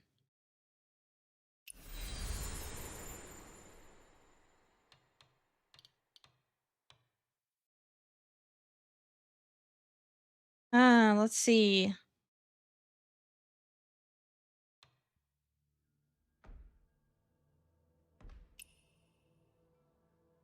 Join co-op mode.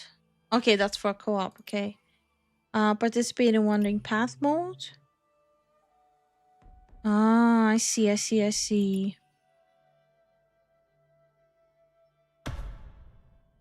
I see. I see. I see. I see. I see.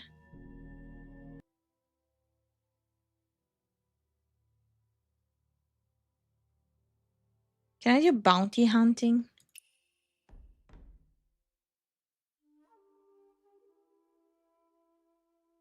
Have fun and win adventure slips, then arena and challenges. Okay.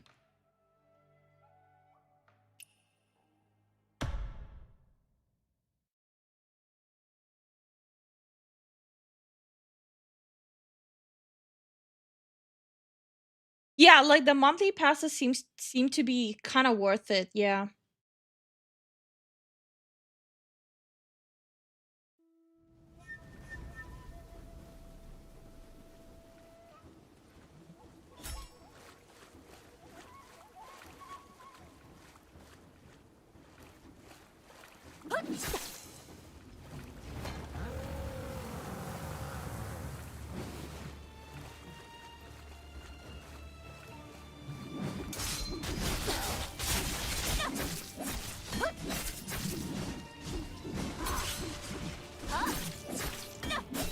time.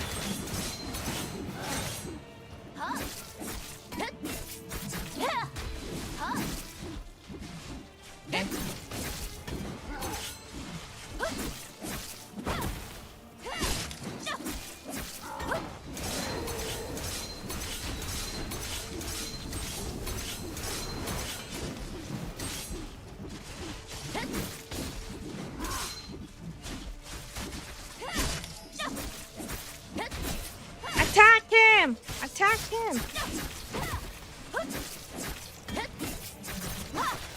Hi, Zenbird. I mean, Firebird. What are you doing?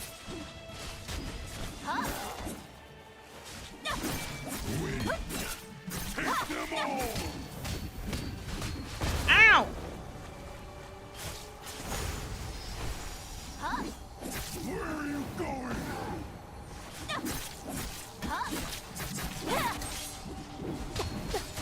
Ow!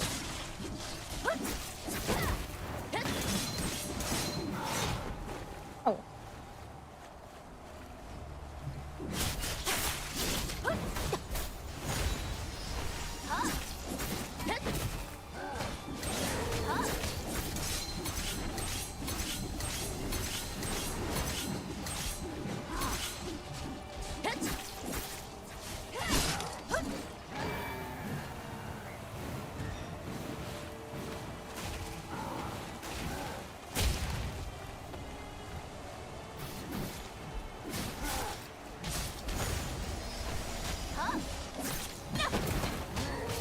Oh. What happens if I look away?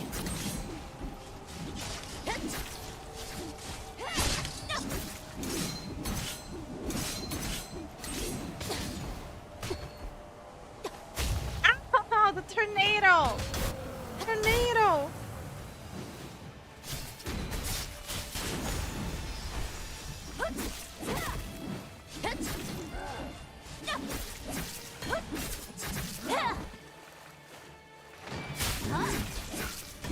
Them all!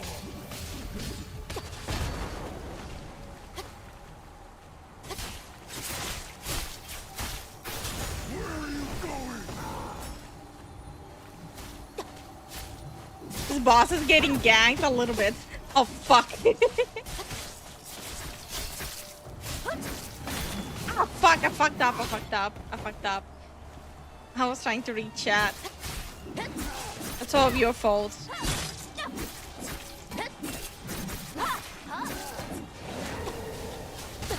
Ow. Drop this for everyone.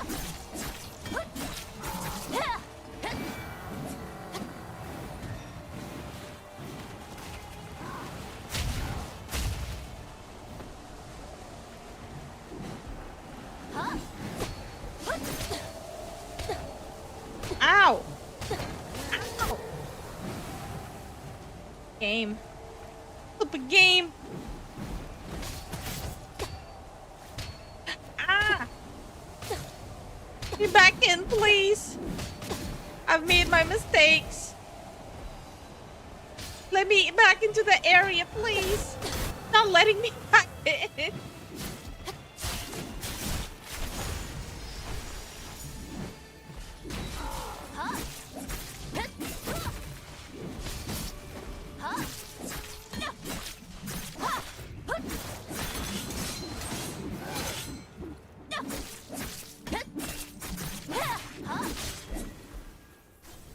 Did it.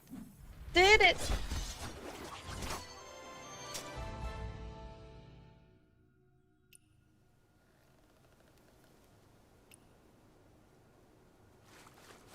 I'm out. I'm out.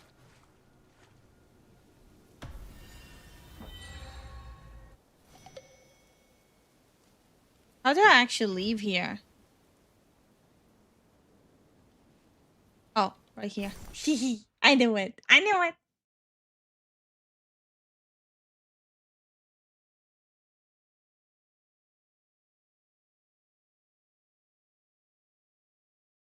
And hi, Bastion. How are you doing?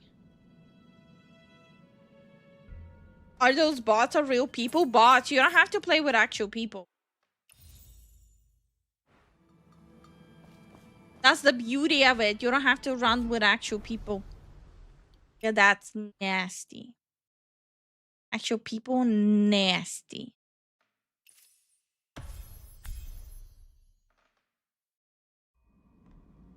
Okay, let's see. Did I actually...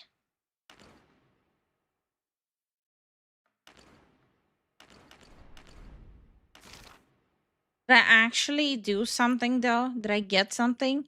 Doesn't look like I got anything. At least not what I wanted.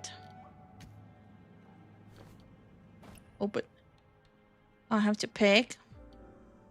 Ah, they're all low.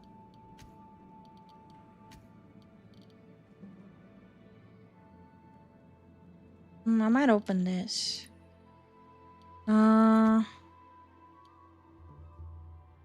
Let's see.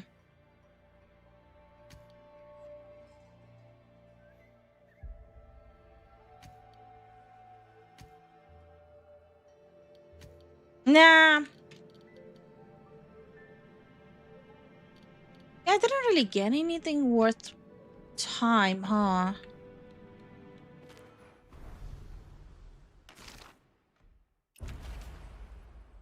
Oops, wrong one.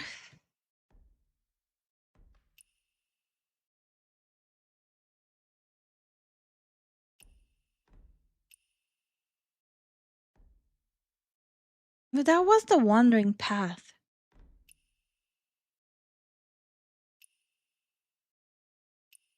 Let's see if I can go and heal people.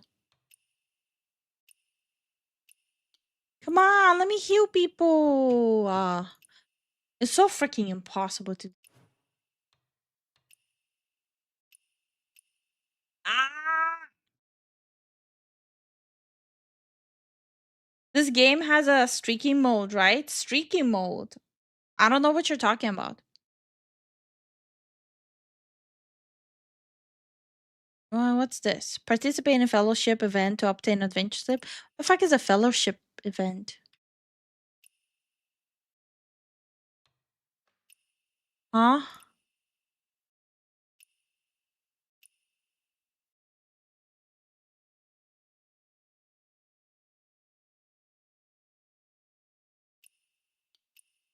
Ooh. What is this?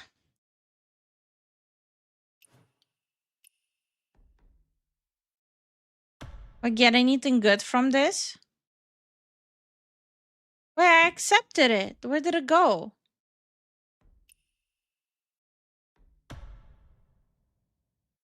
Wait, what?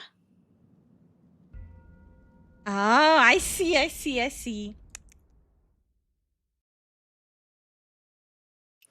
Time to hunt. It's time to hunt.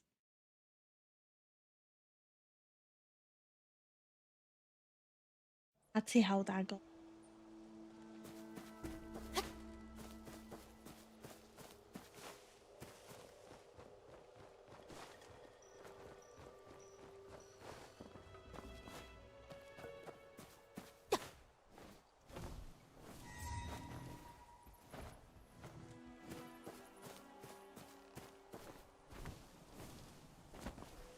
Those are NPC bounties. So what, Kuro? Get that stick out of your ass. Let me have fun. Let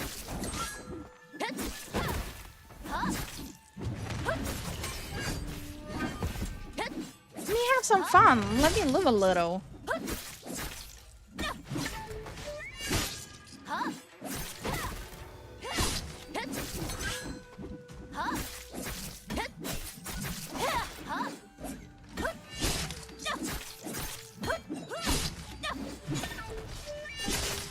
Bounty done. Bounty done. What now? What now?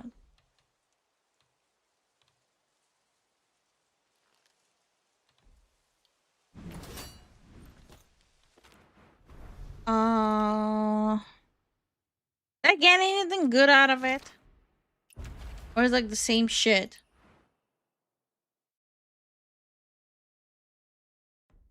I didn't really get it, the adventure slips.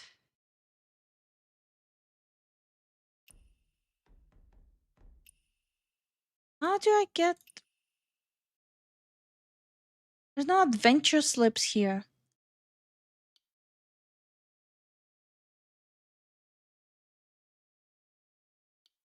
Oh my god. Give me adventure slips.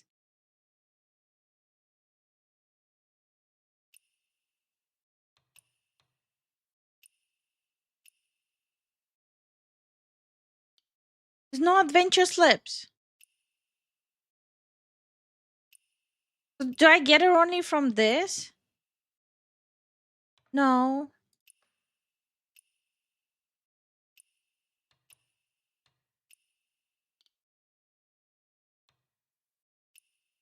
What if I...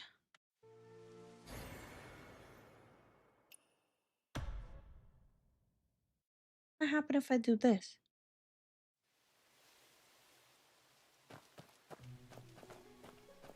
Let's go adventure for some adventure slips.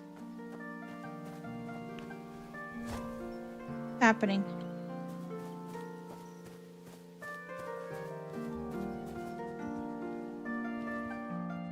Sure.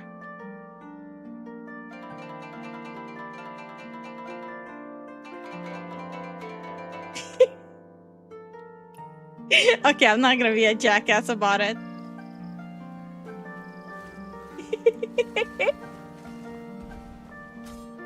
What's happening here? What's going on? What's happening?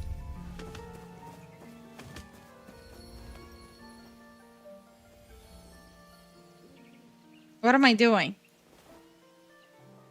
What's going on? What am I doing? Am I breaking my bones? I'm over this.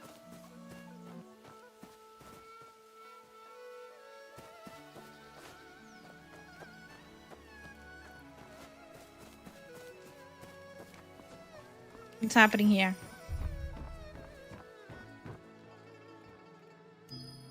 Where's this? Huh? Do I have to pick? What am I picking? What did I do? Oh, it's... Oh, I have to answer questions. Okay. Is China's only indigenous systematic religion established during the... I have no idea. So, I'm just gonna go with majority. I'm gonna just go with majority.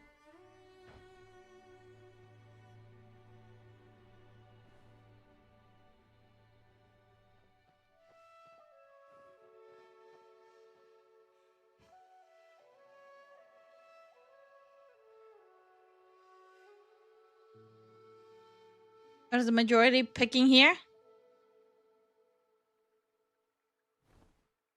I'm gonna go with majority again.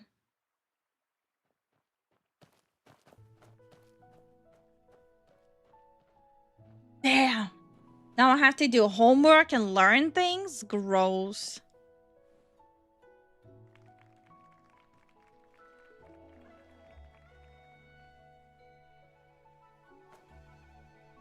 From which work do Feng, Ya, and Song originate?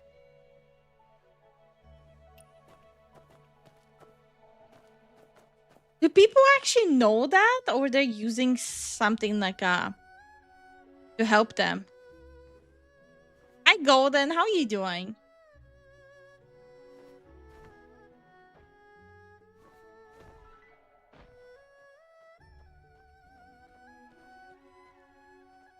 What animal provides the material for wolf hair calligraphy brushes?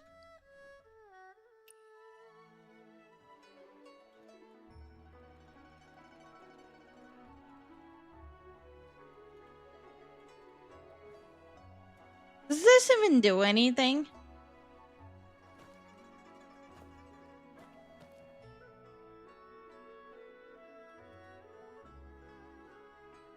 Which dynasty does the four gold squares on originate from? Let's see, people. Show me which one. Smart people would know this. Well, I'm not one of the. The people lied to me. In good, hell yeah. That's awesome. Lied to me. What is the largest ancient ding vessel in the world?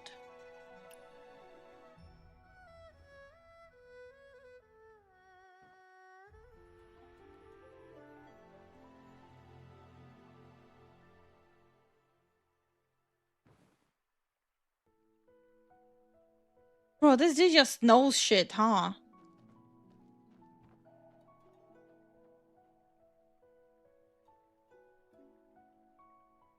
What is the earliest known health preserving exercise?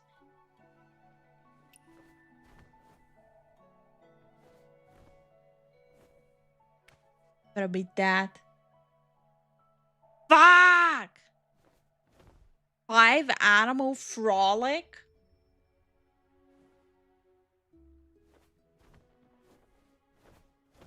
Hi, dead man. How you doing?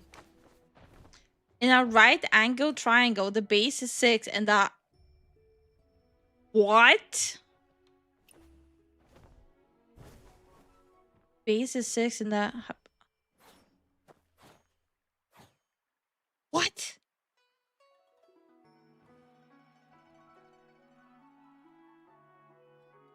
Am I supposed to know these things?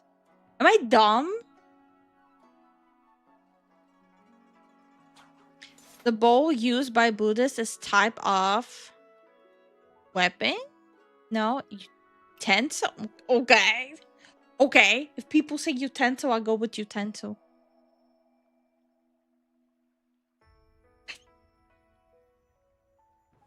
Yeah. Okay.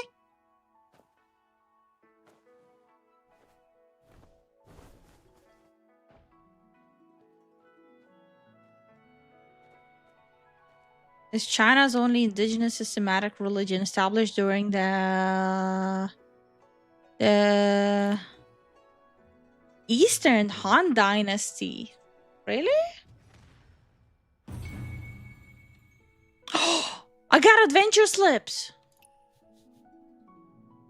Gives you adventure slips here.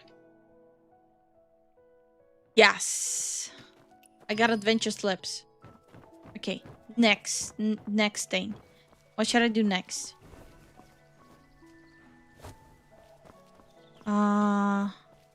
Something there. What is that? Wrestling? I can wrestle? How do I wrestle? Start wrestling. You wanna wrestle here?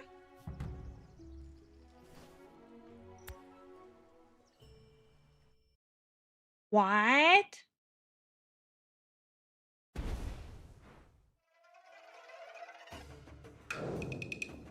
How do you wrestle?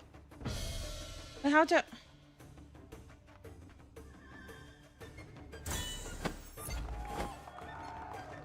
Oh? Did I do a thing?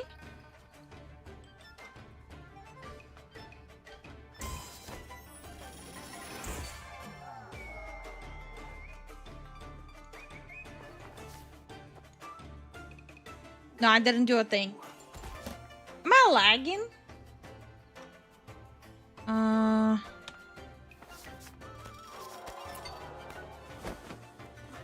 How dare?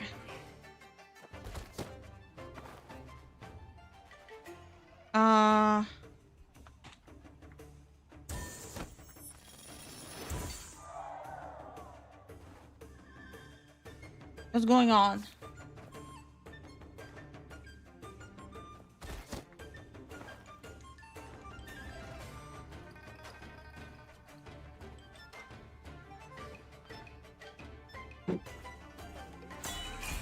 Good night, Gavin.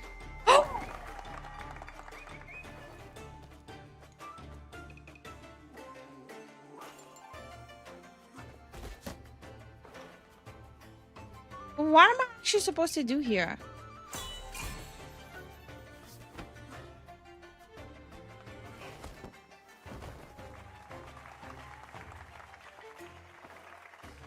This mode is making me lag though. I still got adventure slips for it. What? Okay.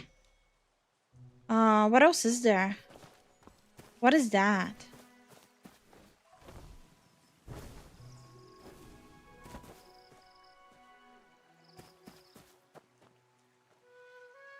What's going on here?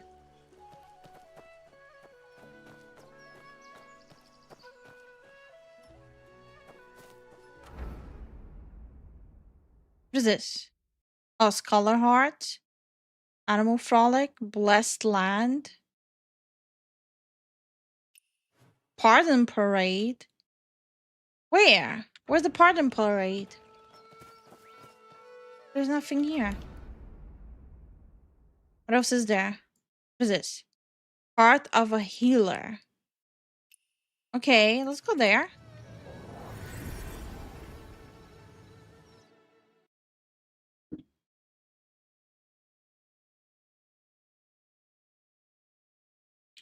I don't know what that is, but I'm about to find out. Sunlight. It's blinding.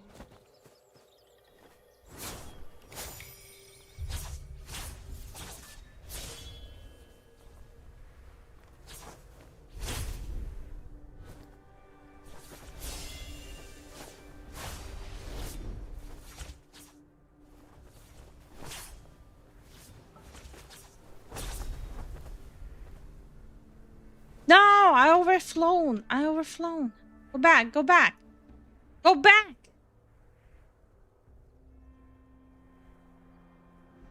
Too far. Oh, get there.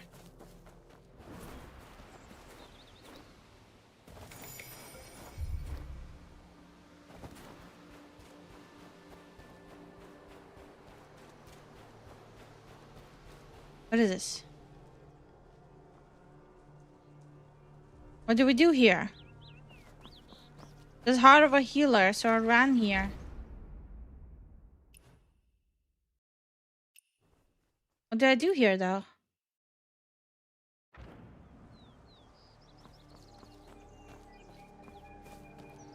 think that's another player. What did I do here?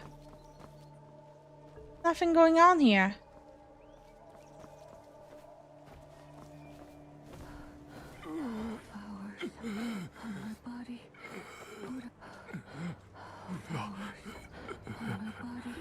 What's going on here?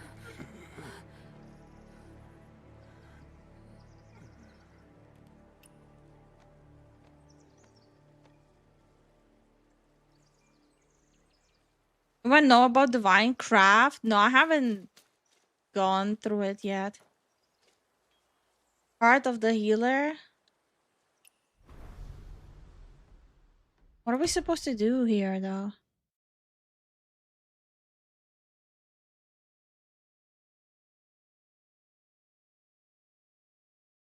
There's no matchmaking happening here.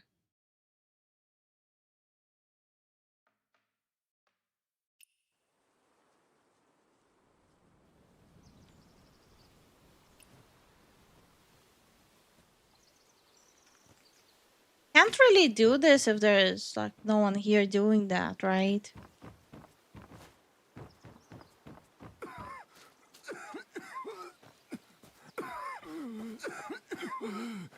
People dying here.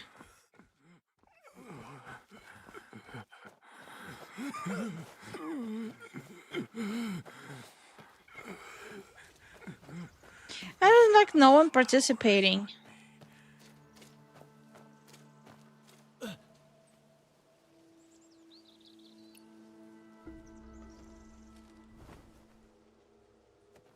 Yeah, there's no one participating. Oh. It's blinding.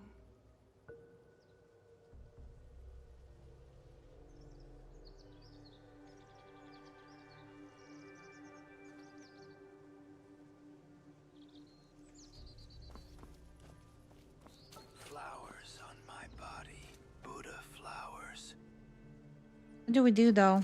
Kinda didn't read.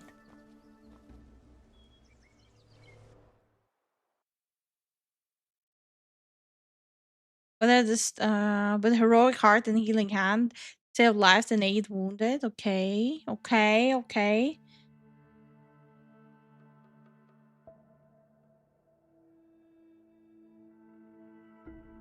Calming therapy. With reinstant shield too long after rune. Sure.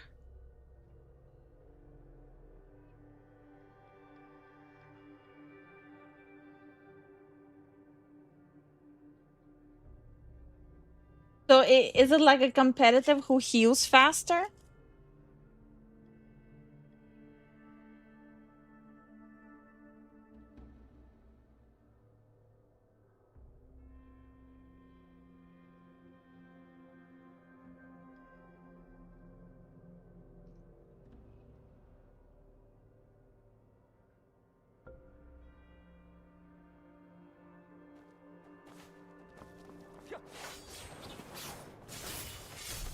What do we do now?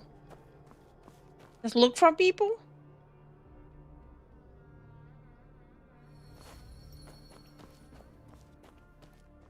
I'm confused. What do we do?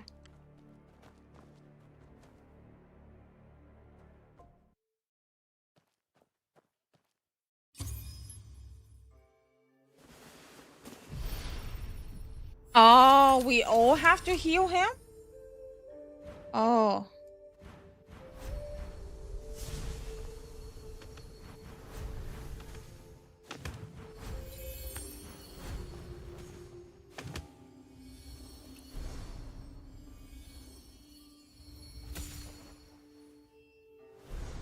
Yo, why am I the only one who got hit?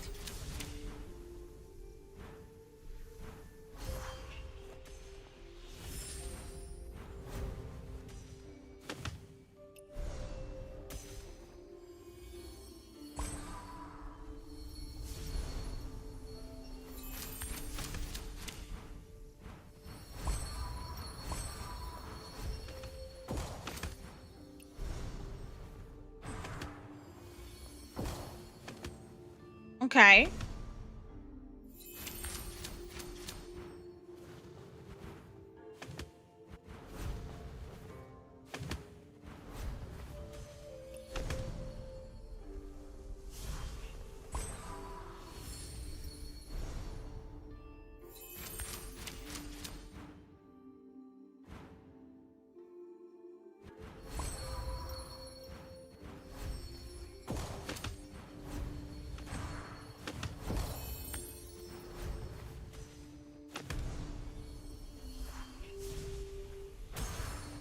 Ow! That hurt.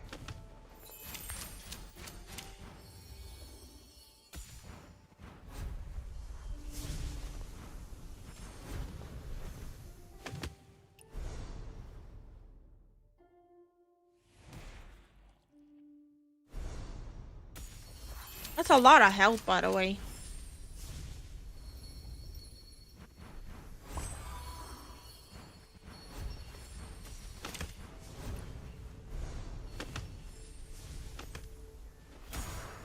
Damn.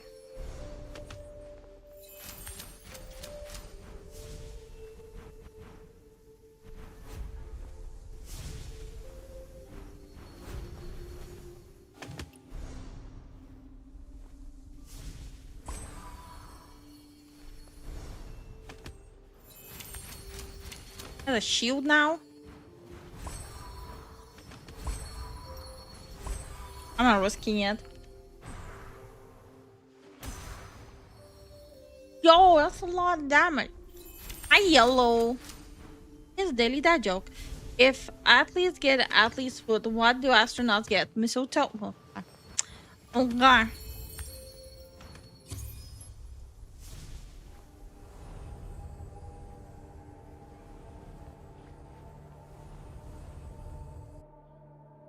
Did I heal him?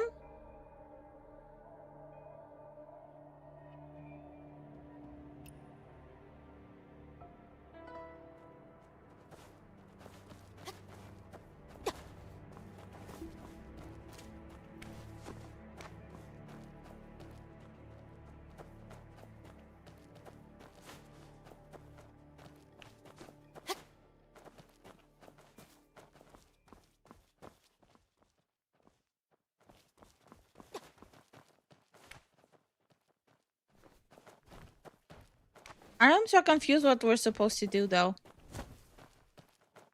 Are we just supposed to run around and look for things? Oh yeah, we were supposed to do that.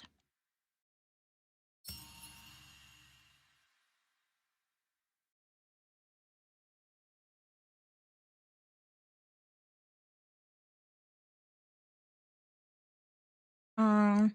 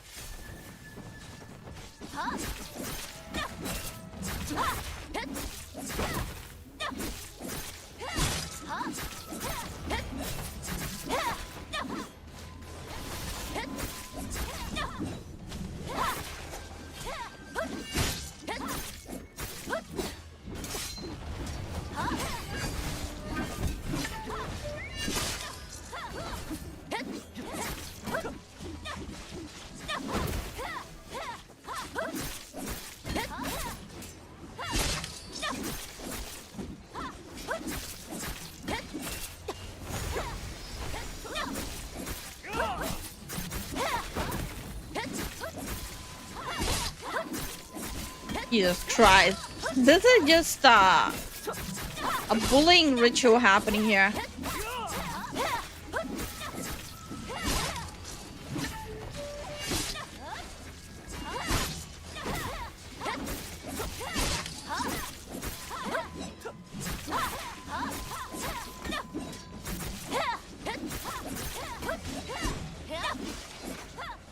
This is actually a bullying ritual here.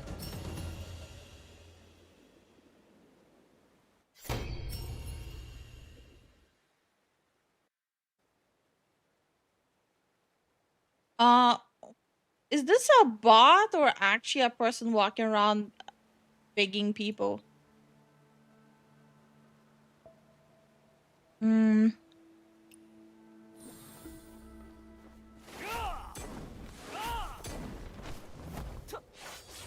Alright, this guy will have to heal now?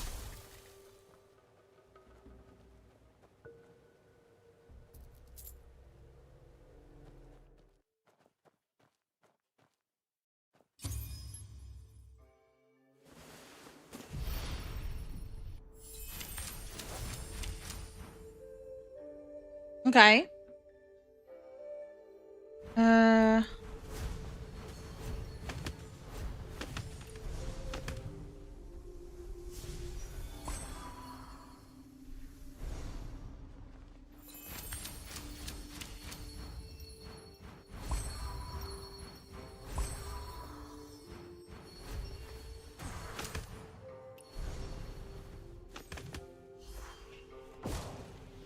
Damn.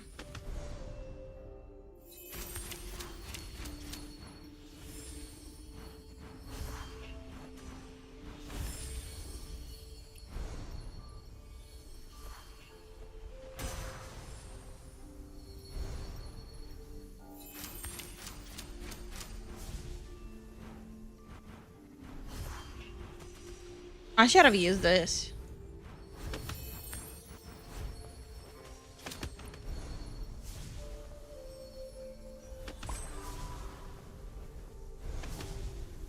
Damn, someone did just mass damage on him.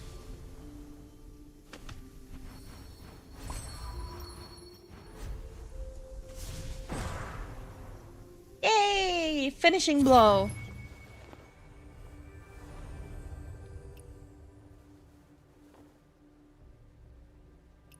Sure.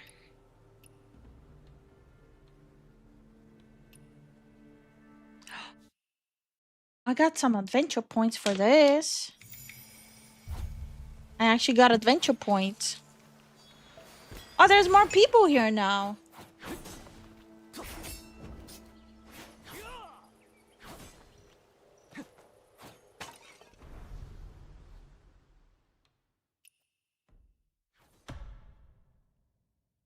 Hmm?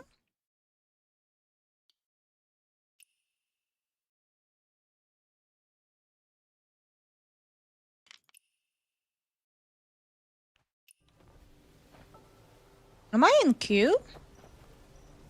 I'm confused. Oh no, I'm lagging here.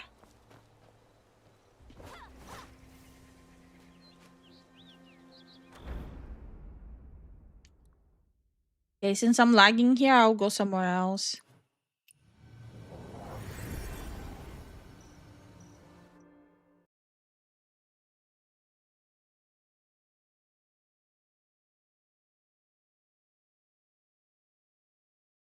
Guess I'll have to mostly do this off stream.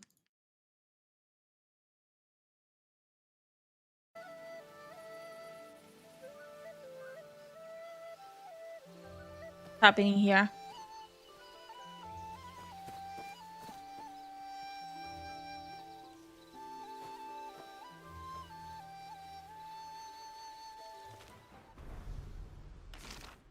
Am I getting the quest points? I am getting the quest points.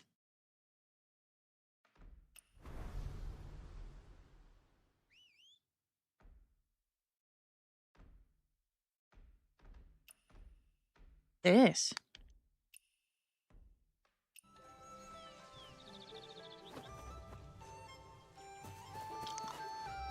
Is it just people like sitting doing like random shit here?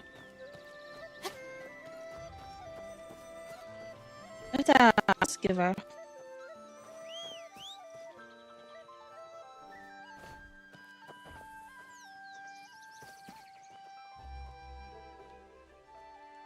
Okay, I seem to be lagging a lot in the online thing though. I'm lagging a lot there.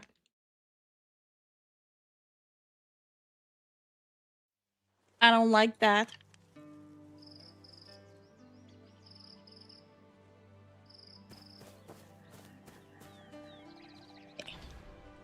Why did I finish?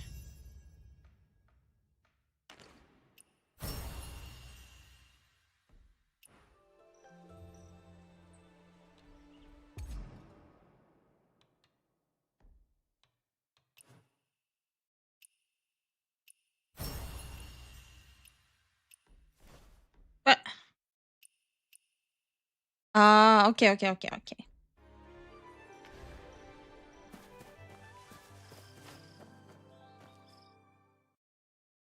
What do I want to do now?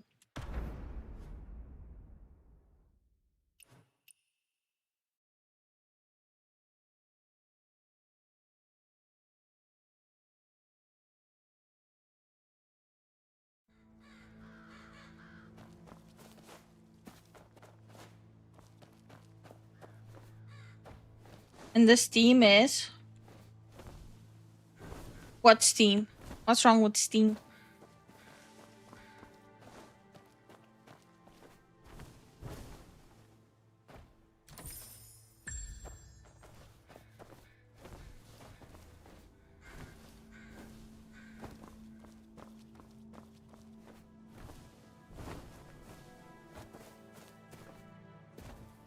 So where at?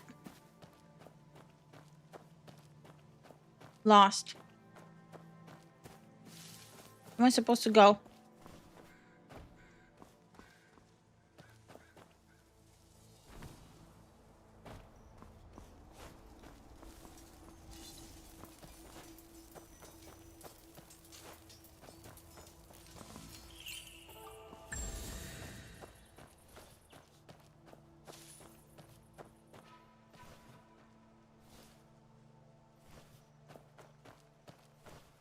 Just enter the courtyard.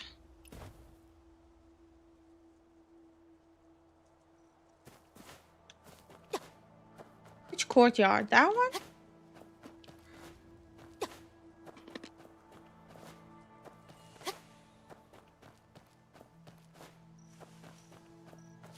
Yeah, in the online mode, it seems to like I've been acting wonky. That's why I left.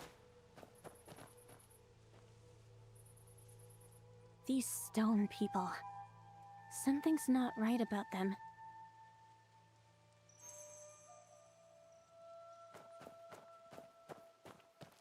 Is this one laughing? Which one's laughing? this one laughing? Is this one laughing? What is it? Huh? No.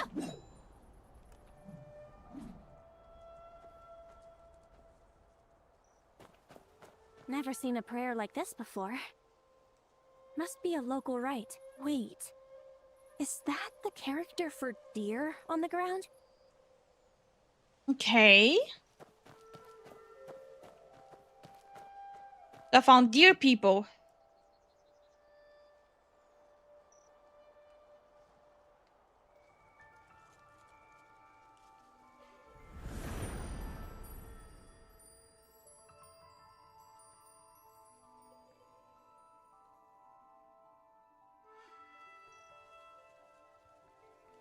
Okay, what now? Am I stuck?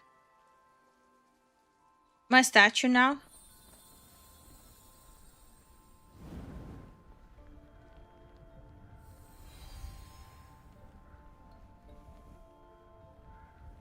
No, I haven't. What? Bro, obviously, if I'm doing it right now, I haven't done the quest.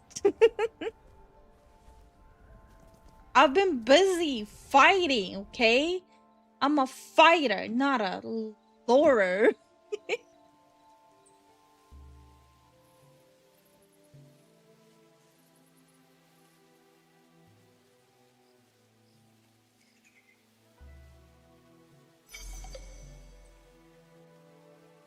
Okay.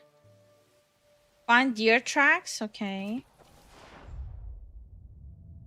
Oh, deer tracks. Hello.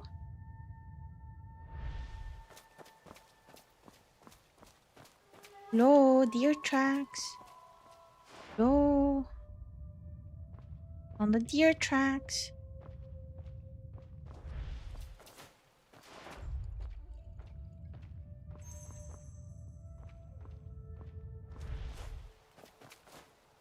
You're back from the past? You're from the past. This painting must be. Look, I thought decades you old. did all the bosses already. Living No. Stone figures.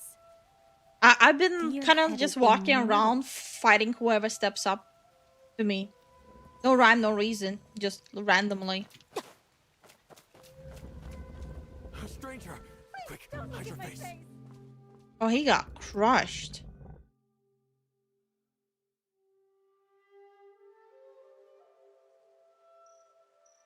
The dude got crushed.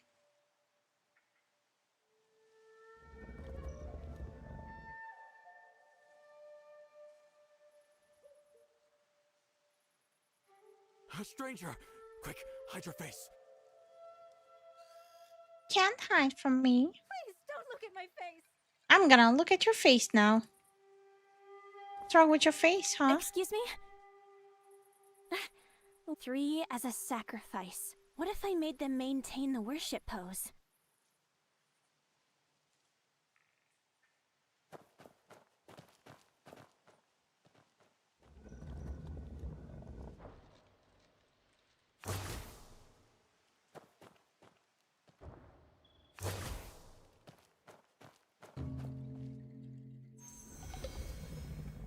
There we go. I made them into stone.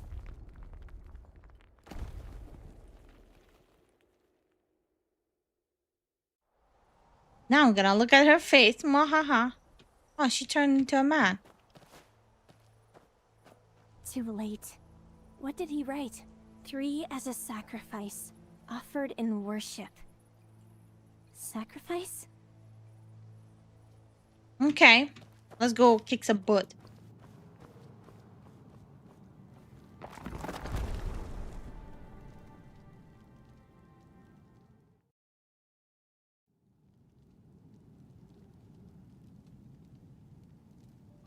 Who do we kill first?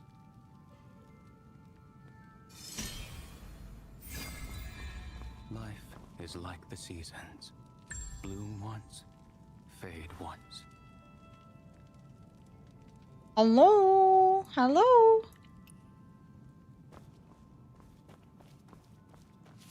Take that.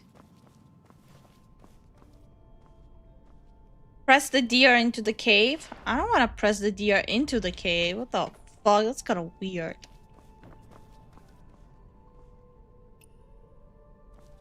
Who's the deer? Is he the deer? You a deer? Yeah, I don't think so.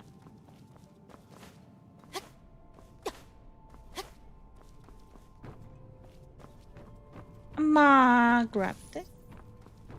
And I'm gonna grab this. Oh, the ghost. Wait. The firefly. Hello. How could immortals live in such a poisoned place? Those sleeping puppets chose a good hiding spot. We can't let them get away. Who's singing? Who's singing? I'm happy. Thank you so much for the support, Lucian. YouTube censorship makes commenting impossible. Make dear no exist. Bro, really? So wait, it censored your first comment of you joining? Yeah, bruh. How you doing, Lucian? And thank you so much for the 7th month. Holy. Hope your day is going well, though.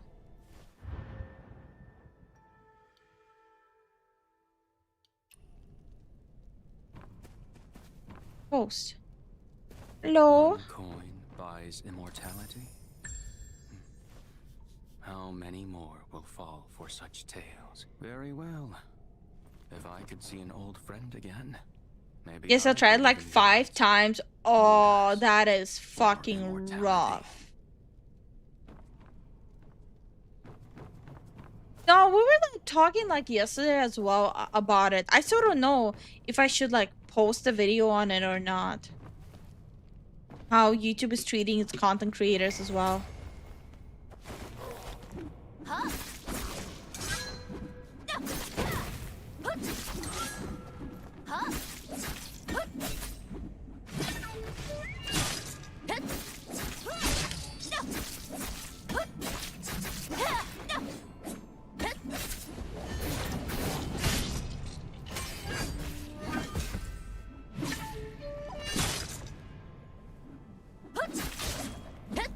There we go. He's dead. He's a dead boy now.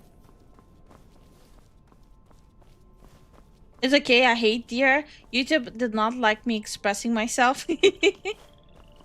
So wait, it's like censoring the word kill. Here, stay far from the water.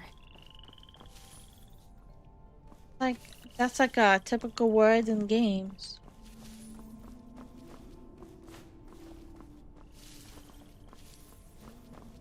Fucking weird.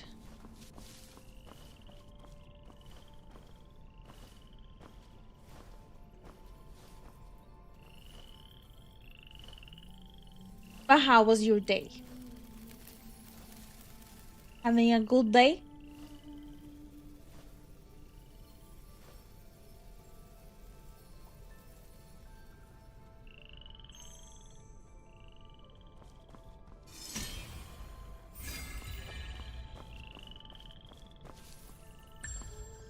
I click on everything.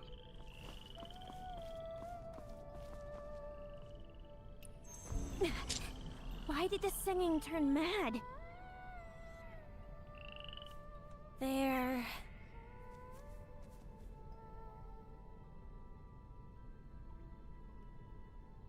Can I kill the ghost?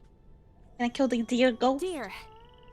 I remember each of those fragments had a blue deer. Let's find these blue deer first. Ah! Flashbang. Rude. Oh shit. I touched the water. Ugh, I touched the poo-poo water. The fuck happened to this guy? Hello? Hello? Are you a villager who came to worship? Under the water. Those who live forever all become deer in the water. Stop. Will I become a deer? By the singing. Chingy. That his girlfriend? Turning into a deer. So I do have to turn into a deer, huh? Who's there?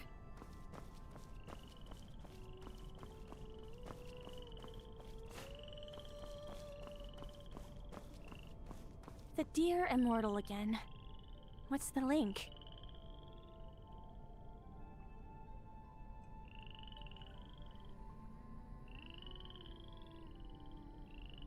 Yeah, burn it. Yeah. Look at me. Look at me.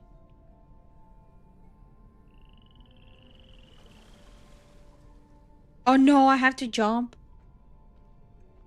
Don't I have to?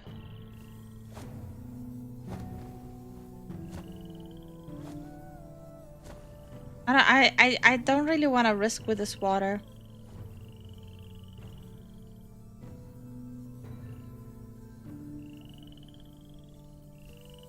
Tell me I don't have to jump. I'll go there first. No. Oh. Stepped in the poo-poo water again.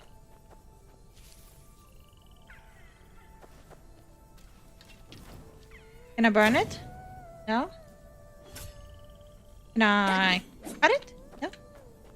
Oh, okay, okay, okay. Guess I have to go there first.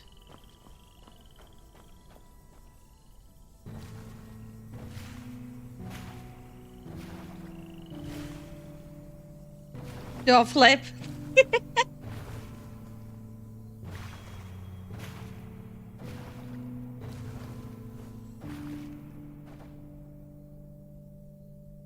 No. No. So, I remembered where this melody comes from. It's called Eternal Dynasty. That day, we used it to seek the secret of a nation's immortality. Remember? Yes, that's right. The high-end drugs. But I still haven't found an answer. Do you remember what happened in that abyss? I only remember an immortal in my dream saying, immortality was granted to me.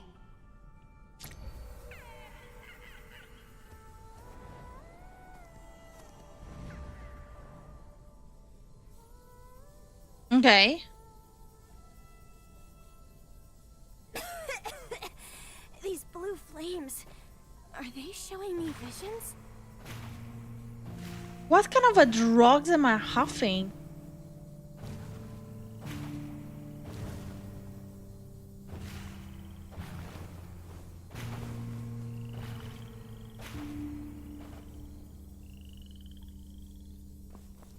Okay. How do I get in there? Do I go through here?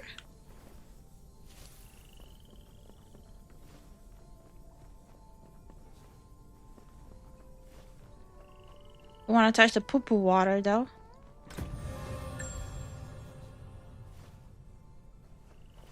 Yes, I don't go through here. How do I get in there? Unless I go through here.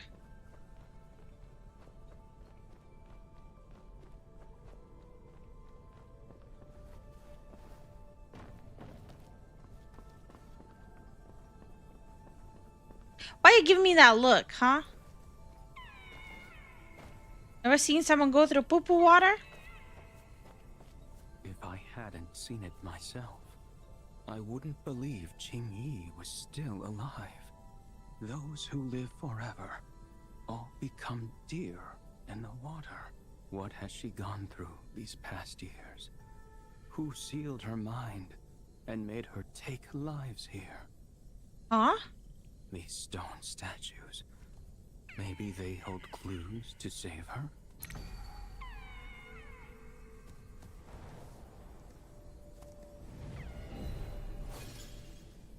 Okay. This is trippy. But okay, pop off. Next time, I hope I understand that song. Can you go through here? No? No. There won't be a next time. I have to go out the same way.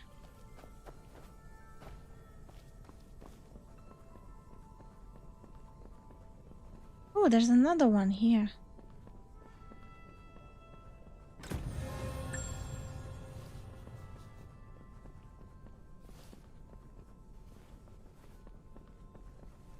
One problem. I don't remember how I got in here.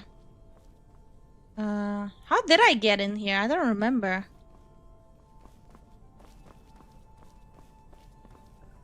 Help. No! No! I fell into the poo-poo water. No, not like this. Fell into the poo-poo water. I decided to take a dip in it. It's everyone else's fault but myself.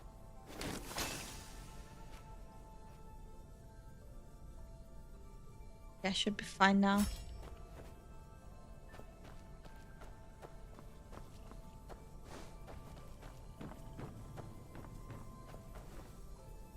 Ew. Ew indeed. Ew, I can smell you from the screen. It smells like poo-poo. Poo-poo. Just like a bunch of deer shit. What the fuck threw the lantern at me?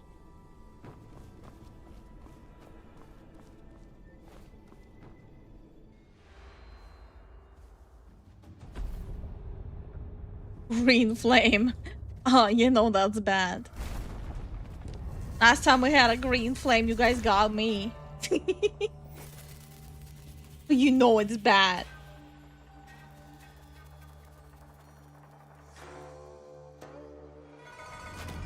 Oh. Okay, excuse you. That's rude. You choked me? Excuse you?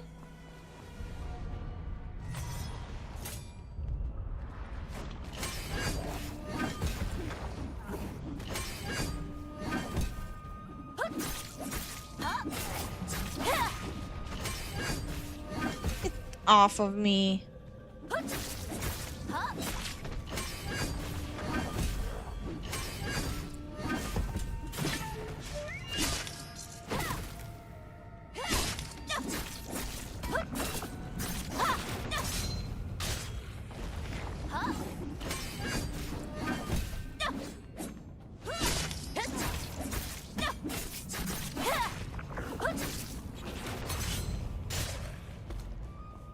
Guts.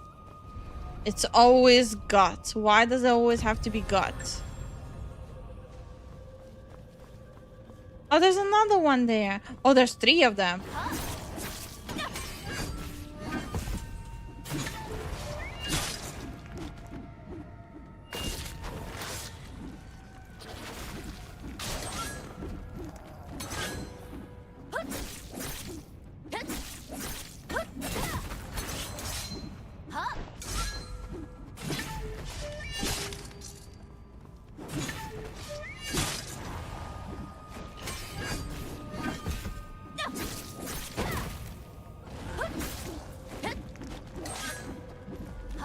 Did he just miss? Did he just miss? What now? Oh, there's a big one. A big boy. Hello. What the? Did he just try to dive me? Oh, he's not that big.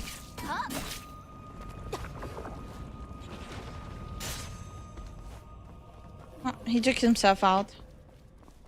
I had nothing to do with this. He took himself out. Find a way out, that's all. That's the whole thing. Looks like it was missing a key. Let's keep looking.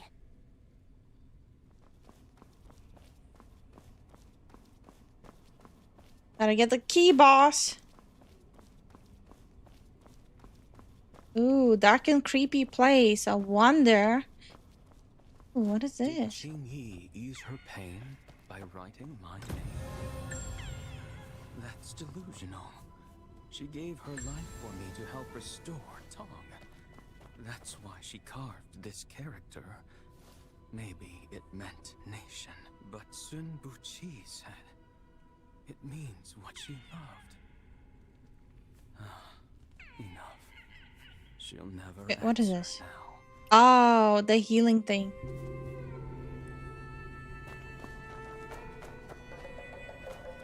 Okay. Human cocoon. Lovely. Did I check everything here? Am I missing anything?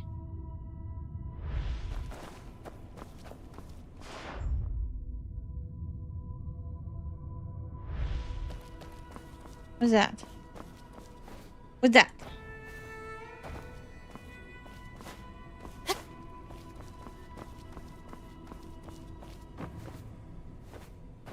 Oh, this one? Okay.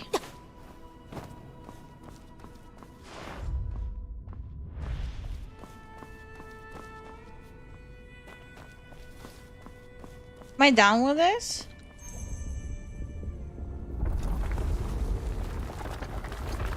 Freedom! No, not freedom. There's a deer.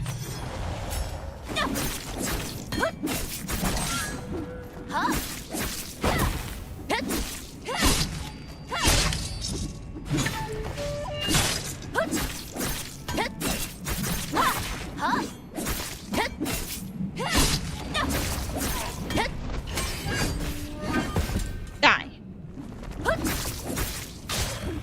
Okay, that works too. That works. Okay. Look at him. Baby's first steps.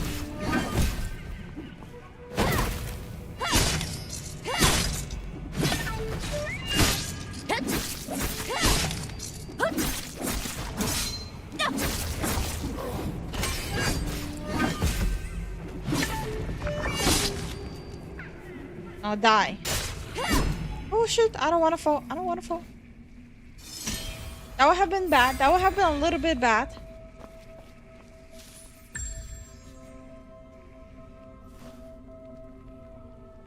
Okay. How do I place it?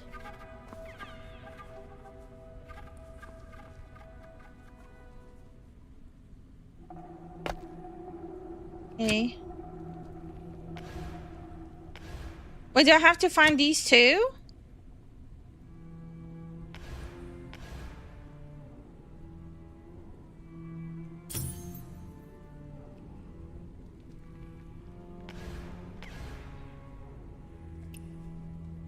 I have to find the antlers? Where the fuck are the antlers? Hello, antlers. Hello. Antlers? Oh, they were right here. Is that the antlers? That's not antlers, is it? Fuck. What is that? Oh! Poo-poo water! Poo-poo water! Poo-poo water! Poo-poo water! No!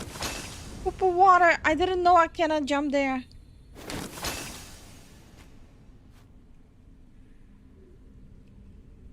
How was I supposed to know?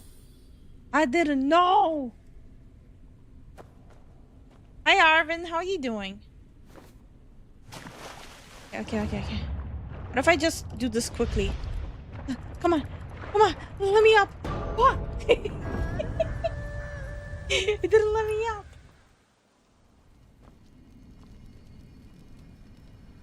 I blame Starwind. There's a deer. The deer. But I cannot jump here. Bruh. How am I supposed to stalk the deer if I cannot jump? I can do this, I guess. Just please no more poo-poo water. Oh, poo-poo water. Not poo-poo water. Doing good, just woke up. Hell yeah.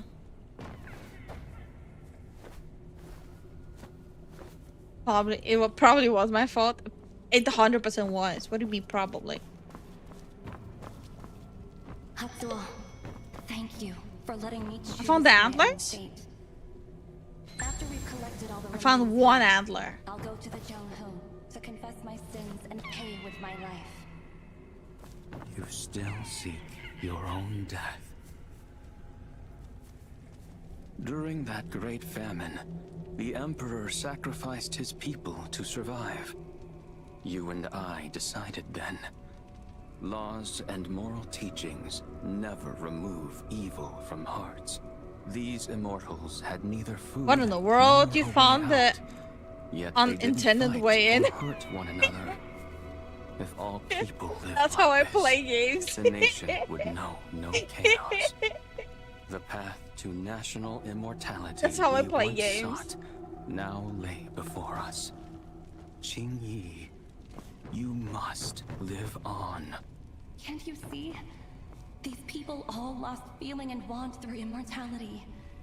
Sooner or later, I'd have become just like them. But can such people still be called I'm human? shocked and impressed.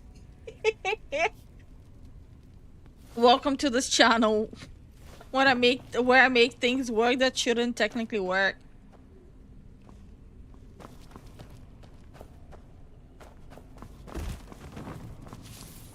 Fuck, did the deer fall? Fuck, fell.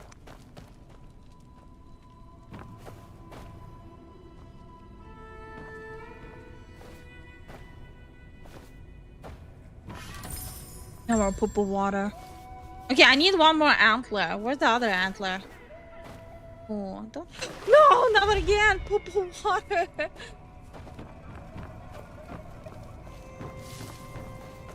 This is how I'm supposed to get in?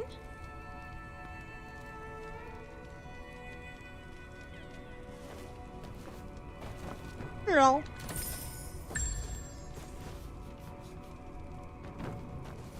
What, silent treatment? You giving me the silent treatment?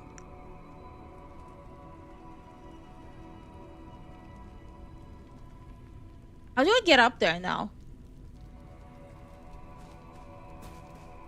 You are there? Done. Did I make a mistake going here?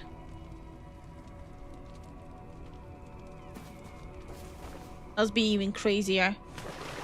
Poo poo. Oh shit, wrong one. No poo poo. I purified the poop.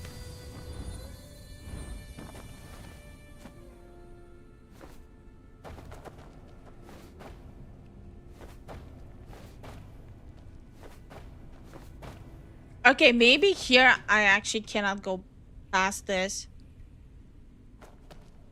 I think I might have to drown myself in poop for this one. Poop time! Take me away, poop! Take me away. You have the right idea.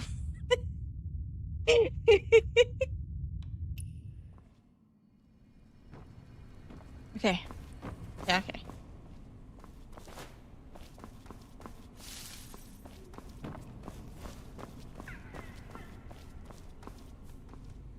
Okay, so I need to get up there.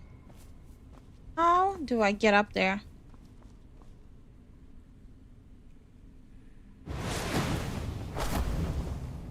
Well, that's a bad idea. Let me put the antler first here. No.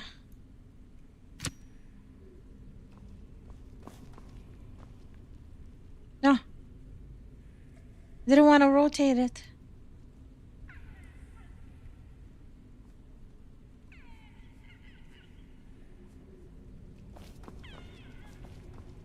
Hello? Now wanna go in? Hello? I did it. I need one more antler. Oh shit, wrong one.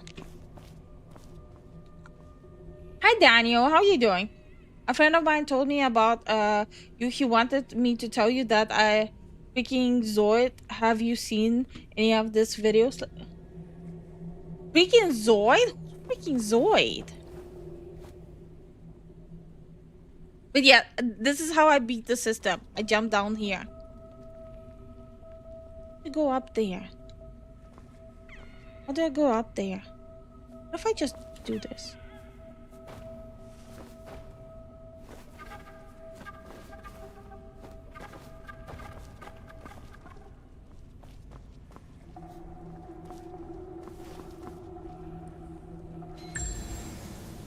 We did it. We beat the game.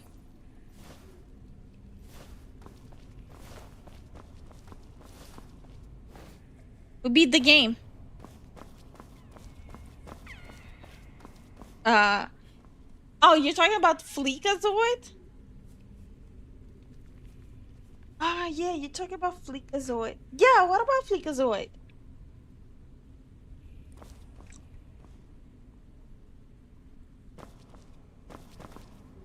Okay.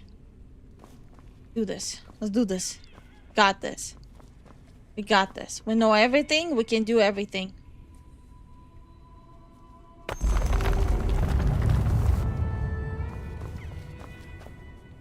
Hi, Dev. How you doing?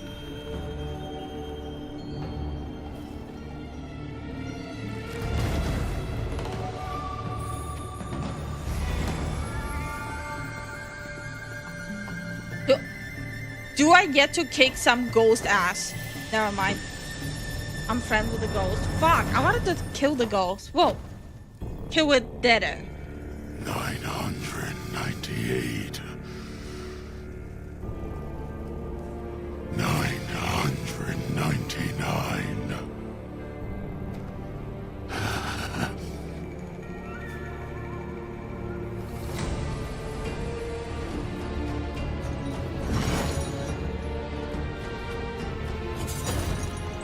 Just one more head. Time to kick, son. And I'll be the Martial King again. Flawless. Formless.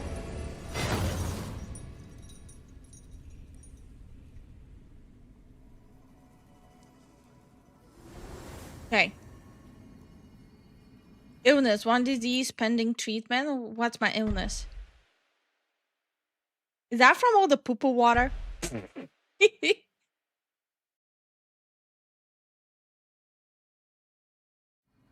Okay.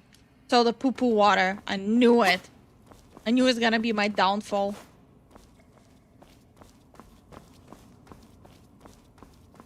$998. Hey boss, I'm here to talk. Getting up. One more head, and I get the bloodline. Yeah, what's up? What's up, bitch?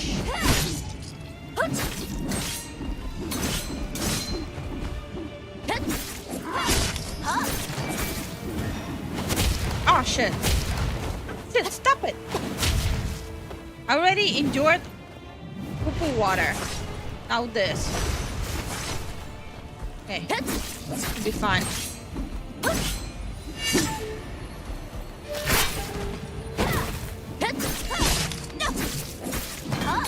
My name is Indigo Montoya, and you have killed my father. I'll die!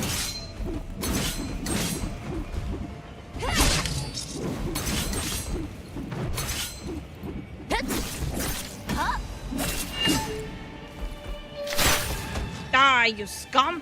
Die!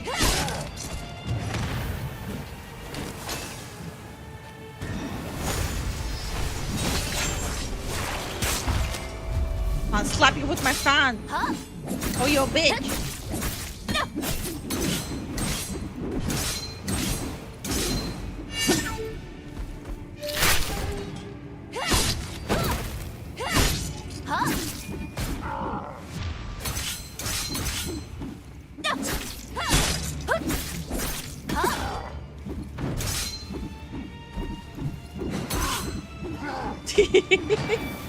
Oh shit! Not the fart! Not the fart! Everything but the fart. Fuck.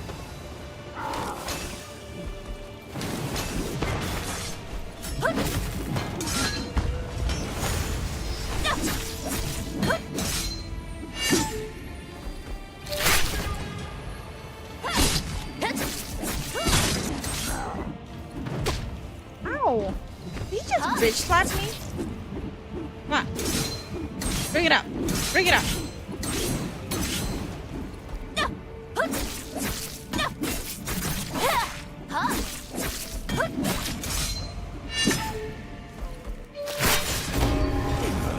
I defeated this boss so easily in a balance mode. Just one more. It's all the tantrum. It's the tantrum. Good animation though, holy. This game keeps amazing me with animation. My lord.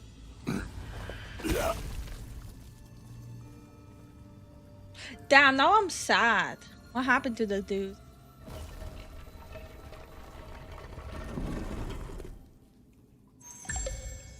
What happened to him? Where's his body? Hello? Body is gone. I don't trust it.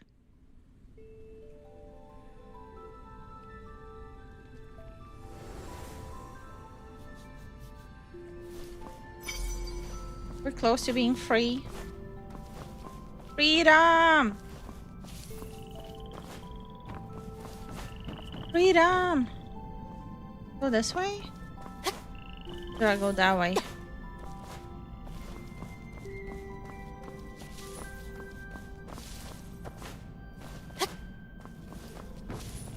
Am I going the wrong way or the right way? Uncover the final story. Okay. Oh, it looks pretty here.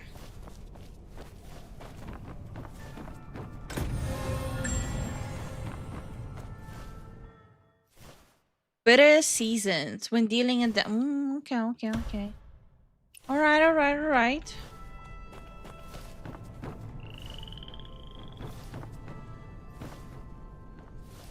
Am I missing anything here? Yes. I gotta seal everything I find. Too far to cross.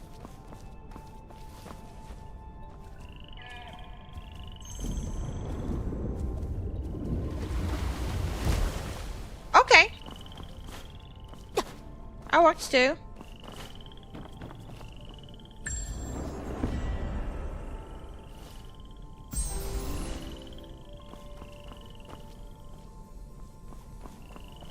Anything here that I should know?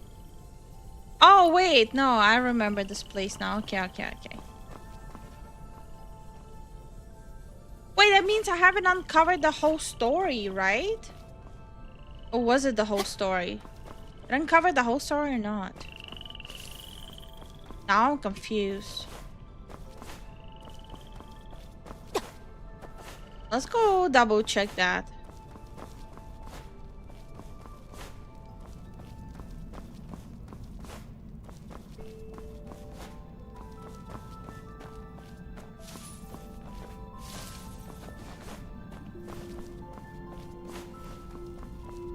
Want to make sure.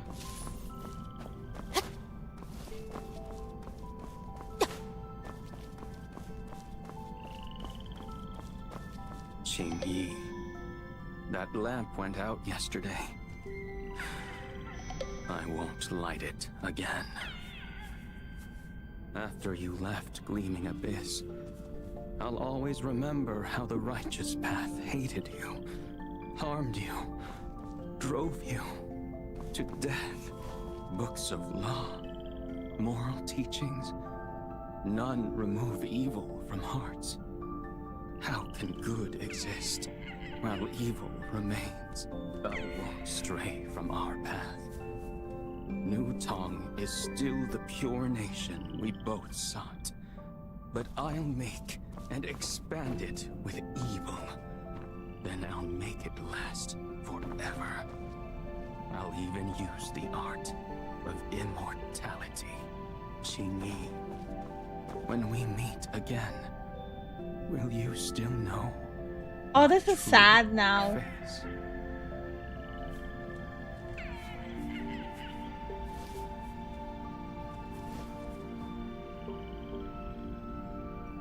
Is this it or there's more to it?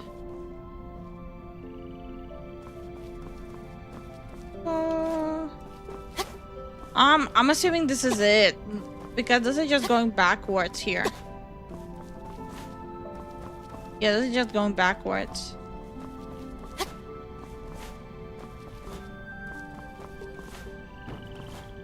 That's the end of the story. She died and he's waiting to reunite with her.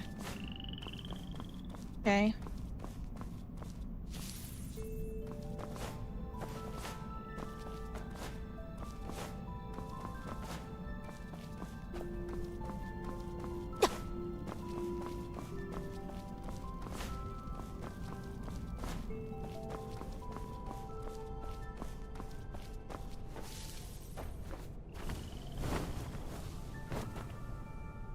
Anything I might be missing? No, I think that's it. Yeah.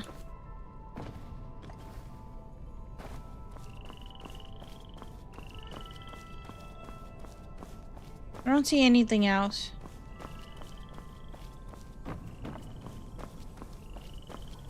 Yeah. Ugh. Nice.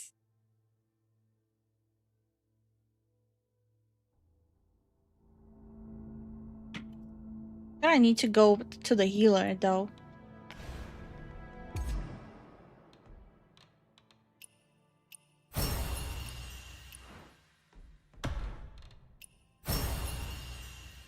Yeah. I hate the notifications. Nice.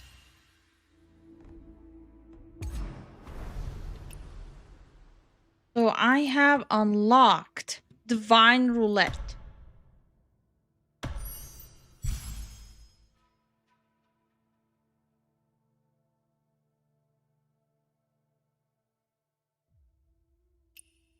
Okay. And Bitter Seasons. When dealing damage, there is 10% chance to apply poison effect. Oh, I like that. I like that a lot. Let's see. Not gonna do the dodge thing. I'm gonna replace this. Nice. I like that.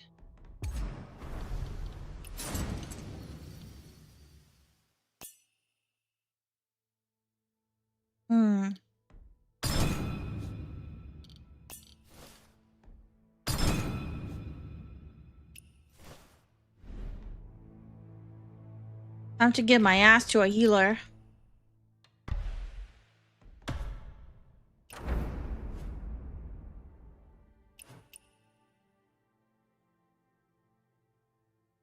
No more poo-poo water. At least we're out of there.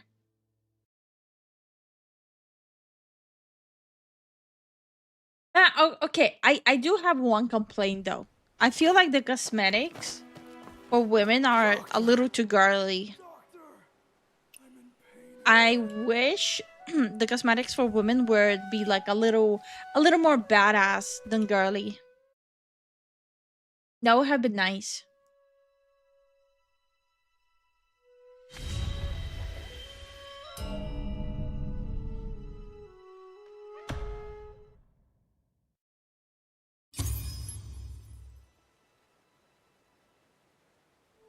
Okay. This is done. Let's go for good measure. Fight her some more. Before I'll call it up. Before I call it.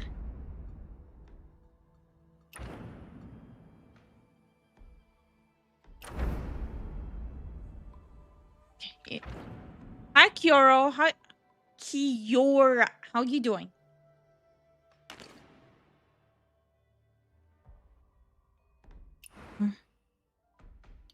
Can I? No, I can't get that yet. Oh, hold up. No. I thought I'm funny at 60. Never mind. I think there's a set that makes it look like you're a general. Why though? That's not what I meant. This is badass. I'm not saying make me look like a man. I'm saying just make it look badass.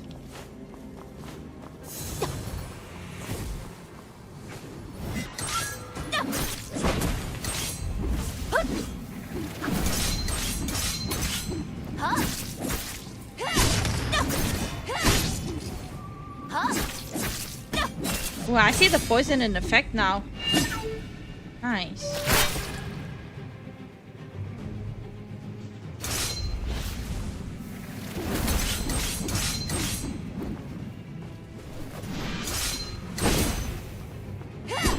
Oh, fuck.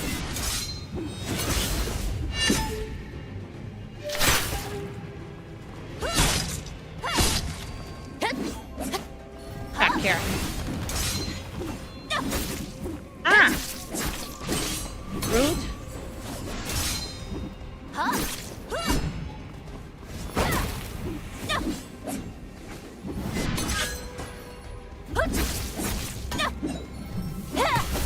Ah, fuck.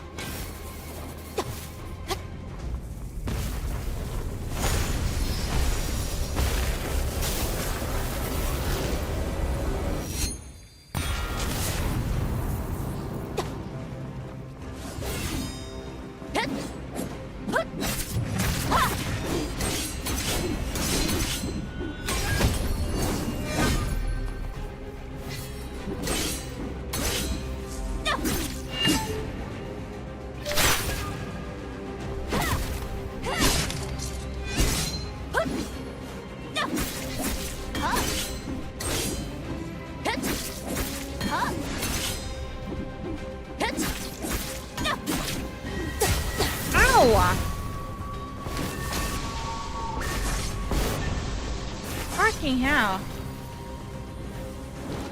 Such a bitch.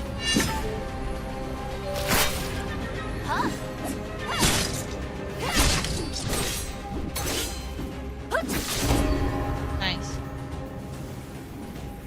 The poison makes a huge difference though.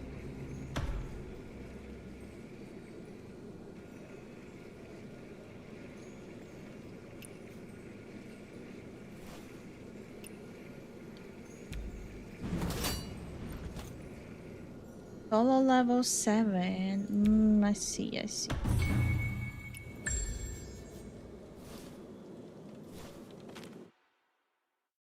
What is your guild name? Fufus. F-U-F-U-S. The guild name is Fufus.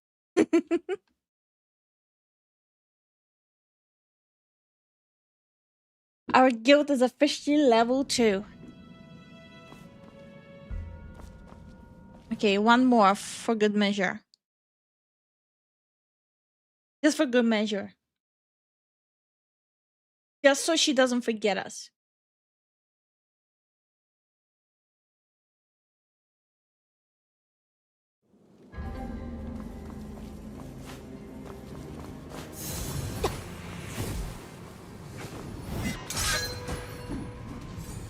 Oh shit. He's a little angry.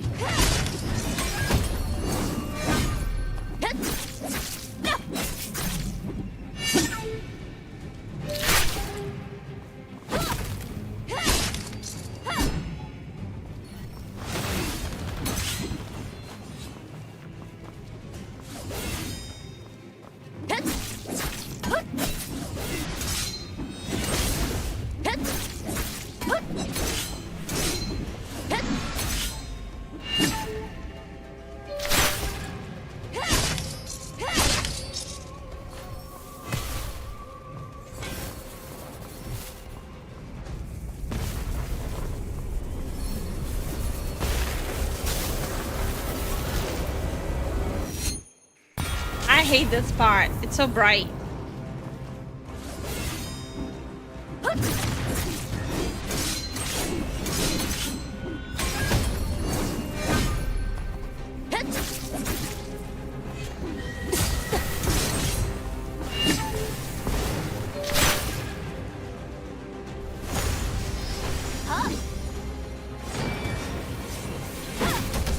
Ah, fuck.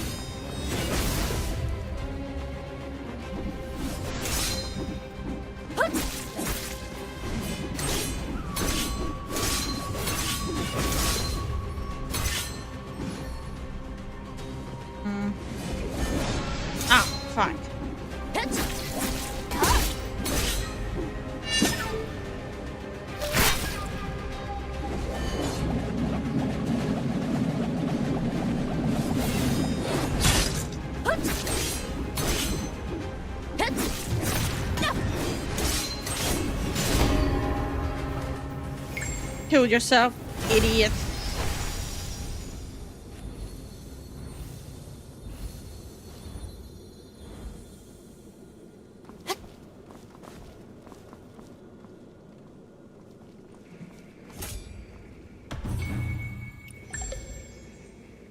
Okay, I guess this one done, at least for now. No, I feel like maybe one more for the road. Drive to Pieces was the one I was thinking about, but that's like one battle oriented outfit. Yeah, probably.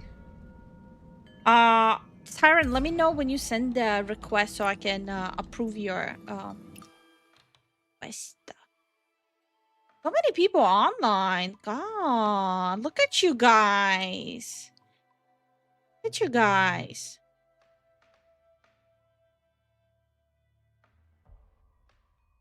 Except for Tact and Mike. Look at these slackers.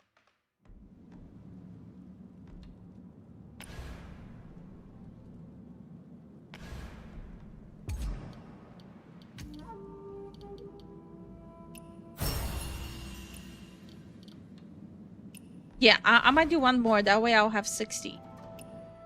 Boy. One more time, one more time, one more time. I'm telling you, Starvin, you're kind of missing out. You kind of missing out.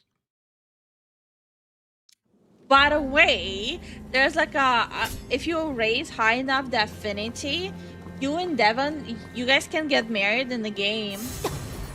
And it gives you like really nice like wedding like cosmetics. It's pretty cool.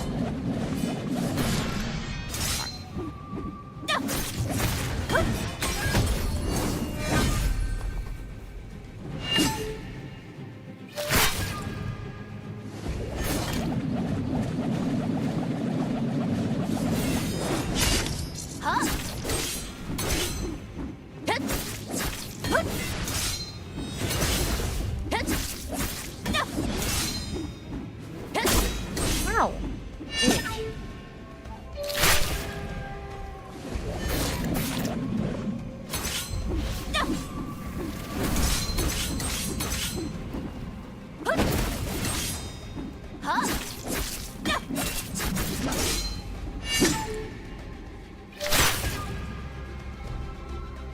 Okay, bitch, I'm out.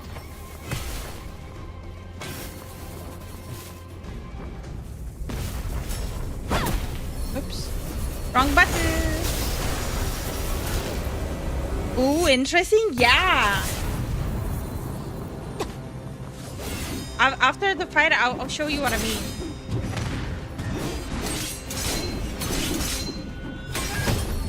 And yes, even though it's a Chinese game, same-sex marriage, yes.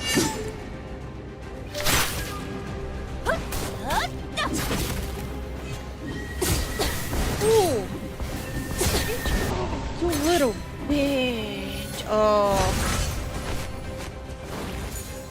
I'm about to slap you with my freaking fan.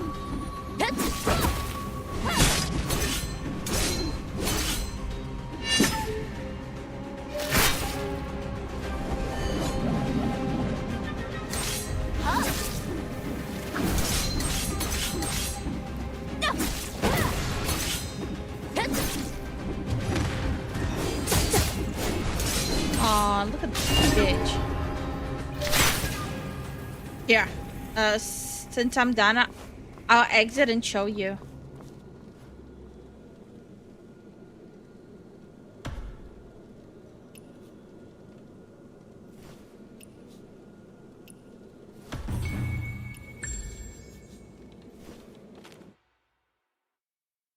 It's funny, so you can be partner and also student teacher, but also sworn sibling, so you are leveling 3 types of relationship at the same time, pretty much.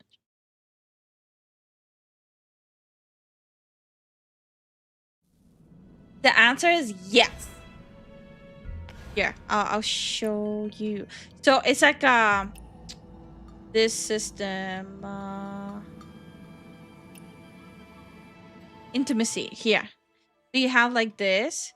So you have like companion, right? Then you have kindred. Then you have comrades, allies, harmony. Wait.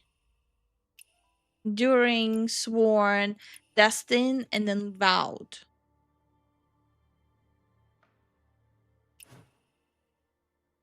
Do you see?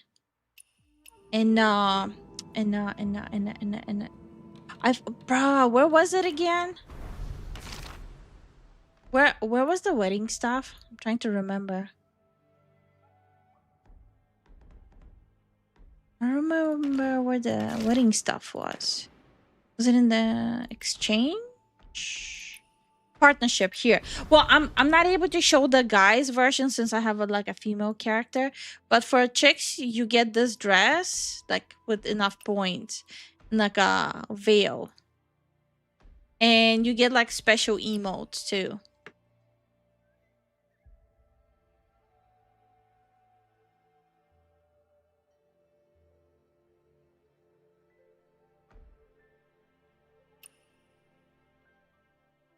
Then you have like stuff like this.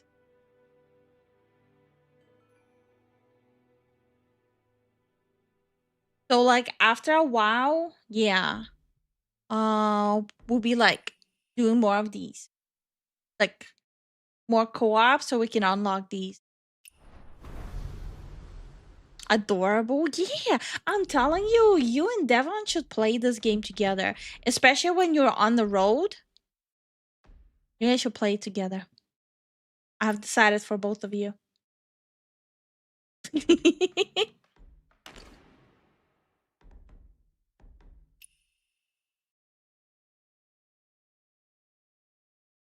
Ew. Digging the emote. And hi, Dragon. Did you know a female teabag is called a clam snap? Ew! Get out. Is that how you say hi? What the fuck? Get out. I'm back normally.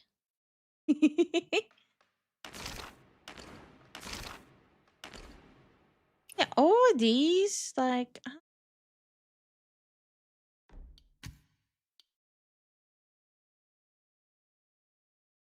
really seem that appealing to me. I don't know. Face? Why would I want to purchase face? Did you do a portrait with Zen? I think so. Yeah, day one. I've literally been here for a while. I think you just never read me. I'm about to read you right now. I don't think he'll come back normal after saying that.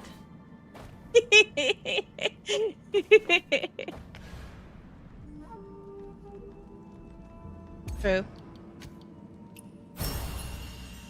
Hey, I finally have 60. Just 100 to go. Kill me. Kill me. Kill me.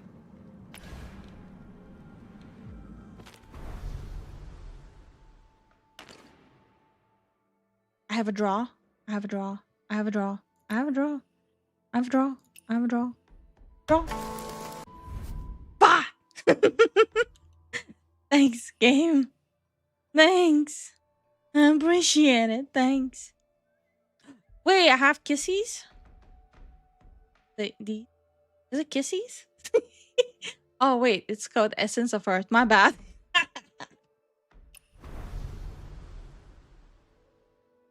Okay. Yeah, I regret it. I regret it. Chat bubble frame. Okay. What? I have only 15 of the. Okay. What is this?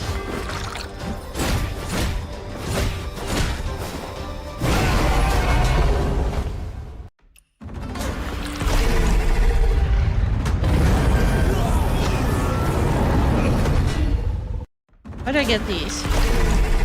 From Draw Shop. Bruh.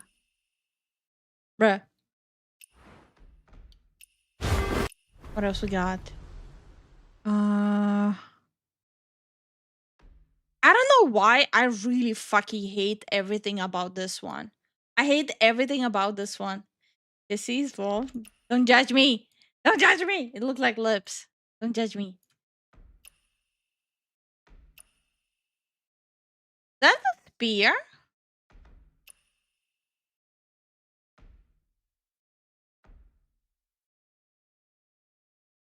Where do you get these?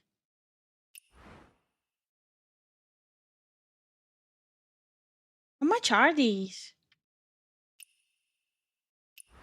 Bro, I was looking at it. What are you doing, game? What are you doing?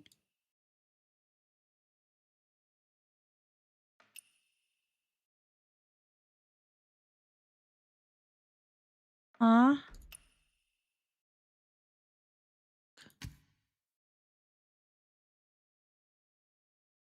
I don't know, dream. What? Bra shop has been opened? What? I am lost. Hi, hey, how are you doing? Hey, it's Pluto. There we go. Full name, full name.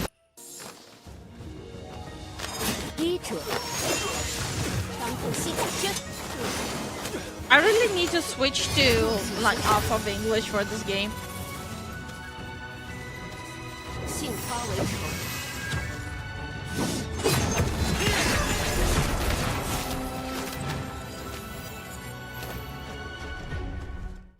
Okay. That's what my fan is capable of doing? Hold on. False advertisement. False advertisement.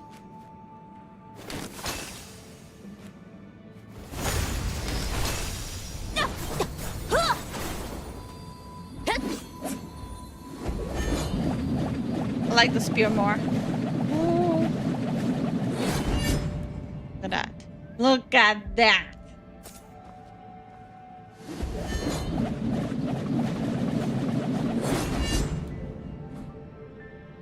Hello, I don't know what else to use, but I can ask what's your honest opinion about this game. I'm loving it. I was supposed to end the stream like half an hour ago. I've been playing it every single day since day one. I'm loving it. Plus, my duos, my husband, who usually joins us for stream, he's a huge Wuxia fan as well. So he's all about this. But yeah, I cannot recommend this game enough. We even have like our own community guild establishing, which is pretty cool.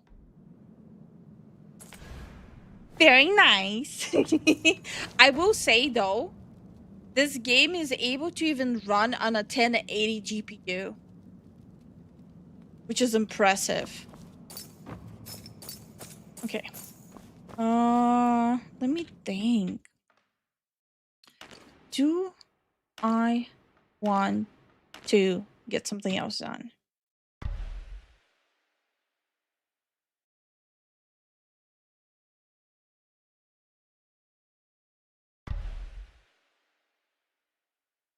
Low 1080 who would still have that, right? Yeah, that's like a super rare.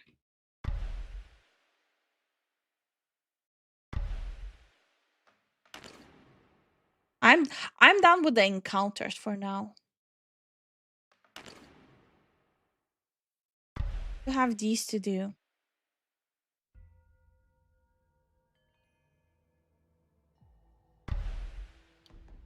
What's this again? Oh, I don't think I've ever done that one. Okay, Eloa. Well, thank you for answering. You're welcome. You're welcome. Always happy to help. Someone switch off my PC so I stop playing. Please. Exploration progress is not high enough for this area.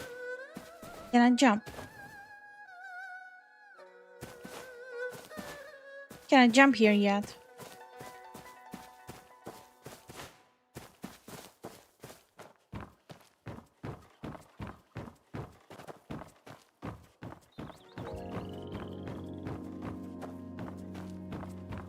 Need more exploration? Thanks, Captain. Thanks, Captain. I should call it a night. I still need to edit a video for tomorrow.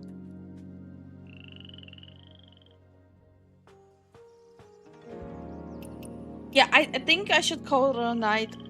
Been sitting here for 5 hours now. Should call it a night. Go get some editing done so I can go sleep. I think doing most of the Lost Stories and Legacy should make it so you can dash at least. Thanks, Captain Obvious.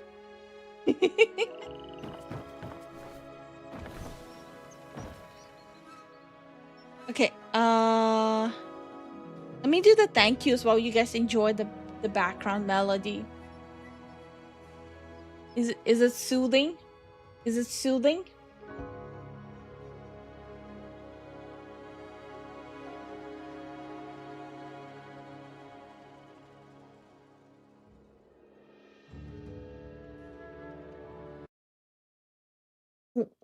What was it? A soothing song?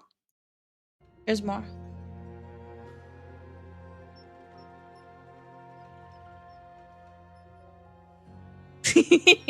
Anyway. Jason, thank you so much for the support. Inspire, thank you so much for the support. Lucian, thank you so much for the support. Want to make sure I don't miss a single soul. Thank you everyone for all the support. And I'll be back tomorrow. Bye.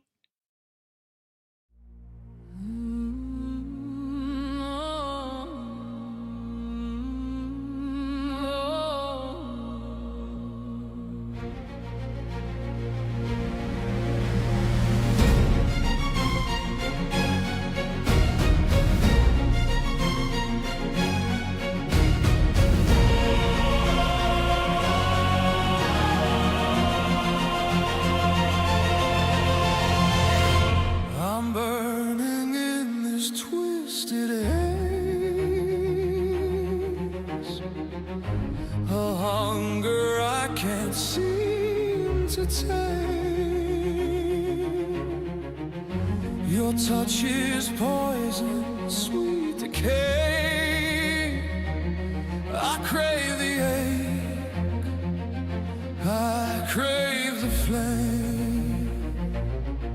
Whisper close, don't hesitate. Let the darkness, let it break. Every sin that calls my name, I'll take it all, I'll take the blame. I want it all, I want you near. Sinking deeper, drowning here. In the night, I'll make you see. This desire's bleeding through me.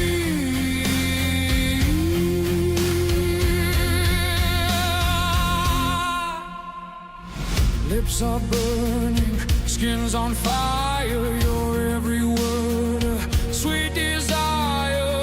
Wrapped in lust, I lose control. A wicked need consuming my soul. Come closer now, don't walk away. I need this moment, need to taste all my secrets. Come undone, we're lost in sin, we're never done.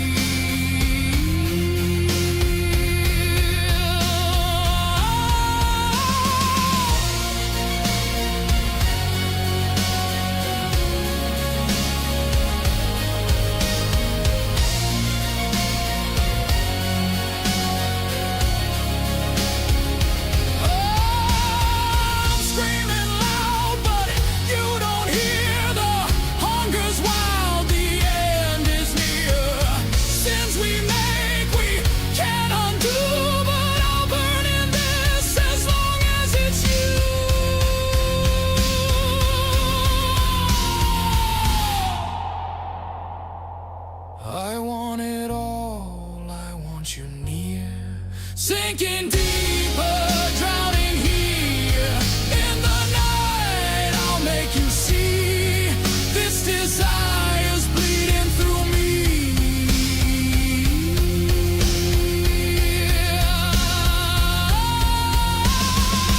Let it burn, let it crash. Take my soul, take it fast.